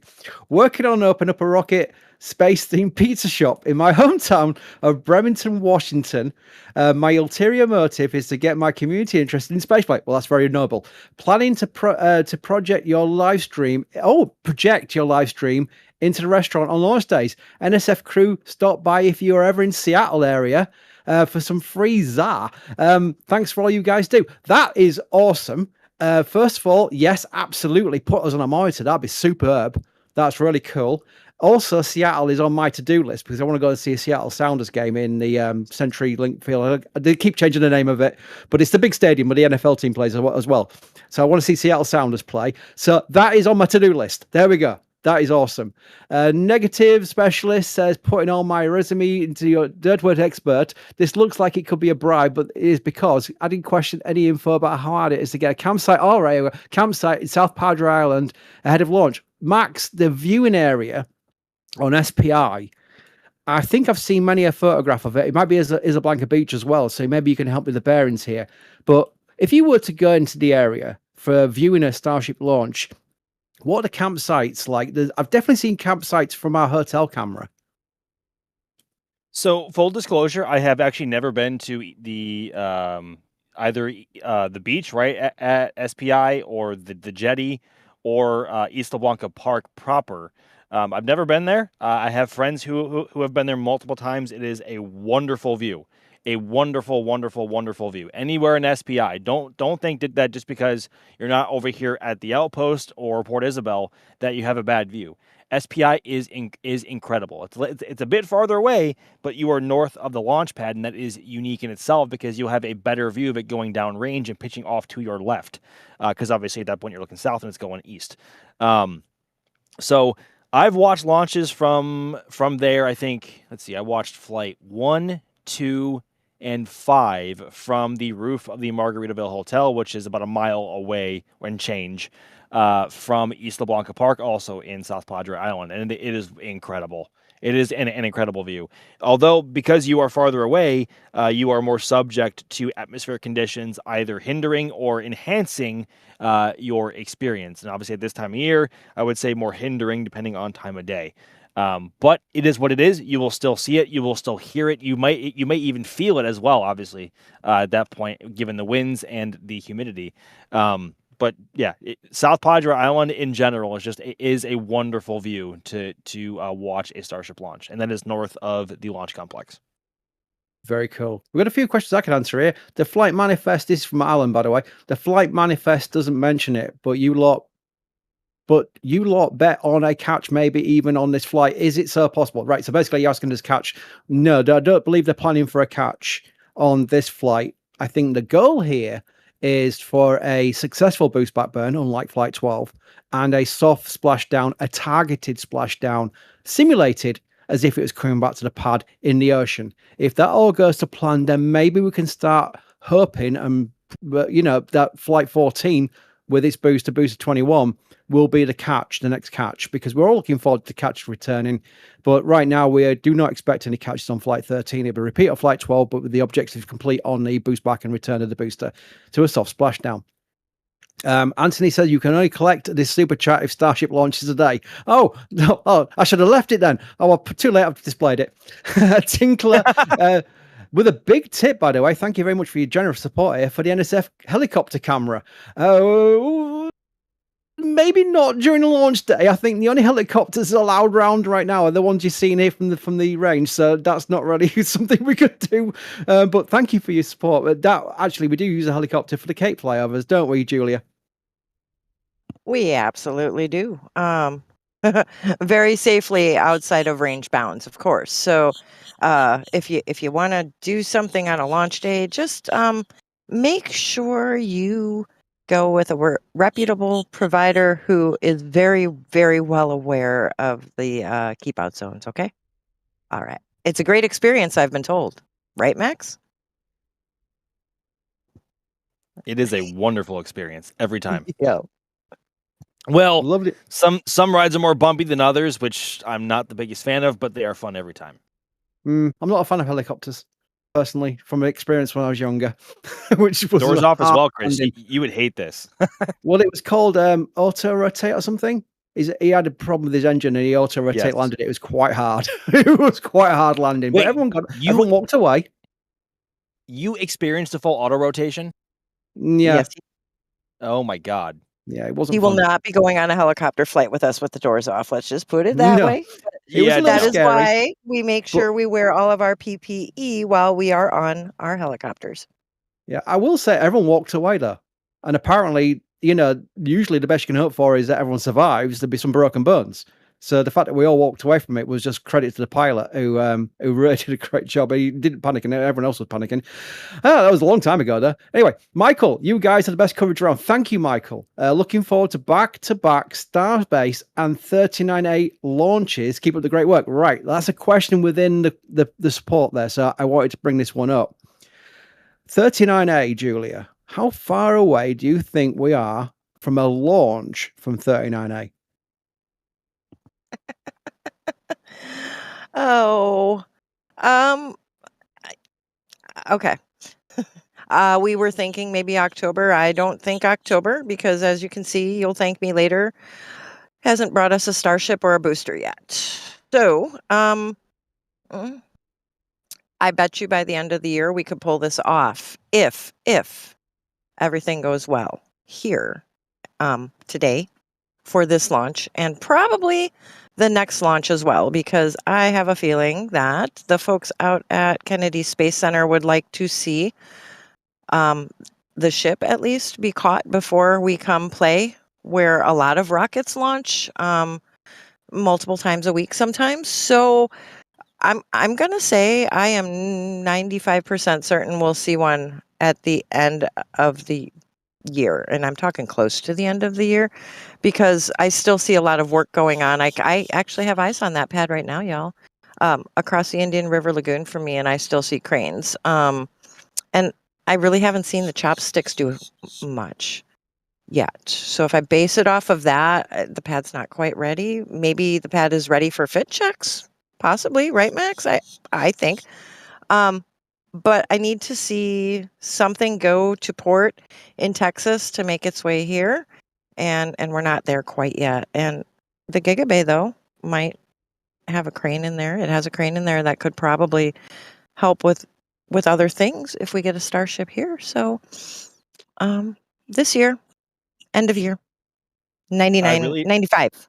Well, Max, before you add on this, I want to kind of to expand the question to what was asked, because once we do get 39A in action, then we've got the possibility of, it doesn't have to be an increase in cadence at all. It just needs to be a coincidence to the fact that they're ready on 39A and 39 on Starbase for the respective launches. When do you think we will see back-to-back, and maybe HLS related, because they've got the Chaser mission, haven't they, with the HLS refueling mission, where maybe they'll want those two launches close together?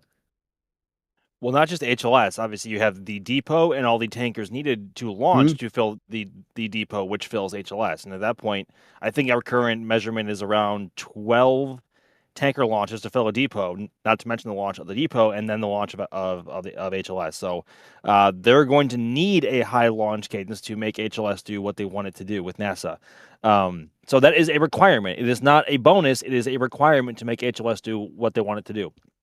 But to, I guess, answer the question properly, I am still a firm believer that we will see a launch from Florida by the end of the year. But since obviously today is a rare occasion, it is a Starship launch day. SpaceX is going to be releasing some information that they have not yet to this point, and I hope that among the information released today is a big update on what is going to happen with Florida operations, and hopefully that includes whether or not they are still targeting a launch before the end of the year. But golly, I sure hope they are. Very good. Patrick Bob's back. Patrick Bob, not for the first time, has gifted 50 Red Team memberships, and that was half an hour ago. And I saw them early in the stream as well. So, Patrick Bob, I don't know what you're up to today alone, but your support is crazy because you do that on Raptor sides as well.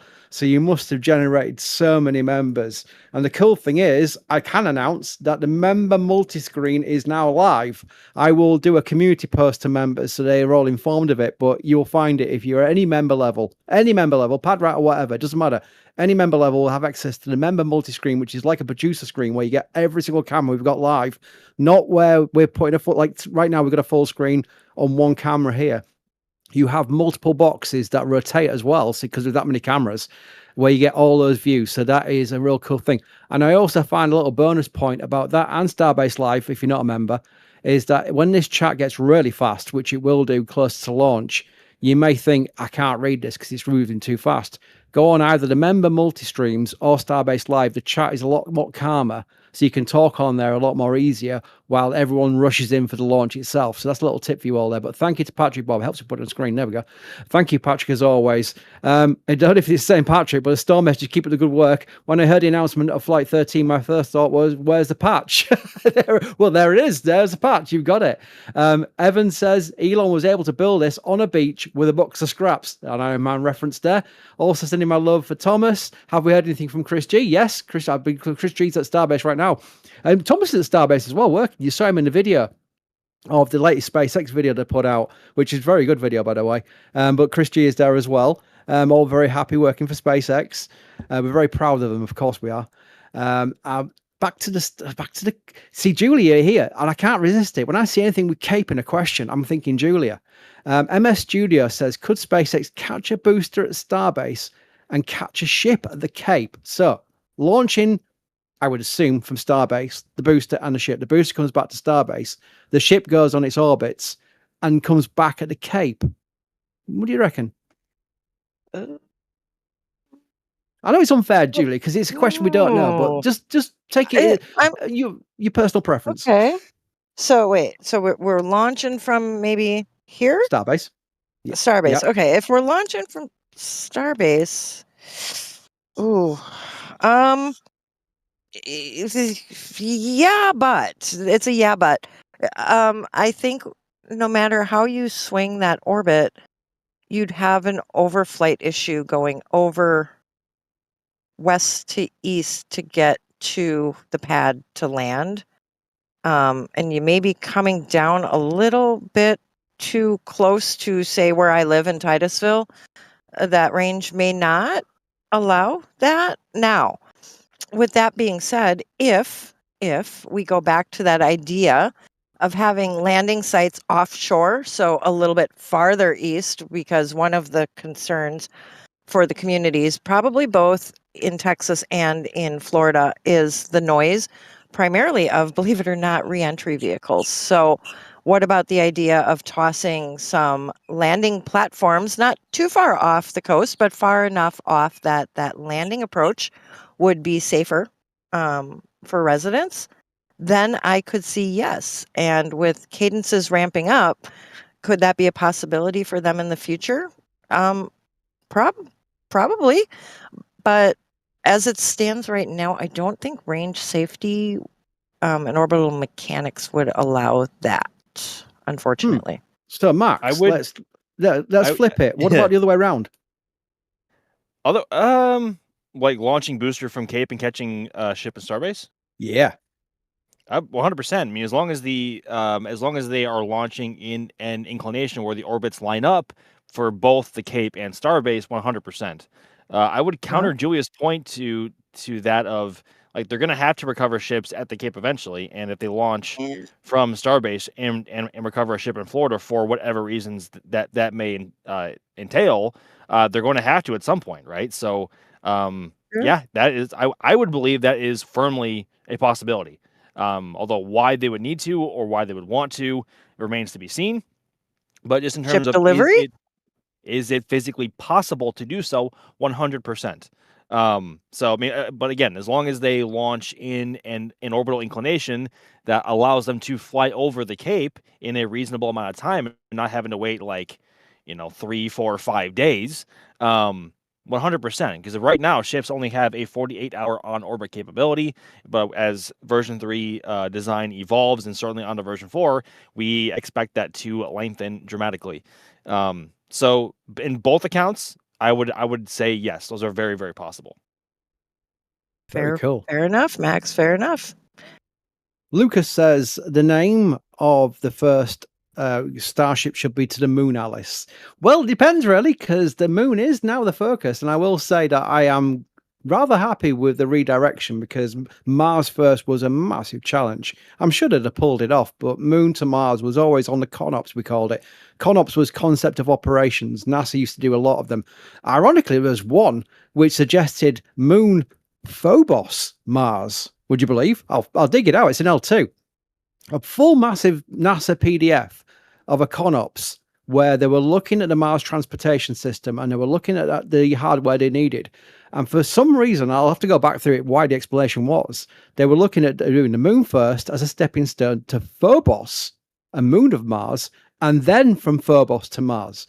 Bonkers, but there you go. Fun things in history, but the ConOps for SpaceX has changed the focus to the moon first and then Mars. So that's really cool. We have Papa Hawk becoming a flight engineer member, which is our highest membership level, by the way.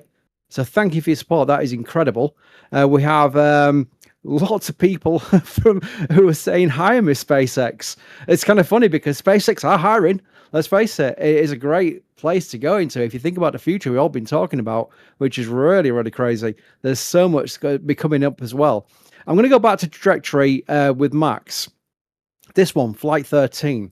Is the track north or south of Cuba? Because I think we've got a video. We might have a video. I'm sure we do have a video showing if it's north or south of Cuba on the trajectory. We should also have a graphic on that as well. So essentially, the ascent corridor threads the needle between the south of Cuba and north of the Yucatan Peninsula, which is farther south than other Starship flights have gone before, in threading the other needle between Cuba and Florida. So it is going more southeast than previous Starship launches. I think actually Flight 12 also followed this exact same trajectory. But yes, it is heading more southeast than a majority of launches to date from Starbase. But that being said, they are very limited in terms of where they can launch in terms of inclination, because there is so much land in between where they otherwise would want to fly, like in Florida. Like in Florida, you're on the East Coast, you have almost the entire Atlantic Ocean at your disposal, up until I think about 55 degrees northern, I think, is your limit to avoid the East Coast of the United States. But you can launch all the way south into a polar orbit so long as you dogleg around the Florida coast. They have a lot more flexibility there. They do have other concepts of flying farther or directly east and somewhat north over Florida, but those require Starship to become a lot more reliable to be approved to fly on those trajectories. But right now, the current trajectory has it flying south of Cuba and north of the Yucatan Peninsula, and thread that needle to avoid any harm to those in that area should something go wrong, which of course we hope it doesn't. But the keep out zones were a critical piece of structures in place, as we saw during flights 7 and 8, when we unfortunately lost ship 33 and 34. But those are exactly why those keep out zones are in place, in case the worst case scenario was to happen. But that is where Starship is going to be flying today. But that is because that. But just because that's where it's flying today does not mean that is where it is going to fly for the rest of its time in Starbase. They want to widen up the amount of room it can fly from here, but Florida already has a lot more like built-in flexibility, I guess you could say, being right directly next to the Atlantic Ocean and no direct land to obscure your view or flight. So yes, that is the plan for at least today. Speaking of the view, this is a gorgeous view. I really do like this because it's quite informative if you think about it. We've got Starship on pad 2, obviously. I think we all know what that is. We've got Hopper for scale. down in the bottom, hiding away, almost camouflaged. But then we've got the tank farm to the left as well. We can watch activity of the tank farm. That will certainly build up as we get closer. The fascinating thing about this rocket is how fast it prop loads. It really do leave it like 30 minutes before launch, and they just start filling this thing like you. It really is incredible compared to even Falcon 9. It's super fast how they prop load it, but that's by design. But it is a great view of the launch area there, so we can keep a very close eye on it. We are now under 5 hours to launch, so we've still got plenty of time to take more and more questions, which we'll be doing. That's the whole style of this Stakeout stream before the launch stream, where we get right into the weeds of what we're expecting on this flight. One question that caught my eye was UK Hudson saying, when do we think we'll see tanker hardware? I'll start by saying we do get great views from Caesar and our photographers and Colleen of the through the windows at Star Factory. We're keeping a close eye on ships up to the late 40s now, which is very fascinating because you can see the cadence that can really increase the cadence, providing the boosters stay alongside, and catching boosters and reusing boosters will help a lot. I don't believe we've seen any tanker hardware, but we will start seeing it. And also, to bring Julia back in, we have the capability building up at Roberts Road. The Gigabay is super impressive. We've seen the one at Starbase. We all see that all the time. But the one in Florida, we see from our flyovers and your ground photographs as well. I do believe it's ahead of the Starbase one. I know you're doing almost like a competition photo with Colleen on the Gigabay factories, Julia. But can you give us like a rough status of where they are with the Gigabay in Florida? Well, the Gigabay in Florida, I actually had to give up our competition because all of our cranes, our tower cranes that were internal, all four are long gone. Our last flyover showed that the roof is basically done, and that exterior cladding, bless the people who are going to be working in there because it is black. And as you can see, most of the other buildings on this coast are not. They are a lighter color like the VAB, which is white, and a light gray. We actually have almost all of the cladding up to the point of that nice graphic they once showed of Gigabay, Florida, with a starship coming out, where we're just going to have basically the office level showing as lights. So she's going to be a ghost cube on our coast very soon. The last post I saw of Kiko's showed actually that massive gantry crane that I saw the 3 pieces of was already assembled and up in one of the bays to the south, so one of the southern corner bays. So they are well into outfitting that Gigabay, and some stands were delivered to use, we'll just say, as prototypes so that they could start building out stands. And on the flyover, Max caught pictures of some stands being built now. So we are well ahead of that Gigabay progress in Texas, trying to get ready to host our first Starship and booster. Very cool. I'm going to annoy the mods. I'm going to annoy the mods because Matthew says, brilliant to see another great live stream, another great another launch attempt. Thanks from Manchester, UK. So that's in Lancashire. Where's everybody watching from? Come on, let's see where you're from around the world. This is always fascinating to see because you get an absolute global audience proving the point here. Sorry, Eric. Got to do it. Bulgaria, Germany, and he'll go so fast up to keep up. Texas, Netherlands, Germany. I'll pick out ones I can see. Sweden, several Sweden. Portland. We've got lots of England. That's quite cool. Bristol, India, Turkey. I'm gonna pick out ones that the chat actually paused there. It was going so fast. Wisconsin. I'm trying to pick up different. France, there's a different country. Italy, Austria, Hungary, Romania, India, Scotland. Good Lord. So many. Look at this. Again, the point being, Ireland, global audience. That's always fascinating because sometimes you're watching the stream, you're talking on it, you're seeing chat moving.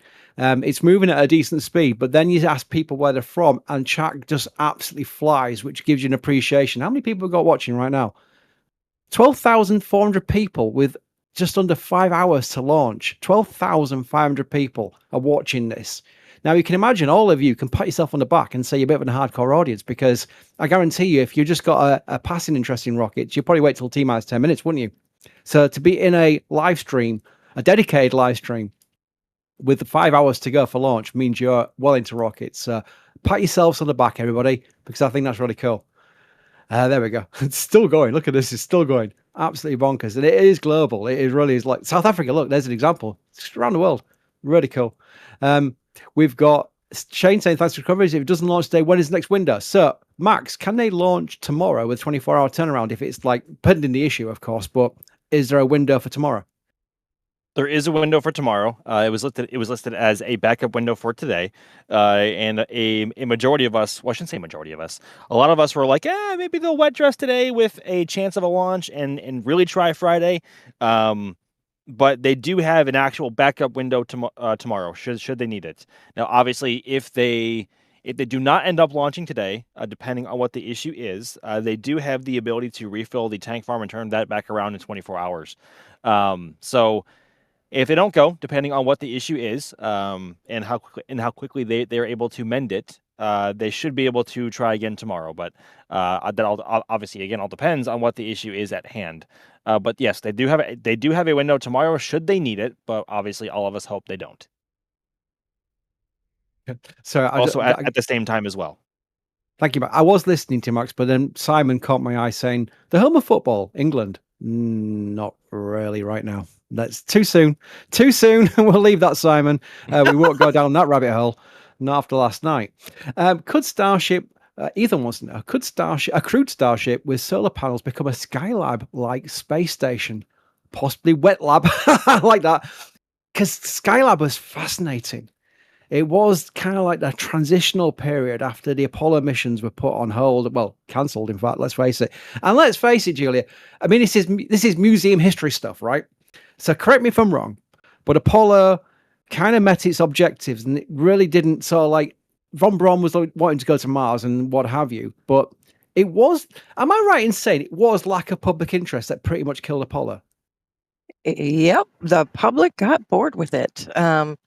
They basically said, hey, we did the thing. We went to the moon. It was a different political climate, different budget.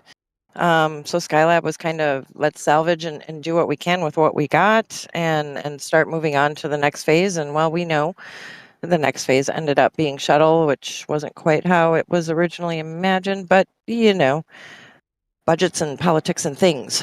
But yeah, it's just, it's amazing how government programs, right, very much change with the sentiment of the public and what's going on in world politics. And sad, but hey, we're working on returning there and then going beyond as we speak. Yeah. So, and isn't today kind of a special day too? Speaking of Apollo, was not this the day that Apollo 11 launched? Yep. I do believe it was. I'm working on a post from our Facebook team who did a great anniversary post that I'm going to completely steal and use on the X feed. There we go. So that'll be something coming up. I do want to bring up Skylab though, because Skylab was amazing. I really loved it. Max, do you remember? You're too young to remember it, but you'll have seen pictures of it. No, you are. I mean, come on, let's face it. You're not that era. But Skylab was amazing. I loved it. I really did love it. The habitable volume of a Skylab was super impressive. It is. You know, I didn't realize exactly. The actual design and layout of it didn't really like soak in until maybe, I don't know, like 5, 6, 7, 8 years ago when I first like really dove into it. Because obviously you look at it and it's just a Saturn V's third stage, just I guess hollowed out and turned into a habitable space. But then you realize how big that really is and how much volume there is to just move around and do things in there. Granted, I wish they had a bit more windows than they had originally. But yeah, it's huge. It's absolutely massive. And imagine if they do something similar of sorts with Starship, which is much longer and much wider. You know, they have so much room to play with in there. Very good. So I do believe, although I'm unclear on the instructions, I believe we've got a video to come next. And after that video, which hopefully plays this time, we'll have Sawyer and Ryan joining the commentary team. So from me, I'll be around. I've got lots to do while we get ready for this launch as our stream continues. But thanks for having me. And I believe the video will play next, all being well.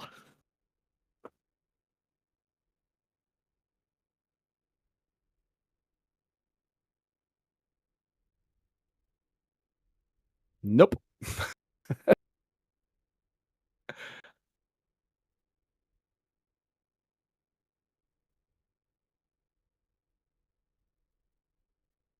Yep, let's go to the new host. As I was fearing, that video does not want to play.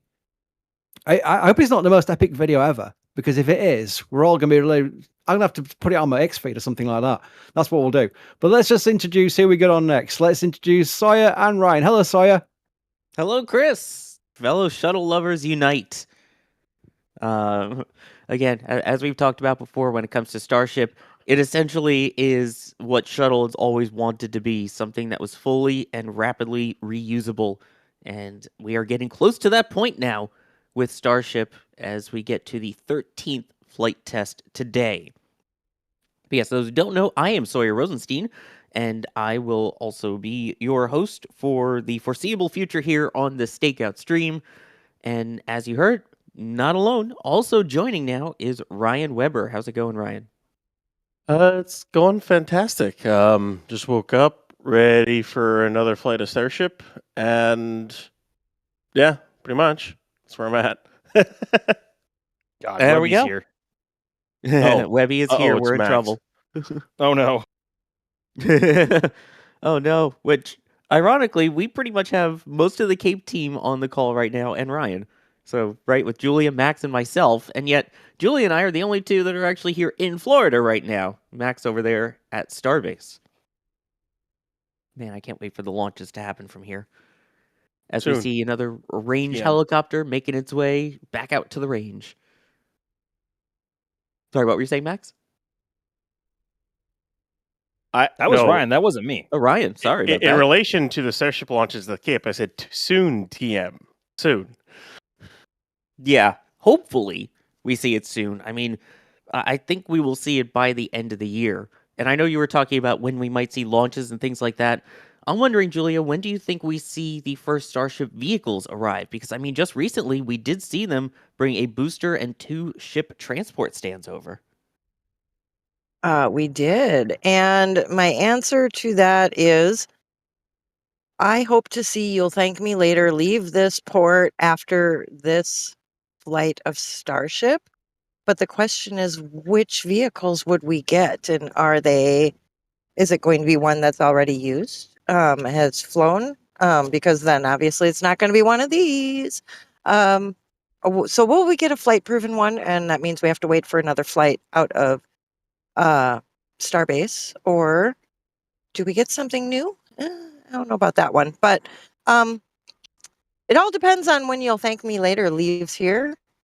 And if we're going to go for a December flight, I would say, I mean, got another month or so, I think, before we really need to, but we do have a pad that needs fit checks. So I can't give you a real honest goodness answer, Sawyer. That ship needs to leave. Yeah, it kind of does. Yeah, also need to see them actually do more work with the chopsticks. At least we've seen them move now once. We hadn't seen that before, so that's a start. But yeah, I'm very much looking forward to seeing it, even if it is just for fit checks. There's a couple of items that still need to be done before they put a vehicle on that pad. And then, of course, we can... I mean, I might as well just talk about it. Why not? The chopsticks need weight testing, so the water bags will make a appearance over at the Cape. They have to weight test those alongside everything else and then do movements with them. They'll probably do some high-speed tests as well before they go put a vehicle on board. That would be my guess, because the first booster that goes over there is going to get caught one way or the other. And we can talk about what vehicles might head over there here shortly. But other things, it needs to get its roof plus the cladding on the roof. I don't remember the FAA filing what the timing was on that one. It's supposed to happen sooner or later. It's going to get that roof a new. Either they're going to reconfigure that LR 11,000, and whatnot, or they'll go ahead and bring in a different one to put the new roof on. They got to finish up some of the cladding, especially the middle of the BQD hoods. Plus, there's a bunch of other little things that need to happen. More tank farm running. They have to do a top deck deluge test. They haven't done one of those yet. And then in terms of vehicles bringing them out, well, we got Booster 20, Ship 40 stacked, and those are going to get expended. So next flight is Ship 41 and Booster 21. They are for certain going to try to get back 21. Whether or not they bring back 41 is a different story. We'll see what happens on that front. And then the next up is Ship 42, Booster 22. Now, the stack that I could see at the Cape, the stack that I could see is definitely a basically Booster 21 or Ship 42. So we reuse 21 off of Flight 14. I could see that. Or they need to use Booster 22 and Ship 42. And that will be that's either going to be Flight 15 or 16. I think it depends on how long it takes the Cape to get going. There's a chance that Booster 21/22 or Ship 40 and Ship 43 make Flight 15 out of the Cape, or I should say out of Starbase before the flight out of the Cape happens, which would be Flight 16 then. I think it's a little bit interchangeable with how it goes, but that's my expectation anyways, based off where they're at with everything and if they catch 21, which I hope they do. I hope they do too. Hopefully we get to see the catch. And of course, that's all pending a successful flight today, which right now you can see there on the left side of the screen at one of the road closures, still a bunch of tankers kind of sitting there waiting to make their way to the pad if they're going to let them through. Max, how late do they let these tankers actually through? Because I know at this point it's pretty safe to say that to the general public, at least, the road is closed. Oh yeah, and very much so, and it has been since noon. I believe the Cameron County Sheriff actually began shooing people away around 11 a.m. Because they want it they don't want people to start leaving at noon. They want everybody out by noon, right? So public-wise, in terms of the public, yeah, everyone's clear, everyone's gone. But the tankers, I think they will allow to keep coming in, so long as they have obviously until they reach their required propellant capacity in the tank farm, but also they will allow people or I guess tanker truck driver while the tank farm is still safe to be around. Obviously, once they begin pressurizing everything, chilling everything down, and becomes a more dangerous situation, obviously that is when that will be a total pad clear, and there will not be a soul anywhere near the launch pad. But they will allow the drivers to keep going so long as they need to keep filling up the tanks, and as long as the tank farm is in a relative state of safety to be around. So I would imagine that should wrap up here pretty soon, though. The first attempt, I should say the first attempt, and then of course the actual launch of Flight 12. It was about T-minus 3.5 hours, kind of when they stopped it. They stopped doing it. They try to keep bringing them in as much as possible because they never keep that tank farm fully filled.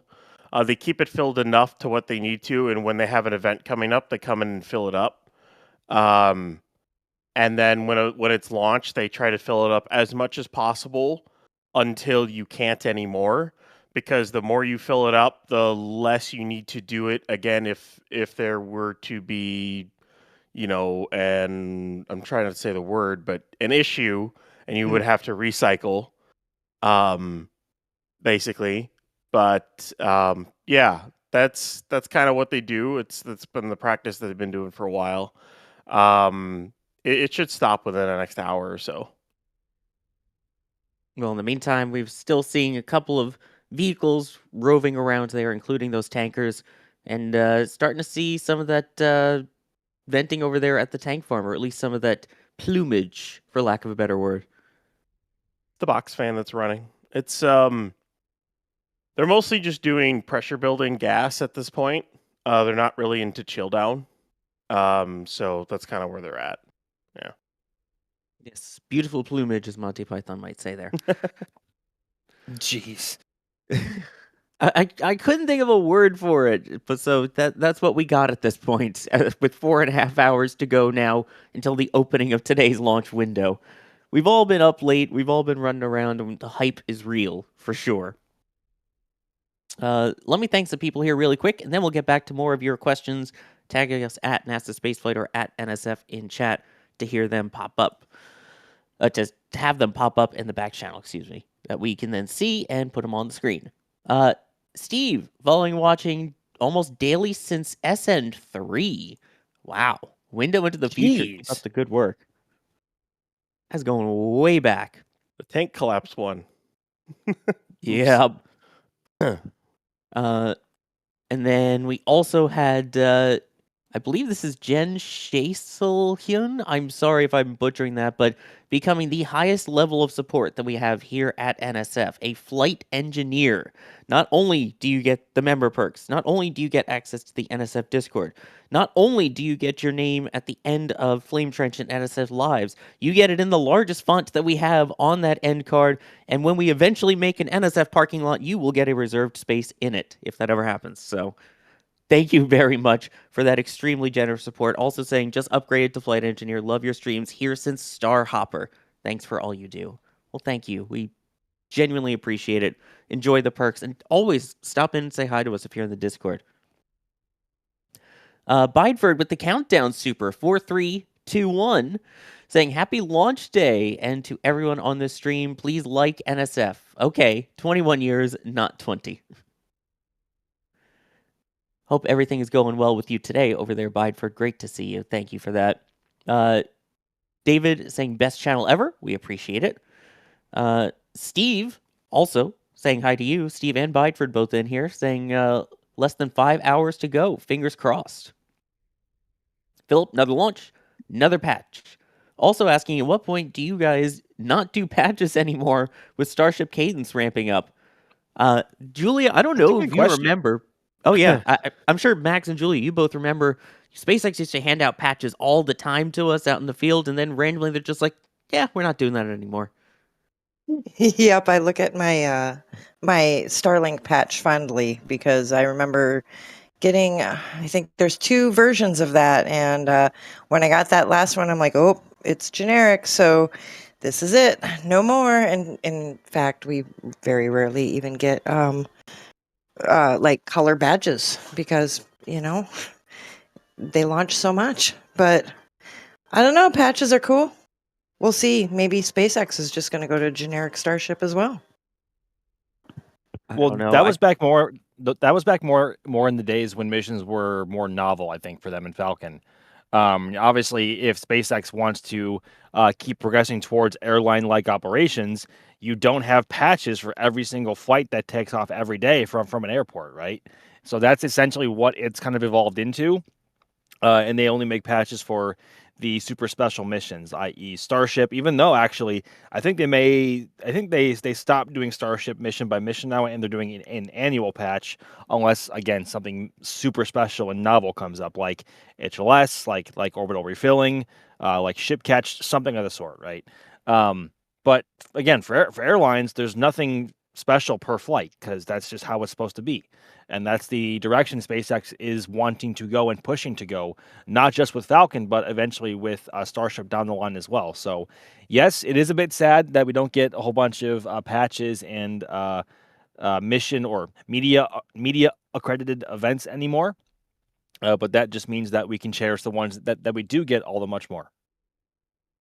That is true. I still wish they did ones for like Falcon Heavy even, because that Falcon Heavy demo flight patch is still one of my favorites. And it's crazy because if you compare it to the other SpaceX patches, they literally made it a heavy patch. It is about twice the size of when they were giving out the other ones.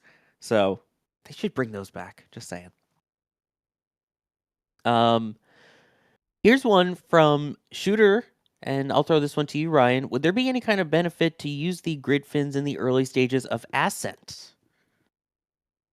It's not going to do anything to overpower the thrust vector control of 13 Raptor engines. It'd be like trying to use the flaps on the ship as well to control it. Your best bet on Ascent is using your thrust vector control. Where the flaps are used is, of course, during reentry. You can adjust them slightly, and as well, after they actually go through heating and reentry, and they're kind of gliding back, and they do their banking turn with the flaps, and then the flip and burn. That's where a lot of the flaps are used, especially in the flip and burn where they deploy the forward flaps and tuck in the aft ones. It helps them flip it a little bit better. And then booster, basically, once you ignite your landing burn on booster and you slow down enough, your grid fins are useless. You're not going fast enough for them to really do anything, or you're going too fast for them to do anything. And if you were to accidentally tweak those grid fins, when you're still in significant atmosphere and whatnot, you could throw the entire stack off, and you don't want to do that. Just use your thrust vector control. It's a lot easier and a lot more controllable. Yet to think Falcon's solution was, hey, we don't need them yet, so we'll keep them folded and then unfold them once we do need them, or at least once we're near apogee and can get ready for the reentry. And Starship said, hold my grid fins, and just left them all out anyway. Well, you reduce weight by not having the folding mechanism. That's basically the biggest thing. That's the only reason Starship doesn't fold them. It just reduces weight. Also, isn't the saying best part, no part? So actuators are just something else that can fail if you need that? Yeah. I don't think, have we had a Falcon 9 loss? I don't think we've had a Falcon 9 booster lost because a grid fin wouldn't fold out. I know we've had one. I know we've had them lock up. I think it was B1050 locked up and landed right offshore. It was a long time ago. Yeah. Yeah. But and I think recently they had a grid fin lock up, but they still got the booster back. And it came back in a Port Canaveral with the grid fins still extended and locked that one. So it was rather unique. But yeah, they got that booster back, but the one where they actually lost, or where they had a grid fin lock and lose control of it and had to throw it in the water, that was like early Block 5 days, like 2018, 2019, somewhere in there. I forget the mission. I think it was a CRS mission. CRS mission was B1050. I know it was 1050. Was that CRS 16? It might have been 16. Yeah. The one that had the little pirouette and spin on offshore divert? Yes. Yep. Yes. There you go. Let's see here. A couple more people I want to thank, and then we'll get to more chat questions. Just Gurnick gifting 20 Red Team memberships. Thank you very much for doing that. If you got one of those memberships, definitely give them a thank you. And while you're at it, go check out the members multi-view. It's available to all levels of membership here, so you get to see all the different cameras that we have that is now live. Same with the Crytox becoming a PadRat member, and Pamela Hoff as well. Skyhawk saying, let's go Flight 13. How many flights do you think SpaceX will do before Starship exits its prototype phase? Brian, I guess I'm throwing it to you based off of that laugh. Define exiting the prototype phase.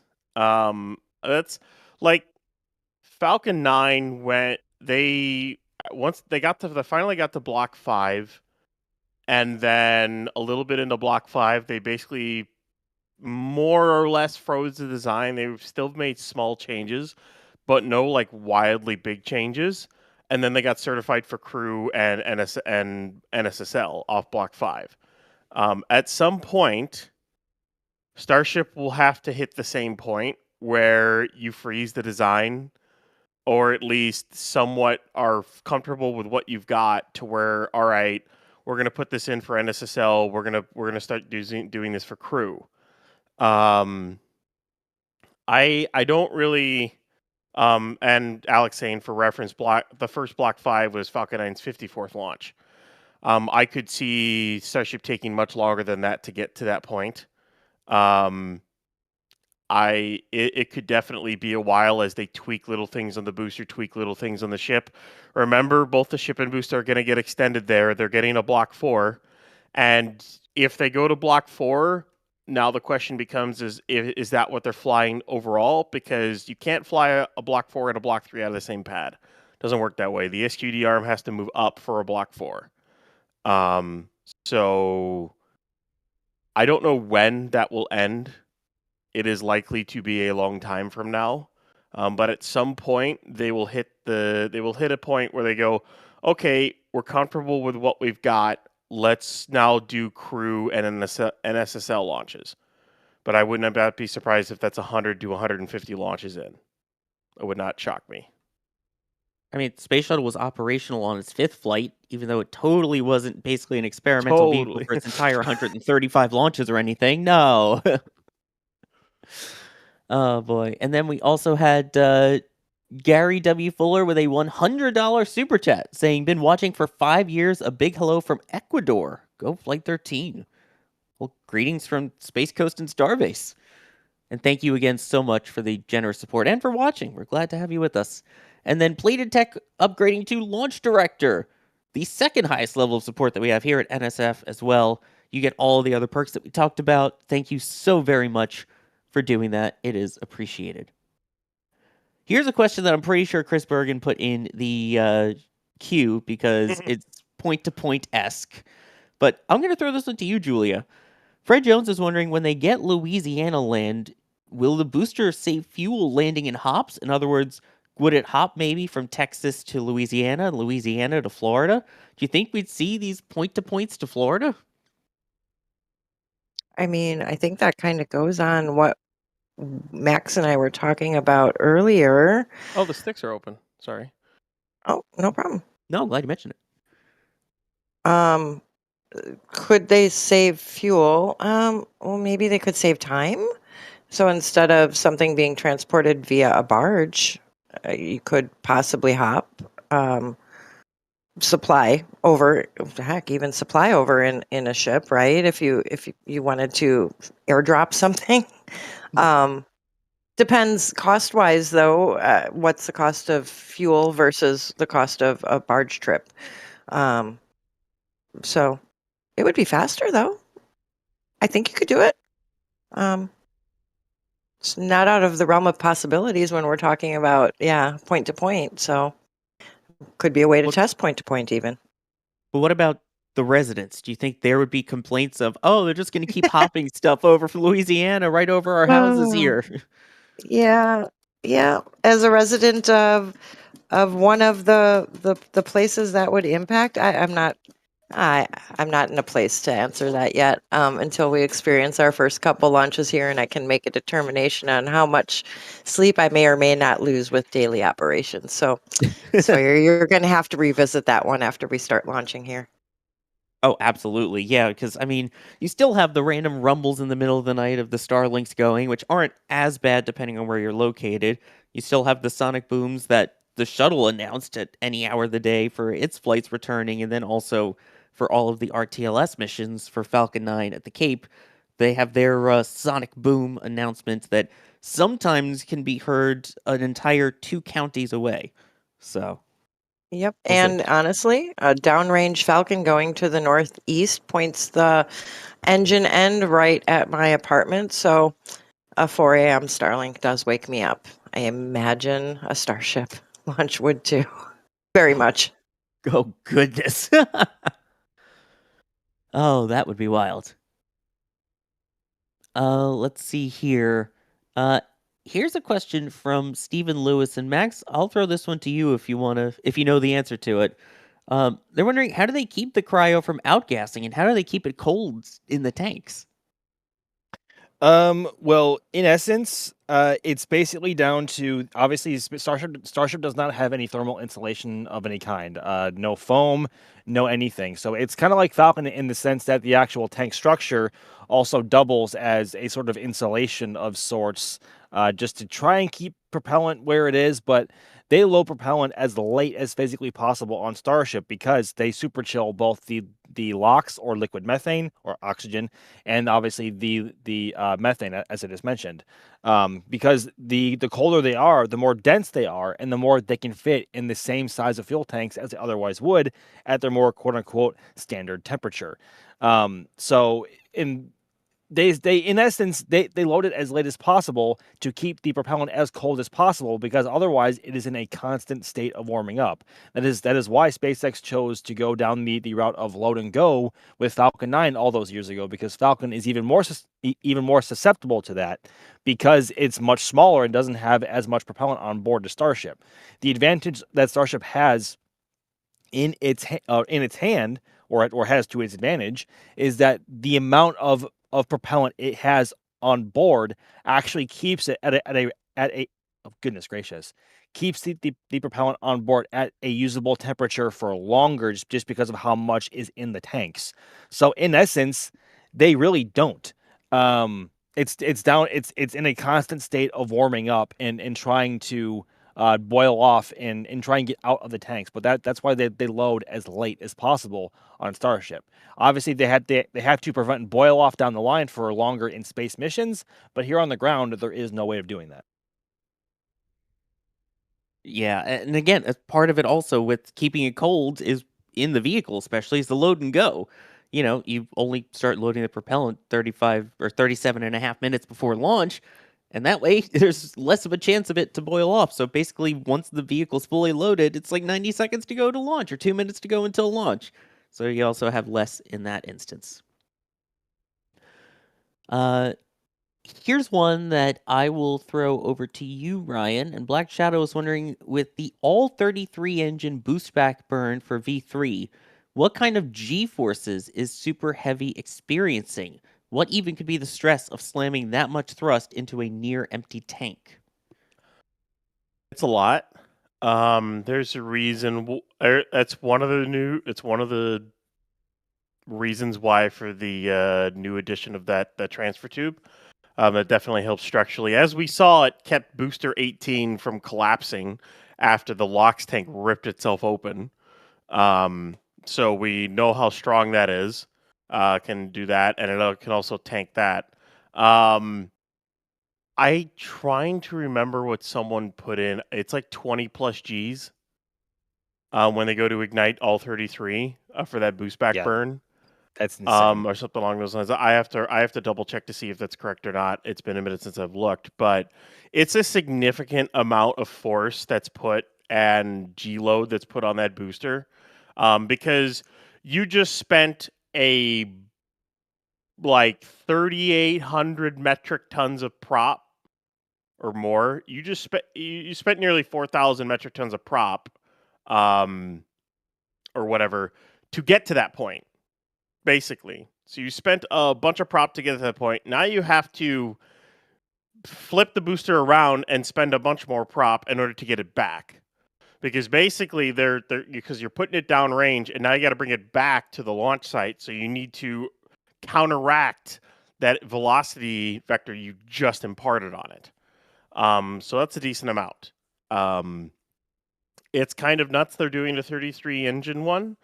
It means they can relight all 33, and it explains why they have far more COPVs on this booster than Block 2, because you need all the spin up gases and igniter gases for all those. So that's why for the significant increase in COPVs, at least it's one of them. Plus for chilling and to help also chill down, all the engines again and whatnot for relights. Part of the reason they also do it is because it's a performance gain. So if they just went with 13 engines, you could probably still bring the booster back, but you're going to lose performance uphill because you would need to have you might need more prop to counteract the fact that you're not doing it quickly. So the reason for it is the quicker you can do that boost back burn with all 33 means you can put a little bit more mass uphill. And then you can bring the booster back without having to lose more to put ship into orbit. So that's what they've decided to do. I can't wait to see if it works on this flight. I think it will. I think the changes they made will definitely fix it as long as the ship flips it in the right direction. So that'll be the first thing to watch for if it's flipping in the right direction, and then it'll flip over and do its boost back. But it's nuts that SpaceX is doing it, but they are literally trying to get every little bit of performance out of this rocket because every little bit means more payload to low Earth orbit. It means when you do tanker runs, that's less tanker runs you got to do if you can get more into low Earth orbit. So it just kind of helps out overall in the program. So it's going to get insanely optimized over time. I mean, look, they deleted a grid fin. They're trying to optimize it already. So just as we try and optimize Ryan's answer length. you get what you get. It's a good explanation. I mean, that's the point of the Stakeout, is we all get to hang out and deep dive into some cool topics about Starship and whatever we all find interesting at the moment. So appreciate it. Myers Cough is wondering, weather update question mark? Max, how is the weather looking where you're at currently? It's hot, Bob. It's very hot, but that is typical South Texas summer. Currently just above 90 degrees here if my thermometer on my phone is correct, which it probably isn't because Apple weather sucks. But yes, it is hot. It is a bit breezy. I think the forecast for the afternoon is a bit of wind coming out of the south, which is, I guess, to be expected for this time of year.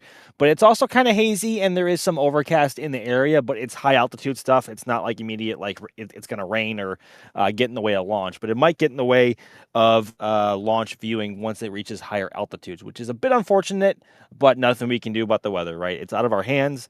And all we can really ask for today is just to get Starship off the ground and have a successful mission for both the vehicle, Starship itself, and the booster. But weather, it's classic South Texas summer, high overcast, some blue sky in there, but hot, humid, and kind of windy. At least it isn't smoky. At least it's not smoky. That is correct. Yeah, like it is here. Yeah, it's hazardous outside according to air quality alerts right now. It's fun. Up here in Minnesota. Yeah, you can still see a lot of the heat haze in some of the camera views, and from the farther away ones, like at the Margaritaville Hotel that you saw, it's, yeah, a little on the hazier side, but hey, we'll hopefully get some cool views, and we're also talking about weather 4 hours and 8 minutes from now. So a lot can change in those 4 hours. And I've already seen that people are out there. Dave saying kids are on site at Rocket Ranch. Let's go, Flight 13. Great spot to hang out there and see launches. If you've never seen one, Rocket Ranch is a cool place to check out as well. Also, we appreciate them allowing us to put a camera out there that we use constantly. Eugene, thanking us for all the hard work and devotion to spaceflight. George saying it was very nice to see Jack in chat yesterday. Good to know he's still wrong about bagels. Gary saying, OMG, from Hoppy to 13. Anonymous saying, lucky 13. Wayne, keep up the great work. Anonymous saying, thank you for all the hard work as well. Cole, hope for no issues this time. Isn't that the truth? Aaron's been watching since Star Hopper days. Hoppy. David Fan, thank you for becoming a PadRat member. M. Siskin, thank you for becoming a PadRat member. We have a couple questions here in the queue as well.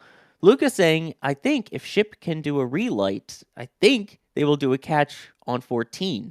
Thank you for the live coverage and watching from Canada. Max, what do you think? Do you think if they have the successful Ship relight and everything, we would see a catch next flight? Of booster or Ship?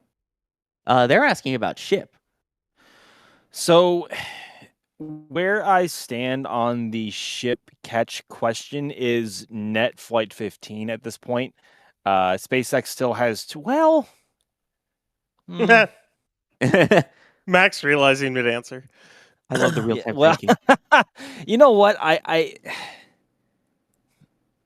keep bouncing back and forth between 14 and 15. I'm not going to lie now. The reason why I said was because despite the lost RVAC on Ship 39 on Flight 12, they still got Ship to basically where it needed to go. Granted, it had to burn a bit longer to compensate for lost thrust, but Ship still mostly got to where it needed to go. It still deployed its Starlink virtual sims and had a controlled reentry.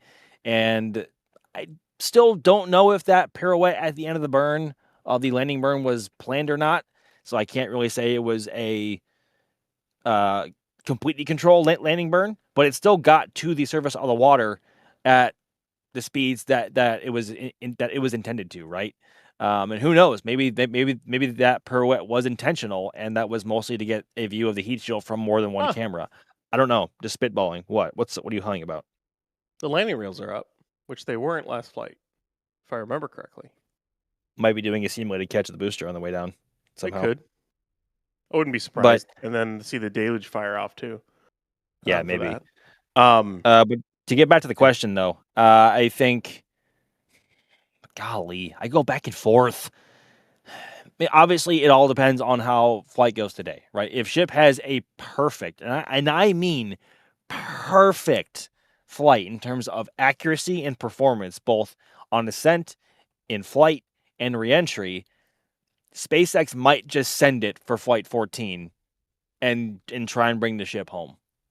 Or at least a splashdown off the coast here in the Gulf somehow. I don't know. I keep bouncing back and forth on my freaking Why not head. try? It's like they need to get reusability to the ship yesterday. Like they really do. I'm not kidding. Like for the program itself, they have to nail reusability of the ship. It's honestly more important than orbit, but they kind of go hand in hand, which is the kind of funny part on that. You have to go to orbit in order to be able to recover the ship to get it back and to actually get it back. But like they need to start recovering ship and learn the ins and outs, because they're not going to refly a ship pretty quickly after they start recovering them. I think it's going to be tearing into them and seeing what's going on. How's the heat shield working? Can they reuse the one that they caught? The first one definitely won't get reused like booster 12. It'll be the second one that's caught that'll likely get it, get reused. I think they try. If this is perfect, I think they try for it. Why not? Why not basically make Flight 14 a fully operational mission? Launch, do a Starlink mission, bring the booster back, ship stays up for a day or two or however long it takes to get the booster off the mount, bring the ship back, try to catch it, and boom, fully operational mission. At that point, if they catch both and do a Starlink mission, at that point you go, okay, well, Starship is mostly working as advertised, other than the rapidly reusable part. There you go, it's reusable. Or mostly, once they start reusing the ship. That'd be pretty impressive to knock that out next flight if this goes perfect. And they kind of need to for HLS and Artemis. Like, kind of have to do that. It could be a Flight 5 scenario where if they nail it again, like right now, kind of like they did with Booster 11 on Flight 4, they might just try to bring it back, and we'll have a Flight 5 situation hopefully all over again where it's just euphoria and they nail it on the first try. But that remains to be seen. Yes, that remains to be seen, as obviously today has to get off, or Flight 13 has to get off the ground first today, and all has to go well, which of course we hope it does. Absolutely. We do hope it does. And Max, I know you're hoping to catch some awesome views on this flight, and I know you're just about needing to head out and get some of those cameras set up. So I want to make sure that you have all of that time, and to thank you for taking some time out from the field to join us on the Stakeout. Hey, this is among the most fun things to do, guys. Like there's no day quite like Starship launch day. I mean, maybe Artemis launch day. That's also very special.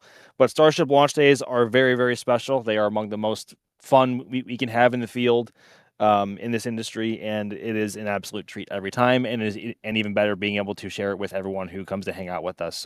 And share it with the world. So we never take it for granted. It is fun as always, and I will hopefully, maybe, be seeing you guys again in a little bit. Absolutely. We will hopefully catch you on the launch stream, and hopefully you will catch some awesome shots. So we will check in with you a little later, Max.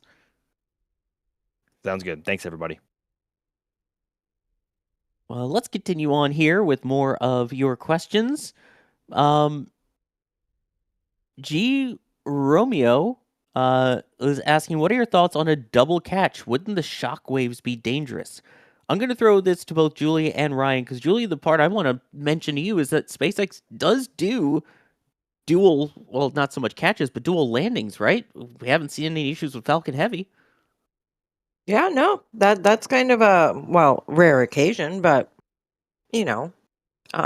It's doable. We've done it, and we've done it multiple times here. It would just be a louder series of series of sonic booms, because there isn't just one sonic boom. But would it be too much? I don't What know. what scenario are you doing a double catch? Because like you're launching the booster's back in about eight and a half minutes. Okay, well, ship's not going to come back for a bit because it has to do its mission, then come back. You're not launching two starships out of the same launch complex at the same time, and catching both boosters and doing that. They have to be staggered behind one another one way or the other. And I mean, they don't have the propellant at this pad to do it. The only launch complex they'll have the propellant at would be Slick 37 in order to do two at the same time. And I don't even know if the range would allow that. So, and you're not going to bring two starships into the same pad at the same time, because that's just dangerous. You could slam the starships together. Okay, but maybe they're talking, movie emergency scenario launches. Let's just play devil's advocate. Could it be done? I guess the question is, could it be done? Because you would have multiple landing pads here. What if something launched from Starbase and something launched from Cape? And wow, that would be some epic timing, though, in order to have them land at the same time. Yeah, you have to. But I mean, you'd have the ability as far as landing pads to do it on eventually. But is it something that's realistic? Probably not, I think, is where we're going with this one. Like, I could see them catching a ship at like 39A and then one at 37, maybe. I don't know if they would do it at the exact same time, though. Because if you're coming in from the same inclination and the same orbit, like, I don't think you want a starship coming in behind another starship. You don't want that extra I don't know how I even know how that plasma wake would work with a ship behind another ship. I don't know about that one. Are you thinking like a la washout as far as like Top Gun, that kind of thing, but plasma, so upscale that by a lot? And I don't think anybody knows that answer. I don't know if, like, it depends on how far back the ship would be. Would the ship in front of it protect the ship farther back because of the plasma wake, is the big plasma wake? Or would the concentration of plasma cause damage to the heat shield because of turbulent air and maybe even hotter temperatures because of the plasma wake? And maybe hotter temperatures that the heat shield can't take. Hear me out. Happens? I was gonna say, hear me out. Now I'm thinking of it in trucker terms, in the wake and riding the wake. And gee, Lindsay, if you're listening in, I mean, that's kind of a cool T-shirt idea. But ride the wake. Ride the wake. But hey, if there's somebody out there who is into STEM and wants to figure out that problem, that could be an interesting one to figure out, and maybe get you a position over there at Hawthorne, helping with the rapid reusability, because that could be a very real world problem down the road. Yeah, like we were talking about earlier with the question about the person who wanted to get into STEM and get into this kind of thing. There you go. That's a solution to solve. Let's see here. For those who didn't see it, Steelers fan pointing out that there was a transport closure tonight from the production site over to Massey's.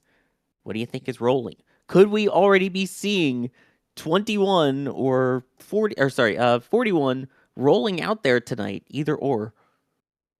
If it's a vehicle, I would say Booster 21 for cryo. It's a little early. It'd be Booster 21 was finished stacking. What was that?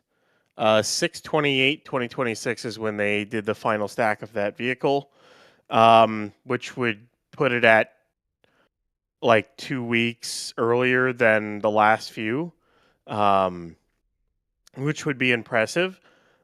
But if it is Booster 21 out for cryo, which would be like right after the flight, if it flies today, then based off of Booster 20's timelines, they could have 21 ready for flight at the end of August, early September. 41 is definitely going to be ready by then. 41 just needs its static fire. Right now, it's getting its engines. It'll probably static fire in a few weeks, and then it's its final touches. And if it doesn't have to make another trip out there, it's payload and go. I mean, we could be definitely seeing the next flight out of Starbase pretty quickly after this one, if this one doesn't, have any issues. And then after that, flight 15, 16, that's all bets are off of when that's going to happen, because the Cape comes into play at that point. If 14 is orbit, so. I still love that Gwen shot. Well, basically like, hey, you know what? Here's the plan: orbital 14, Space Coast 15. You know what? It makes it more real. If personally, the way I look at this flight, this is a filler flight for me, and this is personally, obviously, I am not incredibly hyped for this one because it's a repeat of last flight. But the thing is, it needs to go well, otherwise the program gets held back. So I'm like, okay, another Starship flight. Yeah, here we go. Let's come on. Let's get this done. Let's move on with the program. And then next flight could be, okay, well, we're going to go to orbit and then catch the booster and try to catch Chip, is what next flight could be. So you're going from this suborbital thing that we've been doing for the last 13 flights, with this one, possibly being the last one, to all of a sudden jumping to orbit and possibly catching both. So for me, this is, let's get this over with. I'm not too hyped about it, but I also want it to work. And then let's get to 14, and then after that, it's like, oh, we might have a Starship from the Cape soon. It's like, that's exciting, really excited. I know it's exciting for both of you because you'll get to see Starship in person launch. But I'm excited for it because, heck, it's launching out of 39A. Historic launch pad 39A. So. Chat, I'm interested in your thoughts on what Ryan was just pointing out there. Are you at the point of, oh my gosh, this is crazy hype? Or, yeah, less hype than usual because, it is basically a repeat of the past flight? What do you think? I've never heard of it called as a filler flight, but that's very interesting. Because it's a filler flight, but it also has to work. It's one of those weird ones. At least that's how it feels to me. Maybe I'm the only one, but that's how it feels to me. Based off of what I'm seeing already in chat, you are not the only one. And again, as people are saying, there's still hype, but slightly less hype. But hype is hype. I'm going to say that. That's true. Even if it is less hype, it's still hype. And I am still hyped because Starship. And yes, also the ulterior motive of, if this goes well, we're one step closer to seeing them right here from the Cape because, Julia, I'm ready for it. What are you ready for me to say? I'm hyped? Well, I mean, I'm hyped for it to come here, but you know why I'm hyped today? Because, y'all, this is the first time I've officially joined a Starship stream. So I feel like I might have graduated into knowing a little bit more about the hardware than I once did. And I'm going to tell you why I'm guilty of that. Because things change so darn much down by y'all that my brain couldn't handle the cadence here and learning all of that. So I've been learning as it comes in, and I track it, and that's the stuff I love doing. So it's been really fun to share it with everybody on the stream, what we're seeing here. That's the real hype, is having Julia on the Starship stream. That's why I was hyped for this once I saw the schedule come out. Absolutely. Yes, chat, we got to show Julia some love. And if you're not following all of her adventures over on X, with the booster selfies coming back, with the Battle of the Bays, with the stacking of the new pads over at 37, yeah, you should be following her. She's got all of the good scoop from the ground.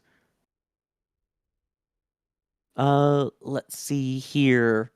Let me thank some people here real quick. Strua, thank you for becoming a Pad Rat member.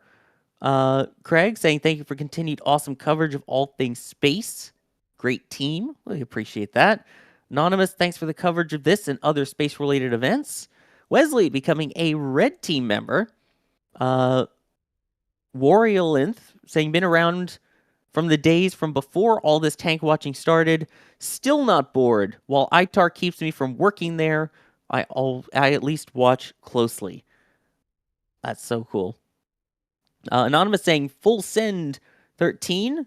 The Buzz 997 becoming a launch director member. Again, one of the highest levels of support here at NSF. You get the Discord access. You get your name at the end of the Flame Trench and NSF live shows. And you get all the other amazing perks, including right now the Members Multiview, which is live. And as we get closer to the launch stream, we also have the behind-the-scenes view, where you can see what it's like basically to kind of produce one of these and all the other cameras and things that are running. Got a couple of people bringing this up. Chris saying, I was 13 months old when Apollo 11 launched on this day. Always been a lucky number for me. Go Starship Flight 13. And yes, X Olivas with the super chat pointing out Apollo 11 launched from Launch Complex 39A on July 16th, 1969. 57 years later, Nice. SpaceX is about to launch Starship for Flight 13 from Starbase Pad 2. That's still hard to believe that, we're finally getting back to the moon days, especially now with Starship, which will be the lunar lander vehicle. So considering the Eagle that lifted off with the crew all those years ago today, and now looking at Starship, the lander that essentially, once it's an HLS variant, will be on the surface of the moon bringing people back. It's mind-boggling how far we've come, and also just how massive this will be, Julia, on the moon compared to the little Lems. I was just thinking how massive Starship looked with Orion docked to it. So, yeah, this is going to look huge on the moon. But it's the Jetsons' future I've always been hoping for. So, yeah. Yes, it is. Let's see here. Michael Dipper saying, next flight, next patch. Oh, yeah. Anonymous saying, yeah, new patch. In case you didn't notice, popping up on the top right of the screen with those messages, our Flight 13 patch is available. And of course, it's not just the patch. It's also available as pins, also available on shirts, including our super lightweight sun shirts as well, which, given the heat here in Florida, I am so ready for mine to come in the mail with the extra lightweight, with the UPF 50 protection. And yeah, take a look at that. We also have it on shirts, also etched into a whiskey glass. And you see that little red bar that says NSF made? That's because, we may have looked at getting it elsewhere and gone, you know what? The quality isn't as great. What if we made it ourselves? So yeah, some of the items on the shop there that say NSF made were used using the same machines that are used to help make some of the equipment that we use out in the field. So the same machine that has some of the extras and stuff on our cameras out there at Starbase right now made some of these, including, you see there, the etched Raptor 3 tumbler, which is such a cool design.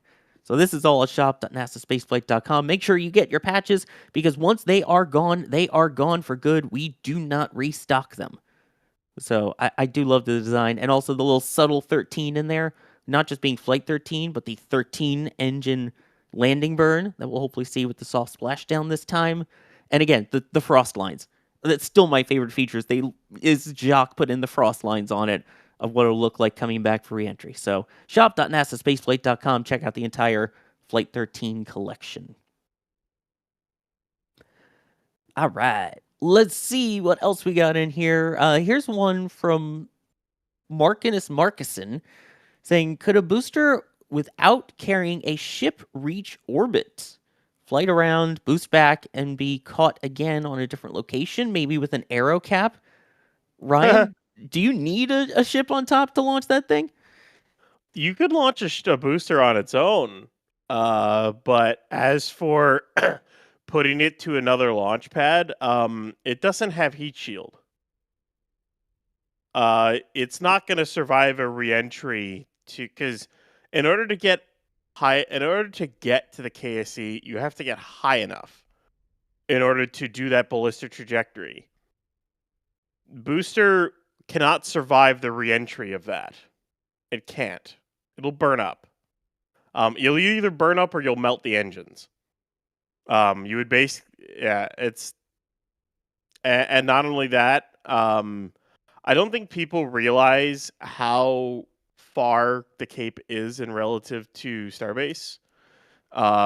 You might make it halfway across the Gulf.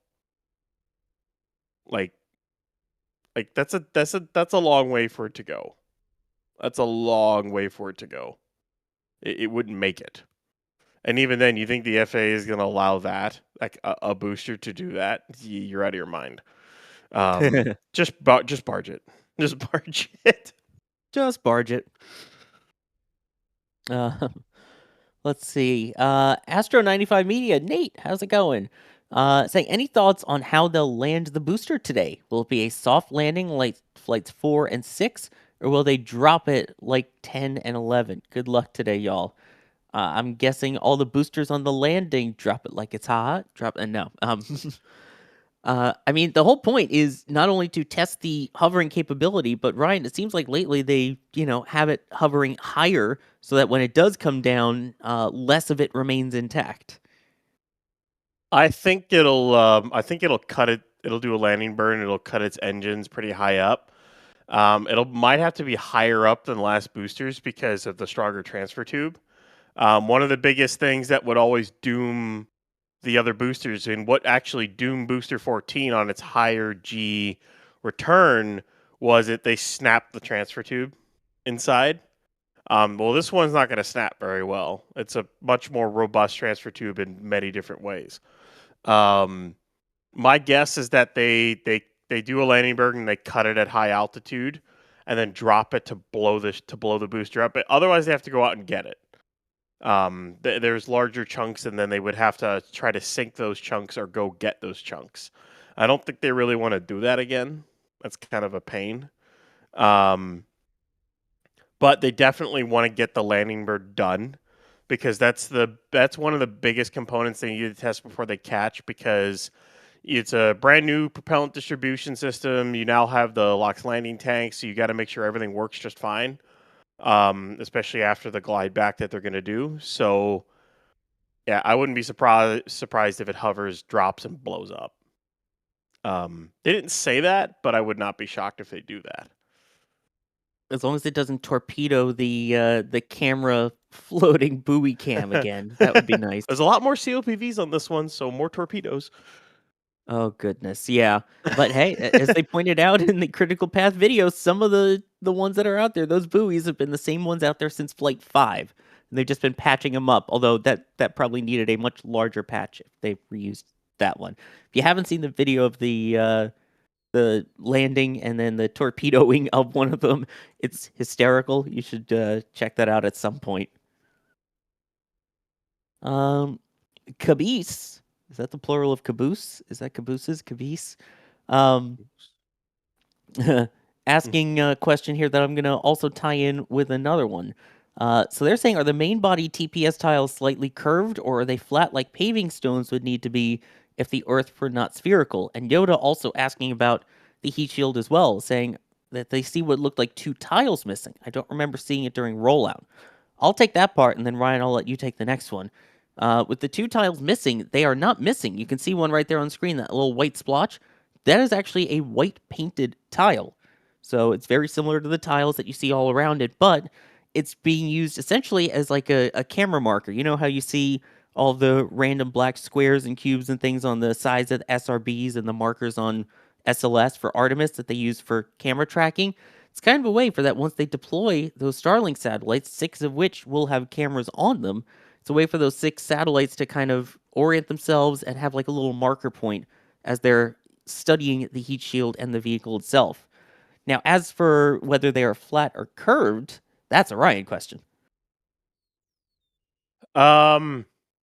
So they're basically flat. The ones that pretty much all of it's flat. There are a few curved tiles on the vehicle. Those are around the flaps, the leading edges of the flaps, the flap fairings, and whatnot.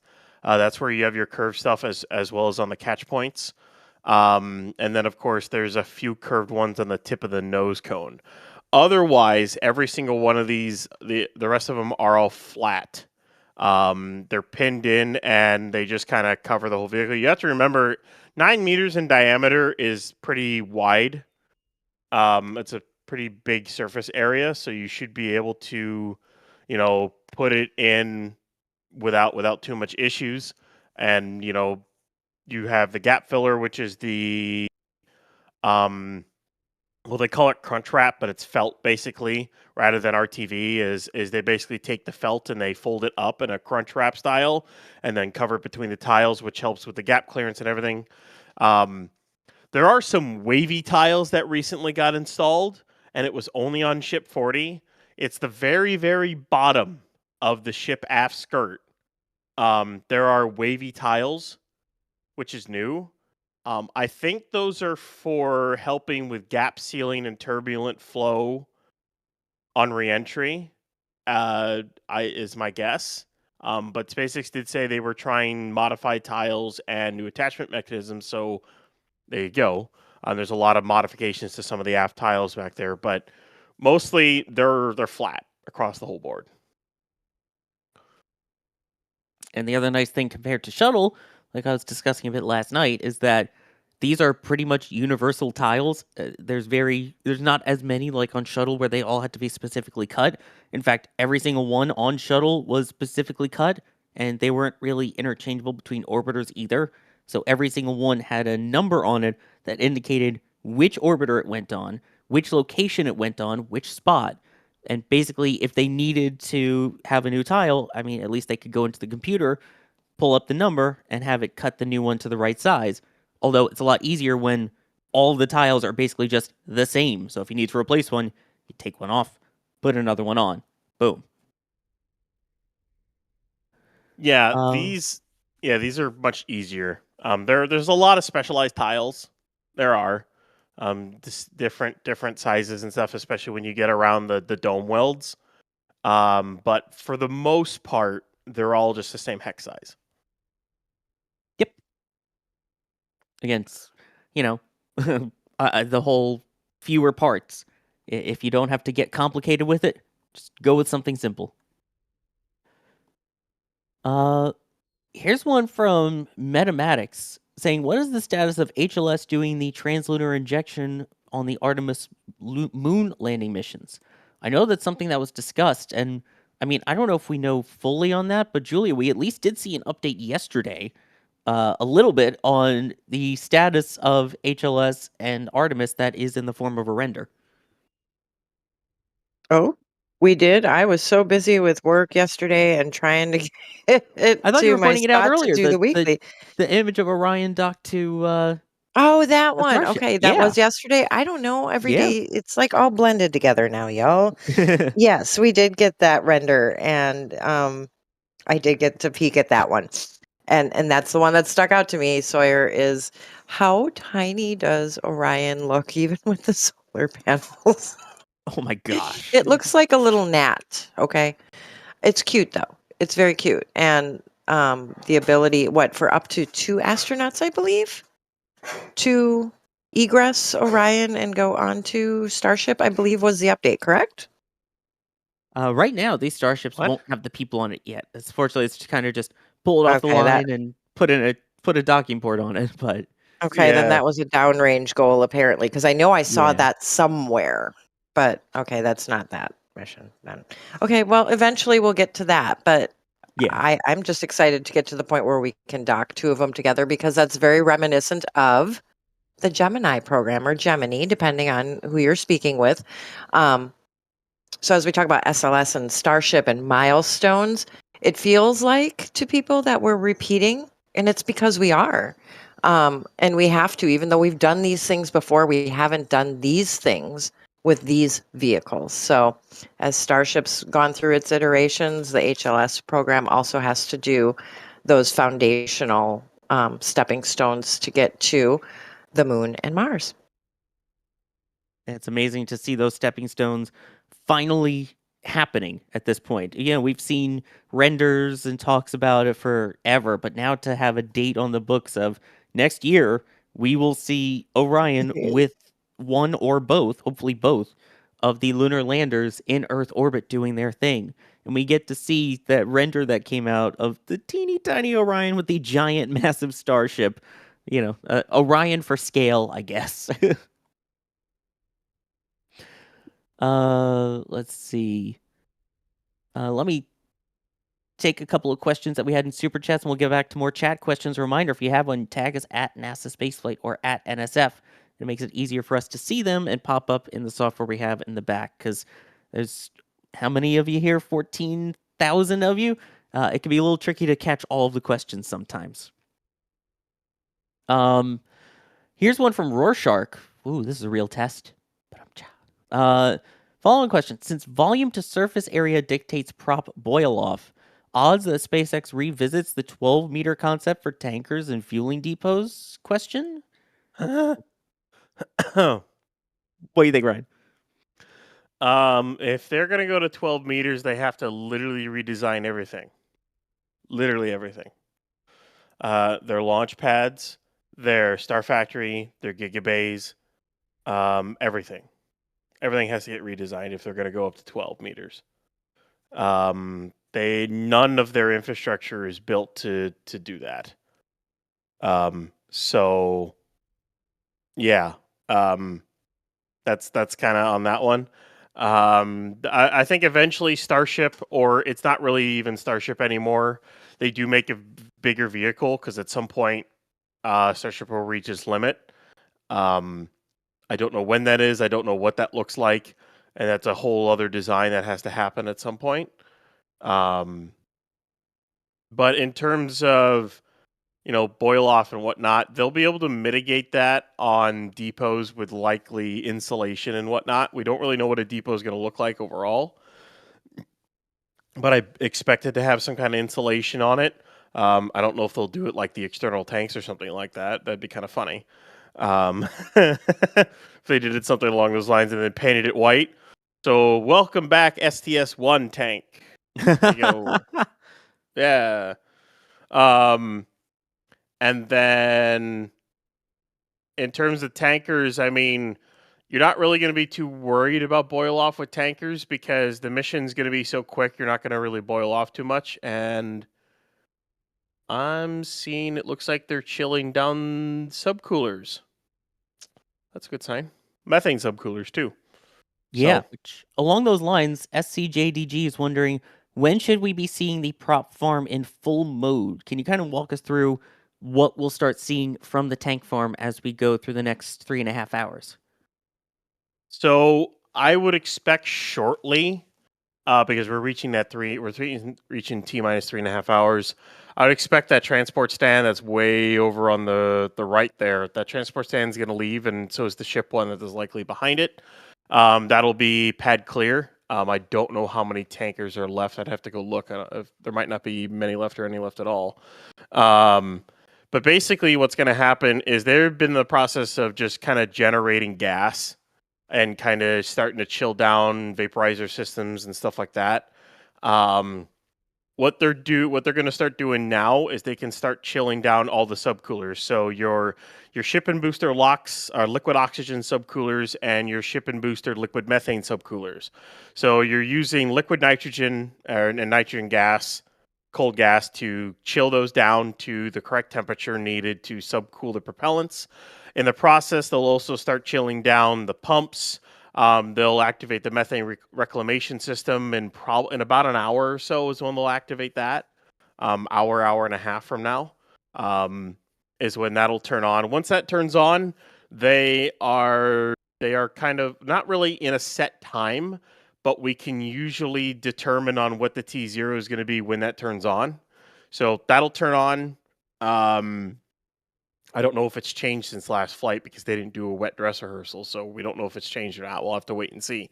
But basically, they got to chill down the methane reclamation system. So when they go to chill down the methane side, you have methane gas and liquid methane that'll boil off that you want to then recondense back into liquid methane, or at least bring it colder again. So what those two tanks are for, those are your methane reclaim tanks. As you circulate the methane through the system, LOX is basically circulating through the system, and then it runs back to a pair of tanks, which then goes into the tanks. I don't know if they recover it or if they just vent it off, but that's the liquid vapor return for the lock system. So basically, they're just kind of running that again and again and again and again and again. You can actually see it looks like the booster subcoolers are starting to get a little frosty, so that's a good sign. They're actually starting to chill down systems on the tank farm now. Once that's all chilled down, once the entire tank farm's chilled down, all the pumps are chilled down, everything to the vehicles is chilled down, they will then close all the bleed valves and start to load propellant aboard the vehicle.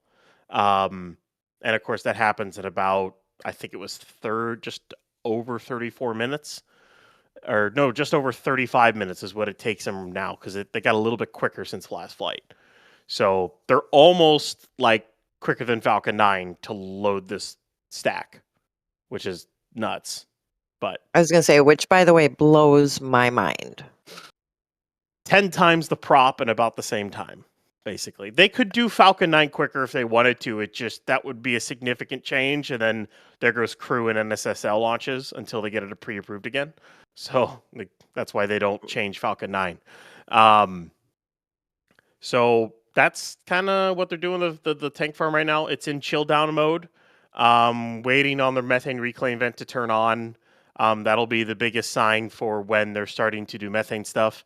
And then, of course, the sign before that will be seeing the methane supply line get frosty. That's from the pad 1 side of the tank farm, and then that line will just get frosty, and then the methane reclaim system will activate. But as of everything right now, they are on track. The only thing that will tell us they aren't on track is if for some reason the methane reclaim doesn't activate by like T-minus 2 hours or something like that. Then it's kind of like, oh, where are they? But usually what SpaceX does is they'll chill down the tank farm entirely, and then if they're pushing into the window, they will stay in chill mode until they're ready to push into prop load. They'll do the final bit of chill, and then they'll prop load, is what they usually do if they're pushing into the window. So we just got to wait and watch. Hopefully they don't. Hopefully everything just happens on time over the next 3.5 hours. That's what we want to see. But yeah, it's amazing that, keeping in mind the booster has something the size of Falcon 9 as the transfer tube in it, and yet it only takes 1.5 minutes longer for prop load than Falcon 9 does right now. This starts prop load at T-minus 37 minutes and 30 seconds. Falcon 9 begins at T-minus 35. Like, they probably load that transfer tube in like 2 minutes? 3 minutes? Not even? Jeez Louise. It's like, it's not long because they start booster prop load, and it's a couple of minutes later that you'll eventually see frost on the tank. So they load that transfer tube pretty quick. It's nuts how quickly they load it. Like, if you put Falcon 9 into this system, it'd be loaded in like a few minutes. Like probably under 5. Under 5 minutes is when it would be loaded. The problem, there's just no reason to do that with Falcon 9. Why would you do that though? It's like, you're not really going to gain too much by loading it that fast is the other thing. Because you're not really subcooling your RP1. They're not really doing that, because if you try to subcool that too low, you'll freeze the RP1, so you can't really do that. Or it'll get jelly, and then it's basically unusable to the Merlin, another refuel of one of the range helicopters. And then locks, I mean, you could try to densify the locks a little bit more, but there comes a point at which it's not really worth it either. So that's why Falcon 9 stays where it is there's no real point to change it. So yeah, if that were the case, it would go from load and go to load and already gone for 5 minutes. Yeah. Oh man, it's amazing. But I have to give props to SpaceX for the speed of their prop load, as we now see the props slowing down as the helicopter lands down there for its refueling, which just happens to be right by one of our sites, which is awesome. It's not like we planned it or anything. That's just happened to be where they've been doing it for every flight, right by one of our camera sites. So it's awesome. And Julia, that's the thing is, we see all these helicopters all the time. Obviously, we see them flying around for Cape launches. What's the point of having all these helicopters around? Well, helicopters give us a view from the air of what's going on around the range. So even though they are not here at Cape Canaveral or KSC, range operations aren't terribly much different. And as you can see, this would be a Coast Guard one, correct? Or at least by the markings. The FAA, the Coast Guard, all of those entities are still involved because in the end, no matter where you launch from in the U.S., FAA has to license you, and we have to make sure that the public is safe in the air, in the water, and on the ground. So that helicopter, that's going to help not only monitor airspace, because people like to watch launches from helicopters and small planes as well, and we don't want that happening. But we also don't want boats to be the reason that the range has to stop the clock. So helicopters are a great tool for that, and those have the professionals that know when to be out of the proper zone. And yeah, so it's worth noting as well that unlike what we're used to seeing over the Cape, where you have the Space Launch Delta 45 in charge of the range over there, this is a private range. It's not like it's being controlled by the Space Force as it is for our normal Cape launches. So like that is a former Coast Guard chopper, which they haven't changed the paint scheme on. So all of those Gotcha. yeah, they're all the private ones that SpaceX has. So of course they still have to abide by, as you pointed out, keeping the air clear, keeping the waters clear, because that's all the NOTAMs and NOTMARs are for, the notice to airmen and notice to mariners. But yeah, that's their private way of doing it. So yeah, we'll just park it on the side of the road here, refill her, and send her back out again. You know what? Women's intuition is willing to make a bet that I bet you there is someone on Cape comms ready to pick up the phone if SpaceX needs assistance making a call, though. I'm willing to bet that, Sawyer. So, although right. private range, you got people who are very familiar with different scenarios that could happen and are always here to assist. So, pretty cool. Very cool. And yes, I know it's a rotor, not a propeller. It worked with the prop joke, okay? It was for the pun. Oh boy, yes, I know all the airplane aficionados and aircraft and I wasn't gonna rotorcraft. say anything. Yes, yeah, I was waiting for it. Michael getting one of the items from the shop here, saying, hoping you guys and gals can get a wide field Saturn V type launch photo today showing Starship launch with Pad 2 and the huge exhaust plume.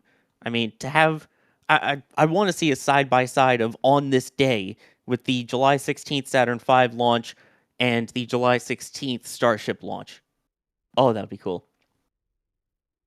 Jason, thank you for what you all do. You've been a fantastic help for me getting over my depression. There's always a reason to stay with us here. So thank you, Jason. Thanks for sticking around. We're glad to have you with us. And you got Starship. I mean, you got to stick around for Starship. We got to see when it gets to orbit. We got to see it land on the moon. You got to stick with it. Anna, found it. This is brilliant. From England, getting the patch. Kevin saying 5 years of Starbase Live. Yes, our Starbase Live 24/7 cameras just this past week hit the 5-year mark. Recovering from surgeries and then recovering from a major surgery today. Let's go Flight 13. Well, I'm glad you're recovering and hopefully all went well. And hopefully the same happens today with all going well for Flight 13. GT Hattie becoming a Red Team member. Devin, so excited for today's launch. Just curious, has SpaceX released the go, no-go percentage for today's launch? They haven't posted anything on X yet that I have seen, and it hasn't said anything on the SpaceX website. So, nothing just yet. But, I mean, so far, everything is proceeding as it should in the count. Gilron's Faves becoming a Red Team member. David, go Starship, love the coverage. Oh my goodness. Astro Knucklehead saying, hey Ryan, my pessimistic sister says there will be no catches until a second pad is online. Thoughts? And yes, she's single. No, they'll try to catch.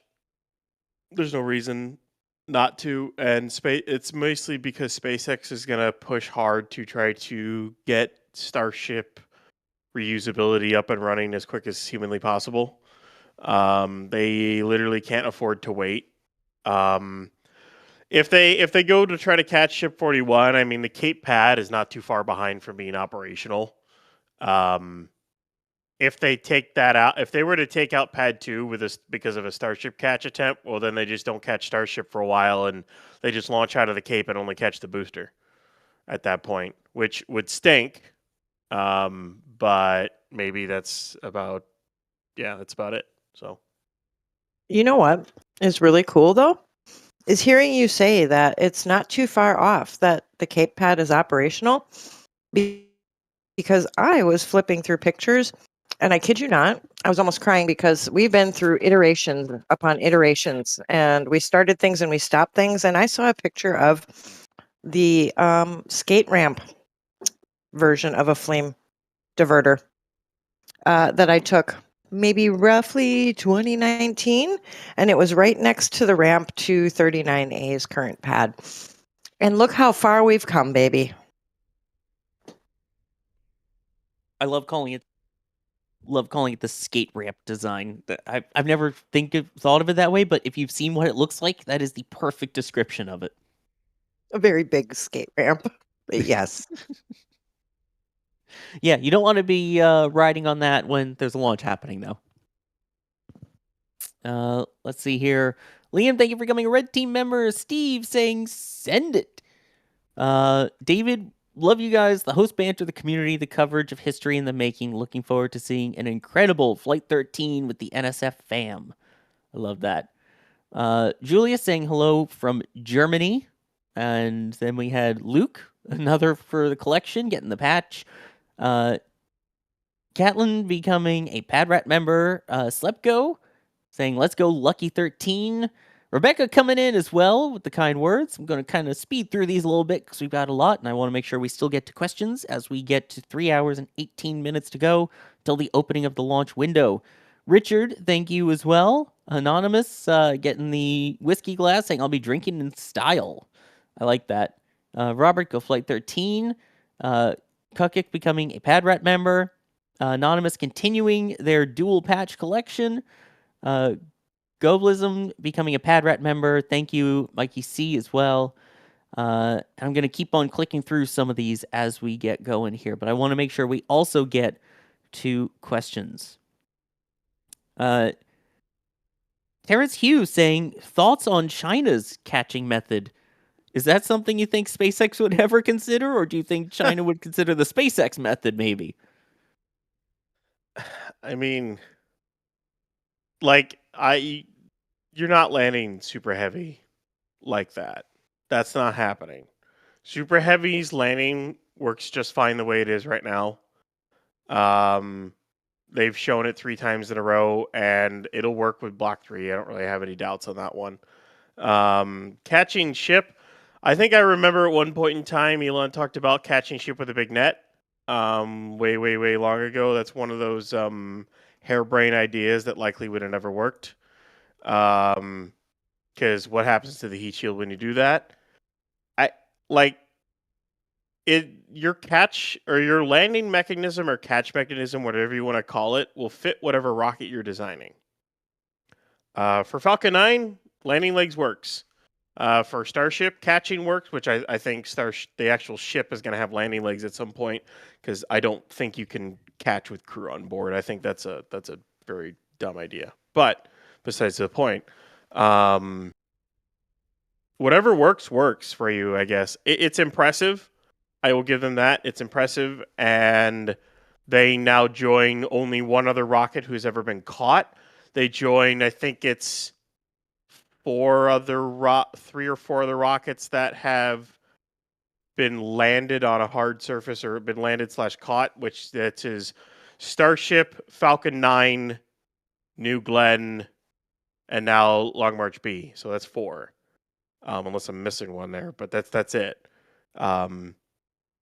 Because the other ones that have landed, that have splashed down and been recovered is like Electron, shuttle solid rocket boosters. I think Ariane 5 did their solid rocket boosters as well. But like, of course, SLS doesn't get recovered, which it should. But here we are. But yeah, it's impressive. But there's no reason for SpaceX to try that. What they have works, and doing cables with a vehicle that's 260 tons or whatever the booster weighs, it's not really worth it.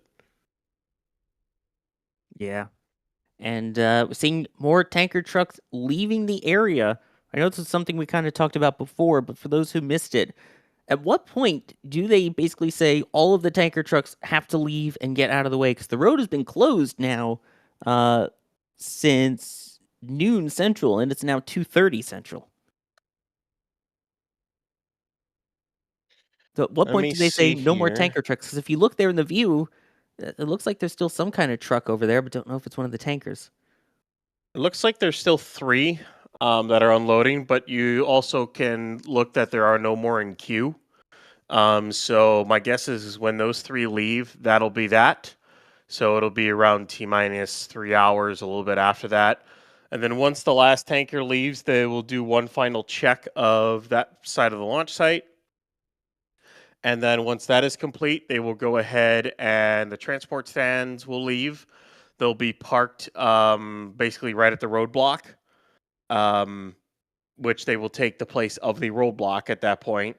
And then they'll get into chill down. Once they get close to fueling, the roadblock will move back to the Richardson location. And there's kind of like a really, really hard checkpoint, I think, right around the production site. There's that spot right there. It's at Richardson. It's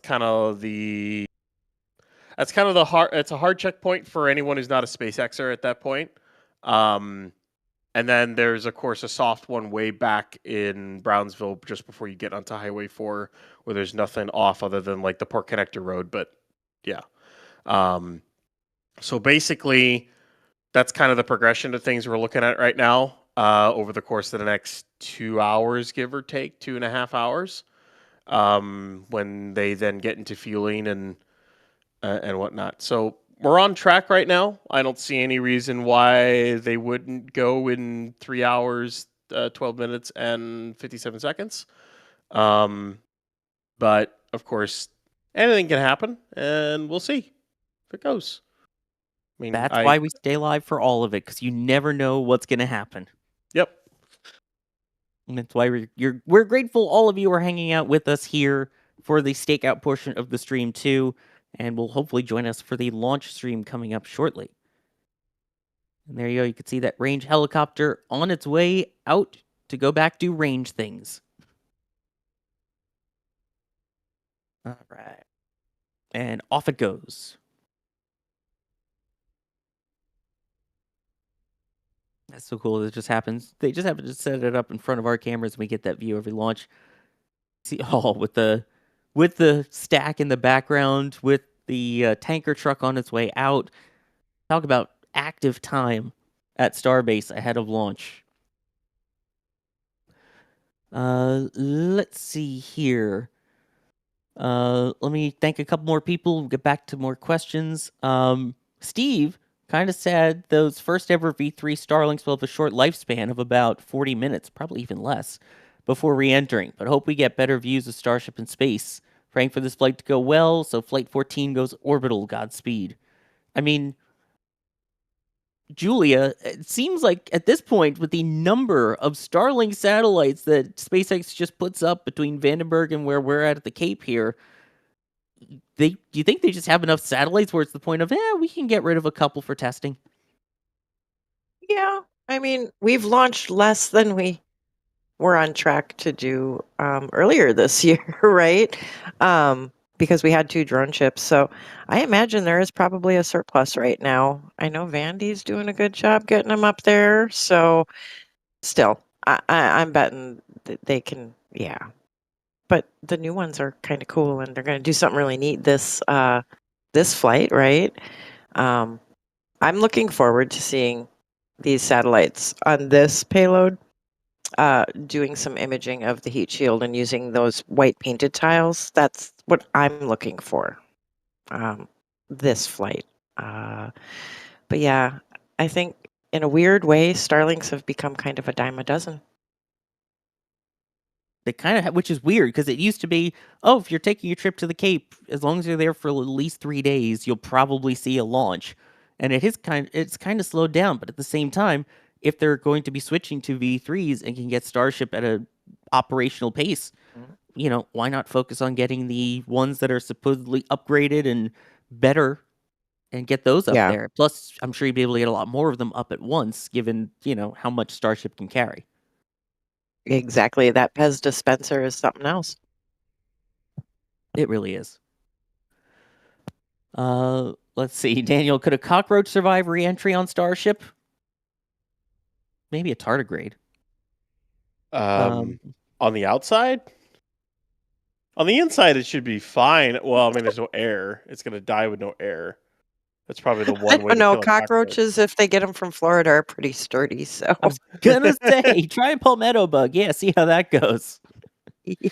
I think if you put a cockroach on the outside of Starship during reentry, it's going to get vaporized.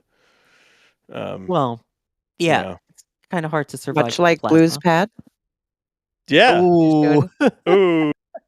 Ooh. Ouch. I'm just saying, if you're gonna do it impressively, because I can't say I've seen a darn piece of that thing get found anywhere. So there you go. Do it impressive. Wow. Yeah, it went boom. It makes you wonder what would happen if a fully stacked Starship did that. But we hope we don't see that. Ooh. To Blue's credit, though, they did give the Space Force data that they were looking for. Gave everyone data. Well, yeah, and that data, the good, the bad, and the ugly. It is very sad that Blue's in the position they're in right now. But with that being said, that data that was collected just helps define things like what could happen with Starship. How do we keep the public even safer?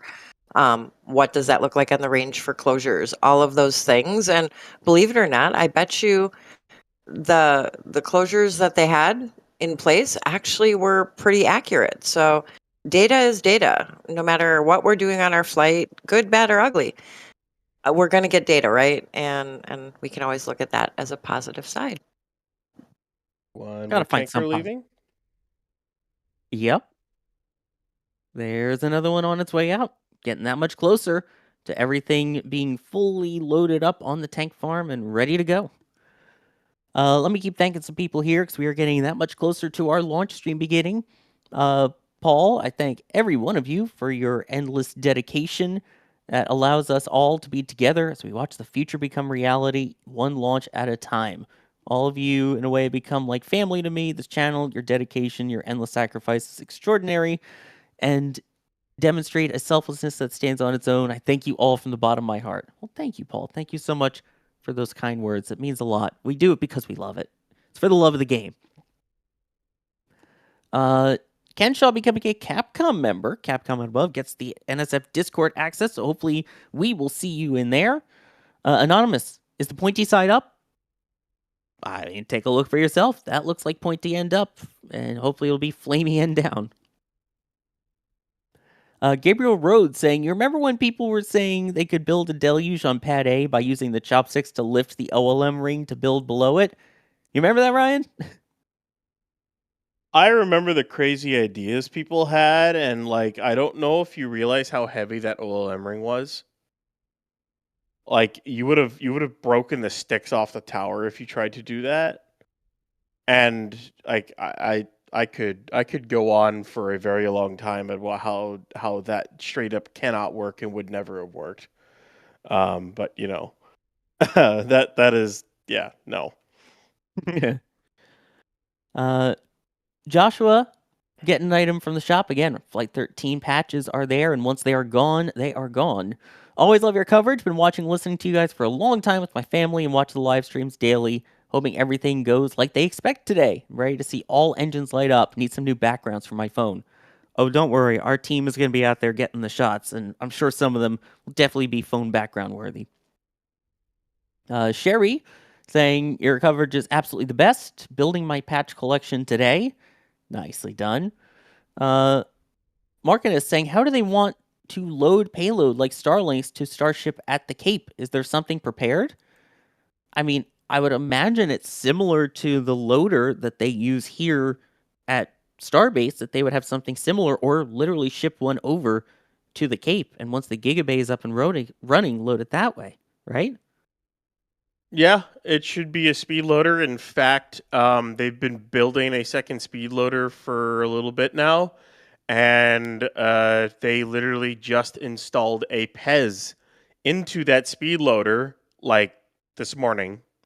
So that is now going to go. It's about to probably go into the Star Factory and get kitted out. They'll hook up a lot of the equipment that they have on the first one. I would not be surprised if that goes to the Cape.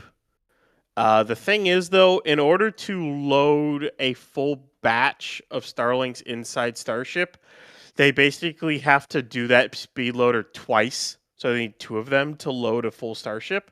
So if they split them between the Cape and and that, it'll probably take a day or 2 to fully load the payload on board Starship. Because it looks like, based off of Ship 40 went into Mega Bay 2 and then came out about 12 hours later.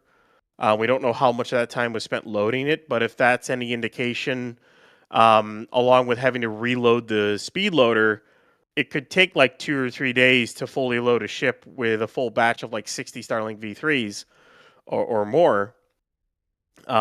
So we'll see what happens on that front. I would expect the second one they're building is probably going to go to the Cape.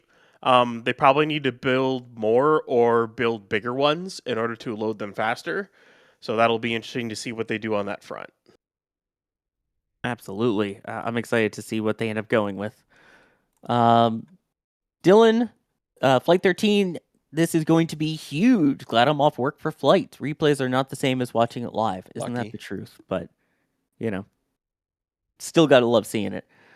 Cameron, been a spaceflight fan since I was 12 and saw the last shuttle launch and actually trying to get my company involved in astro construction. Good luck with that. Of course, good luck here to Flight 13. And it's weird that it's been 15 years since that last shuttle launch. Oh, it hurts. William saying, I've been a watcher since Tank 1. Wow, not even Tank 1. Going way back. Thanks for everything you do. Sad Boydex, do we know how many takers it takes to load a full V3 stack? A lot. Julia, you had a good idea in the back channel of what we need to do for the next flight. Oh, I think it would be fabulous during Stakeout stream to track how many tankers go in and how many go out. And I know that might be a little hard with the camera views, but I kind of want to track that because I want to know when the last one's going. Second to last one is leaving right now. The problem is some you have to know which ones are LN2, which ones are LOX, which ones are CH4, and you can pretty tell which one's which. And also we don't know how much of the tank farm is already filled. Yeah. And whatnot. Well, I just want to know when the last, you got me really excited when you said we were at the second to last one. I'm just saying. At some point, we got to figure out, down to maybe the last 10. Maybe that'll be our first game, is tracking the last 10 of them out. Maybe. Let's see. Hyperion Mike, best way to spend night in the hospital post-surgery. Hopefully you get a launch and hopefully all went well and you're feeling better. Daryl becoming a Padrat member. Fighting Falcon becoming a Red Team member. Yannick saying go Starship, go SpaceX. Hugh flying out from England to become a real Texas Tank Watcher on August 10th. Maybe Flight 14. That would be nice. That would be very cool. Tenacious Dragon. This is the first test with no wet dress rehearsal, right? This is not the first launch without a wet dress. That I can tell you for certain. And it also isn't the first launch without them doing a test before. For Flight 11, they stacked and launched. They didn't do any testing before it. Everything else has had either an aborted launch attempt turn wet dress or a tanking test. Every other launch before this. So, this isn't the first one. It is if they launch today, and especially they launch, I don't think, it doesn't matter when they launch in the window.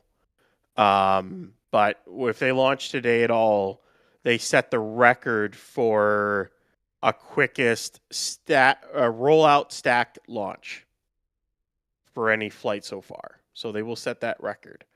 It wasn't the quickest stack either. It was like third, fourth, or it's like third or fourth quickest stack. It was nice to see him stack the ship that relatively quickly, though. It was nice to see that, but yeah. And again, there's the tanker leaving there. Was that the last one, or is there one more hiding out there? There's one more.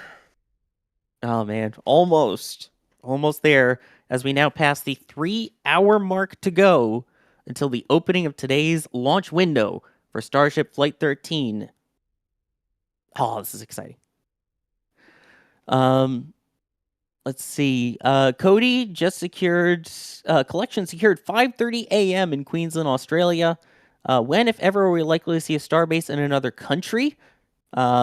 I think we still have a while to go until we see that. But I wouldn't say it's impossible. It took a while to see a Bahamas landing, but we got that for Falcon 9, so you never know. Just Astronomy coming in with a couple questions about SLS. What is the orbit like? An HLS or normal? This is a normal one. This is not an HLS launch. This is just going to be a suborbital flight. So we're not even going to full orbit either. And then what is the absolute plans for landing on the moon? There really isn't just yet, other than it will be Artemis 4. Originally, it was supposed to be the SpaceX Starship HLS variant as the lander, but interim NASA Administrator Sean Duffy basically said whichever company is ready first is the one that gets to do it. And now we know that for Artemis 3, set for next year, that is when we are supposed to see a demonstration of rendezvous and proximity operations with Orion, and not the actual landers, but a version of Blue Moon Mark 1.5 for Blue Origin, and a version of Starship that is HLS adjacent in that it will have a docking port attached to it. So, Sad Boydek saying, "Wait, we've never done this. We have to try." I'm guessing that's in reference to the tank counting. I mean, we're literally Texas tank watchers. We can be Texas tanker watchers. Like the last one left. I think That's so fabulous. I think the last tanker left. I think that's it coming down the road right there. There we go. Yep. The final tanker is on its way out. And with that, we should have the area completely cleared, right? That should be full pad Not clear yet. once that goes. No, not yet? So the next thing to happen will be the transport stand to roll down the road. And once the transport stands start rolling down the road, that'll be the final pad security team and movement team. Once those leave the pad, that will be pad clear. Those will roll down, get parked at the roadblock, and at that point we have pad clear once those leave. Until those leave, we don't have pad clear yet. There they are right there. So about what time does that usually happen? That should happen any moment. It could have happened already, but they were still waiting on tankers to finish up. They're the last ones to leave the launch site these days with the way they do it these days. Those will leave at any moment. They'll start up the SPMTs. They'll do some final checks, make sure the entire launch pad's clear. And then they'll go ahead and move the transport stands out, and the final security team, everyone will all leave with the transport stands indicating pad clear. So I remember back in the day, I don't know if they still do it, as we watched that final tanker leave. I was hoping it would have been one of the shuttle ones, which would have been very apropos. I remember back in the day, there used to be teams out there with brooms sweeping the launch area to get rid of any FOD, foreign object debris. They don't still sweep the pad literally, do they? Not as what they used to, because it's a trench now. So they don't need to like sweep and clean up the plate and all that stuff. They don't really have to do that anymore. They just kind of do it and launch, and they got a lot more water this time around. So we're basically waiting for these guys here, are the final security team and movement team. So we're waiting for the stands to move out here, and then for this team to move, and then that'll be pad clear. So we're waiting for. Awesome. And again, you see the Cybertrucks there, part of the SpaceX security team. Usually, those are SpaceX Cybertrucks. So They swapped out all their pickup trucks for dumpsters. ouch! Tell us how you really feel. Wow, I was I just kind of gonna agree say- with EJ too, that they're more SUVs than trucks. They're not really a truck. Let's be honest. Yeah, they're not really a truck because you can't No. really haul nearly as much in the back if you are, I don't know, hauling has waste. So, but it's overstock. They switched it out for their overstock. I'm gonna stay neutral on this. I don't want to be canceled when there's 16,000 people here. Bring let's it. see. You know what? There are some really cool wraps on some of these, though. And when you go for some of the matte colors, you almost convince me from certain angles I might actually like it. Almost. I haven't ridden in one either, so I can't really judge from the inside as well. They're not great, to be entirely honest with you. You know what's missing from this photo? The Gateway to Mars sign. And Radfar is saying, what happened to the Gateway to Mars sign? I know last launch knocked some letters off. Did they just remove the rest? No, it didn't knock some letters off. It tore a few asunder, is what it did. They got turned into confetti. A couple survived, and the rest got turned into confetti. They basically scrapped the rest of that sign. It looked like they were in the process of possibly getting ready to install a new one. They had a bunch of scaffolding up around that wall, and then when the booster static fire came around, they had to take all the scaffolding off. And I don't know when we'll have another sign there. I bet they'll put one up, but we don't know when that's going to happen. At this point, we're just waiting for one to show up. So they'll put something up, is my guess, but we don't know what. Yes, I do miss the Gateway. That was very fun afterwards, the Gateway sign. Mason Hasman, thank you for becoming a Capcom member. Capcom Above gets access to the NSF Discord, and hopefully we will see you in there.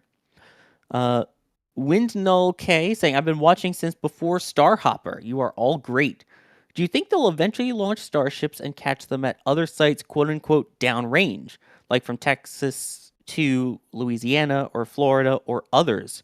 Julia, we talked a little bit about this earlier, but what do you think? Do you think they'll eventually launch starships and catch them elsewhere? So launch from Texas and then catch in Florida, catch in Louisiana, catch offshore somewhere? I think we've touched on this topic a few times.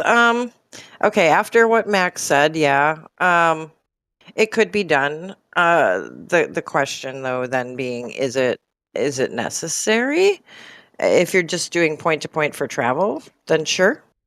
Would it be cost effective versus just barging it over? Probably, yeah, it would be faster, but probably not exactly cost effective. Extra wear and tear on vehicles. I mean, we could see it, but I don't really see a practical use for it unless you're doing testing for, and I'm talking a few years down the road for that point-to-point type transportation that maybe we have in the future, like the Jetsons.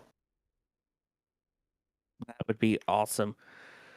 Bideford coming in here with a question saying, when is the launch stream starting? It states 2:45 p.m., guys. we're aware, and we are just a couple minutes away from that. So I want to thank everybody who's here currently and who's been on. Ryan, thank you for joining.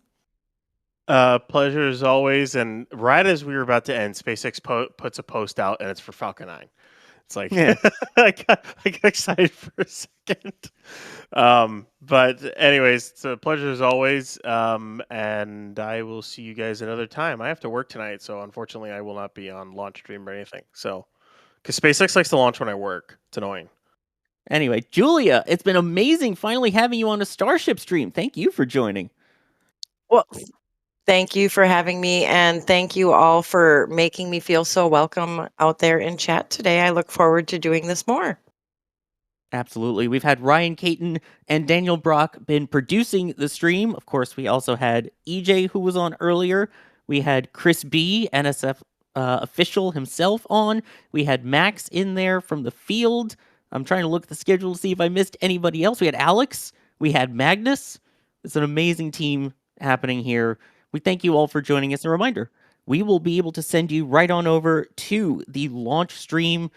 We'll redirect you right to it from here, so you don't have to go anywhere. You can stay right here. I am Sawyer Rosenstein, and I have been your host for the end portion here of today's Stakeout stream. Thank you so much for joining, and we will see you all over on the launch stream.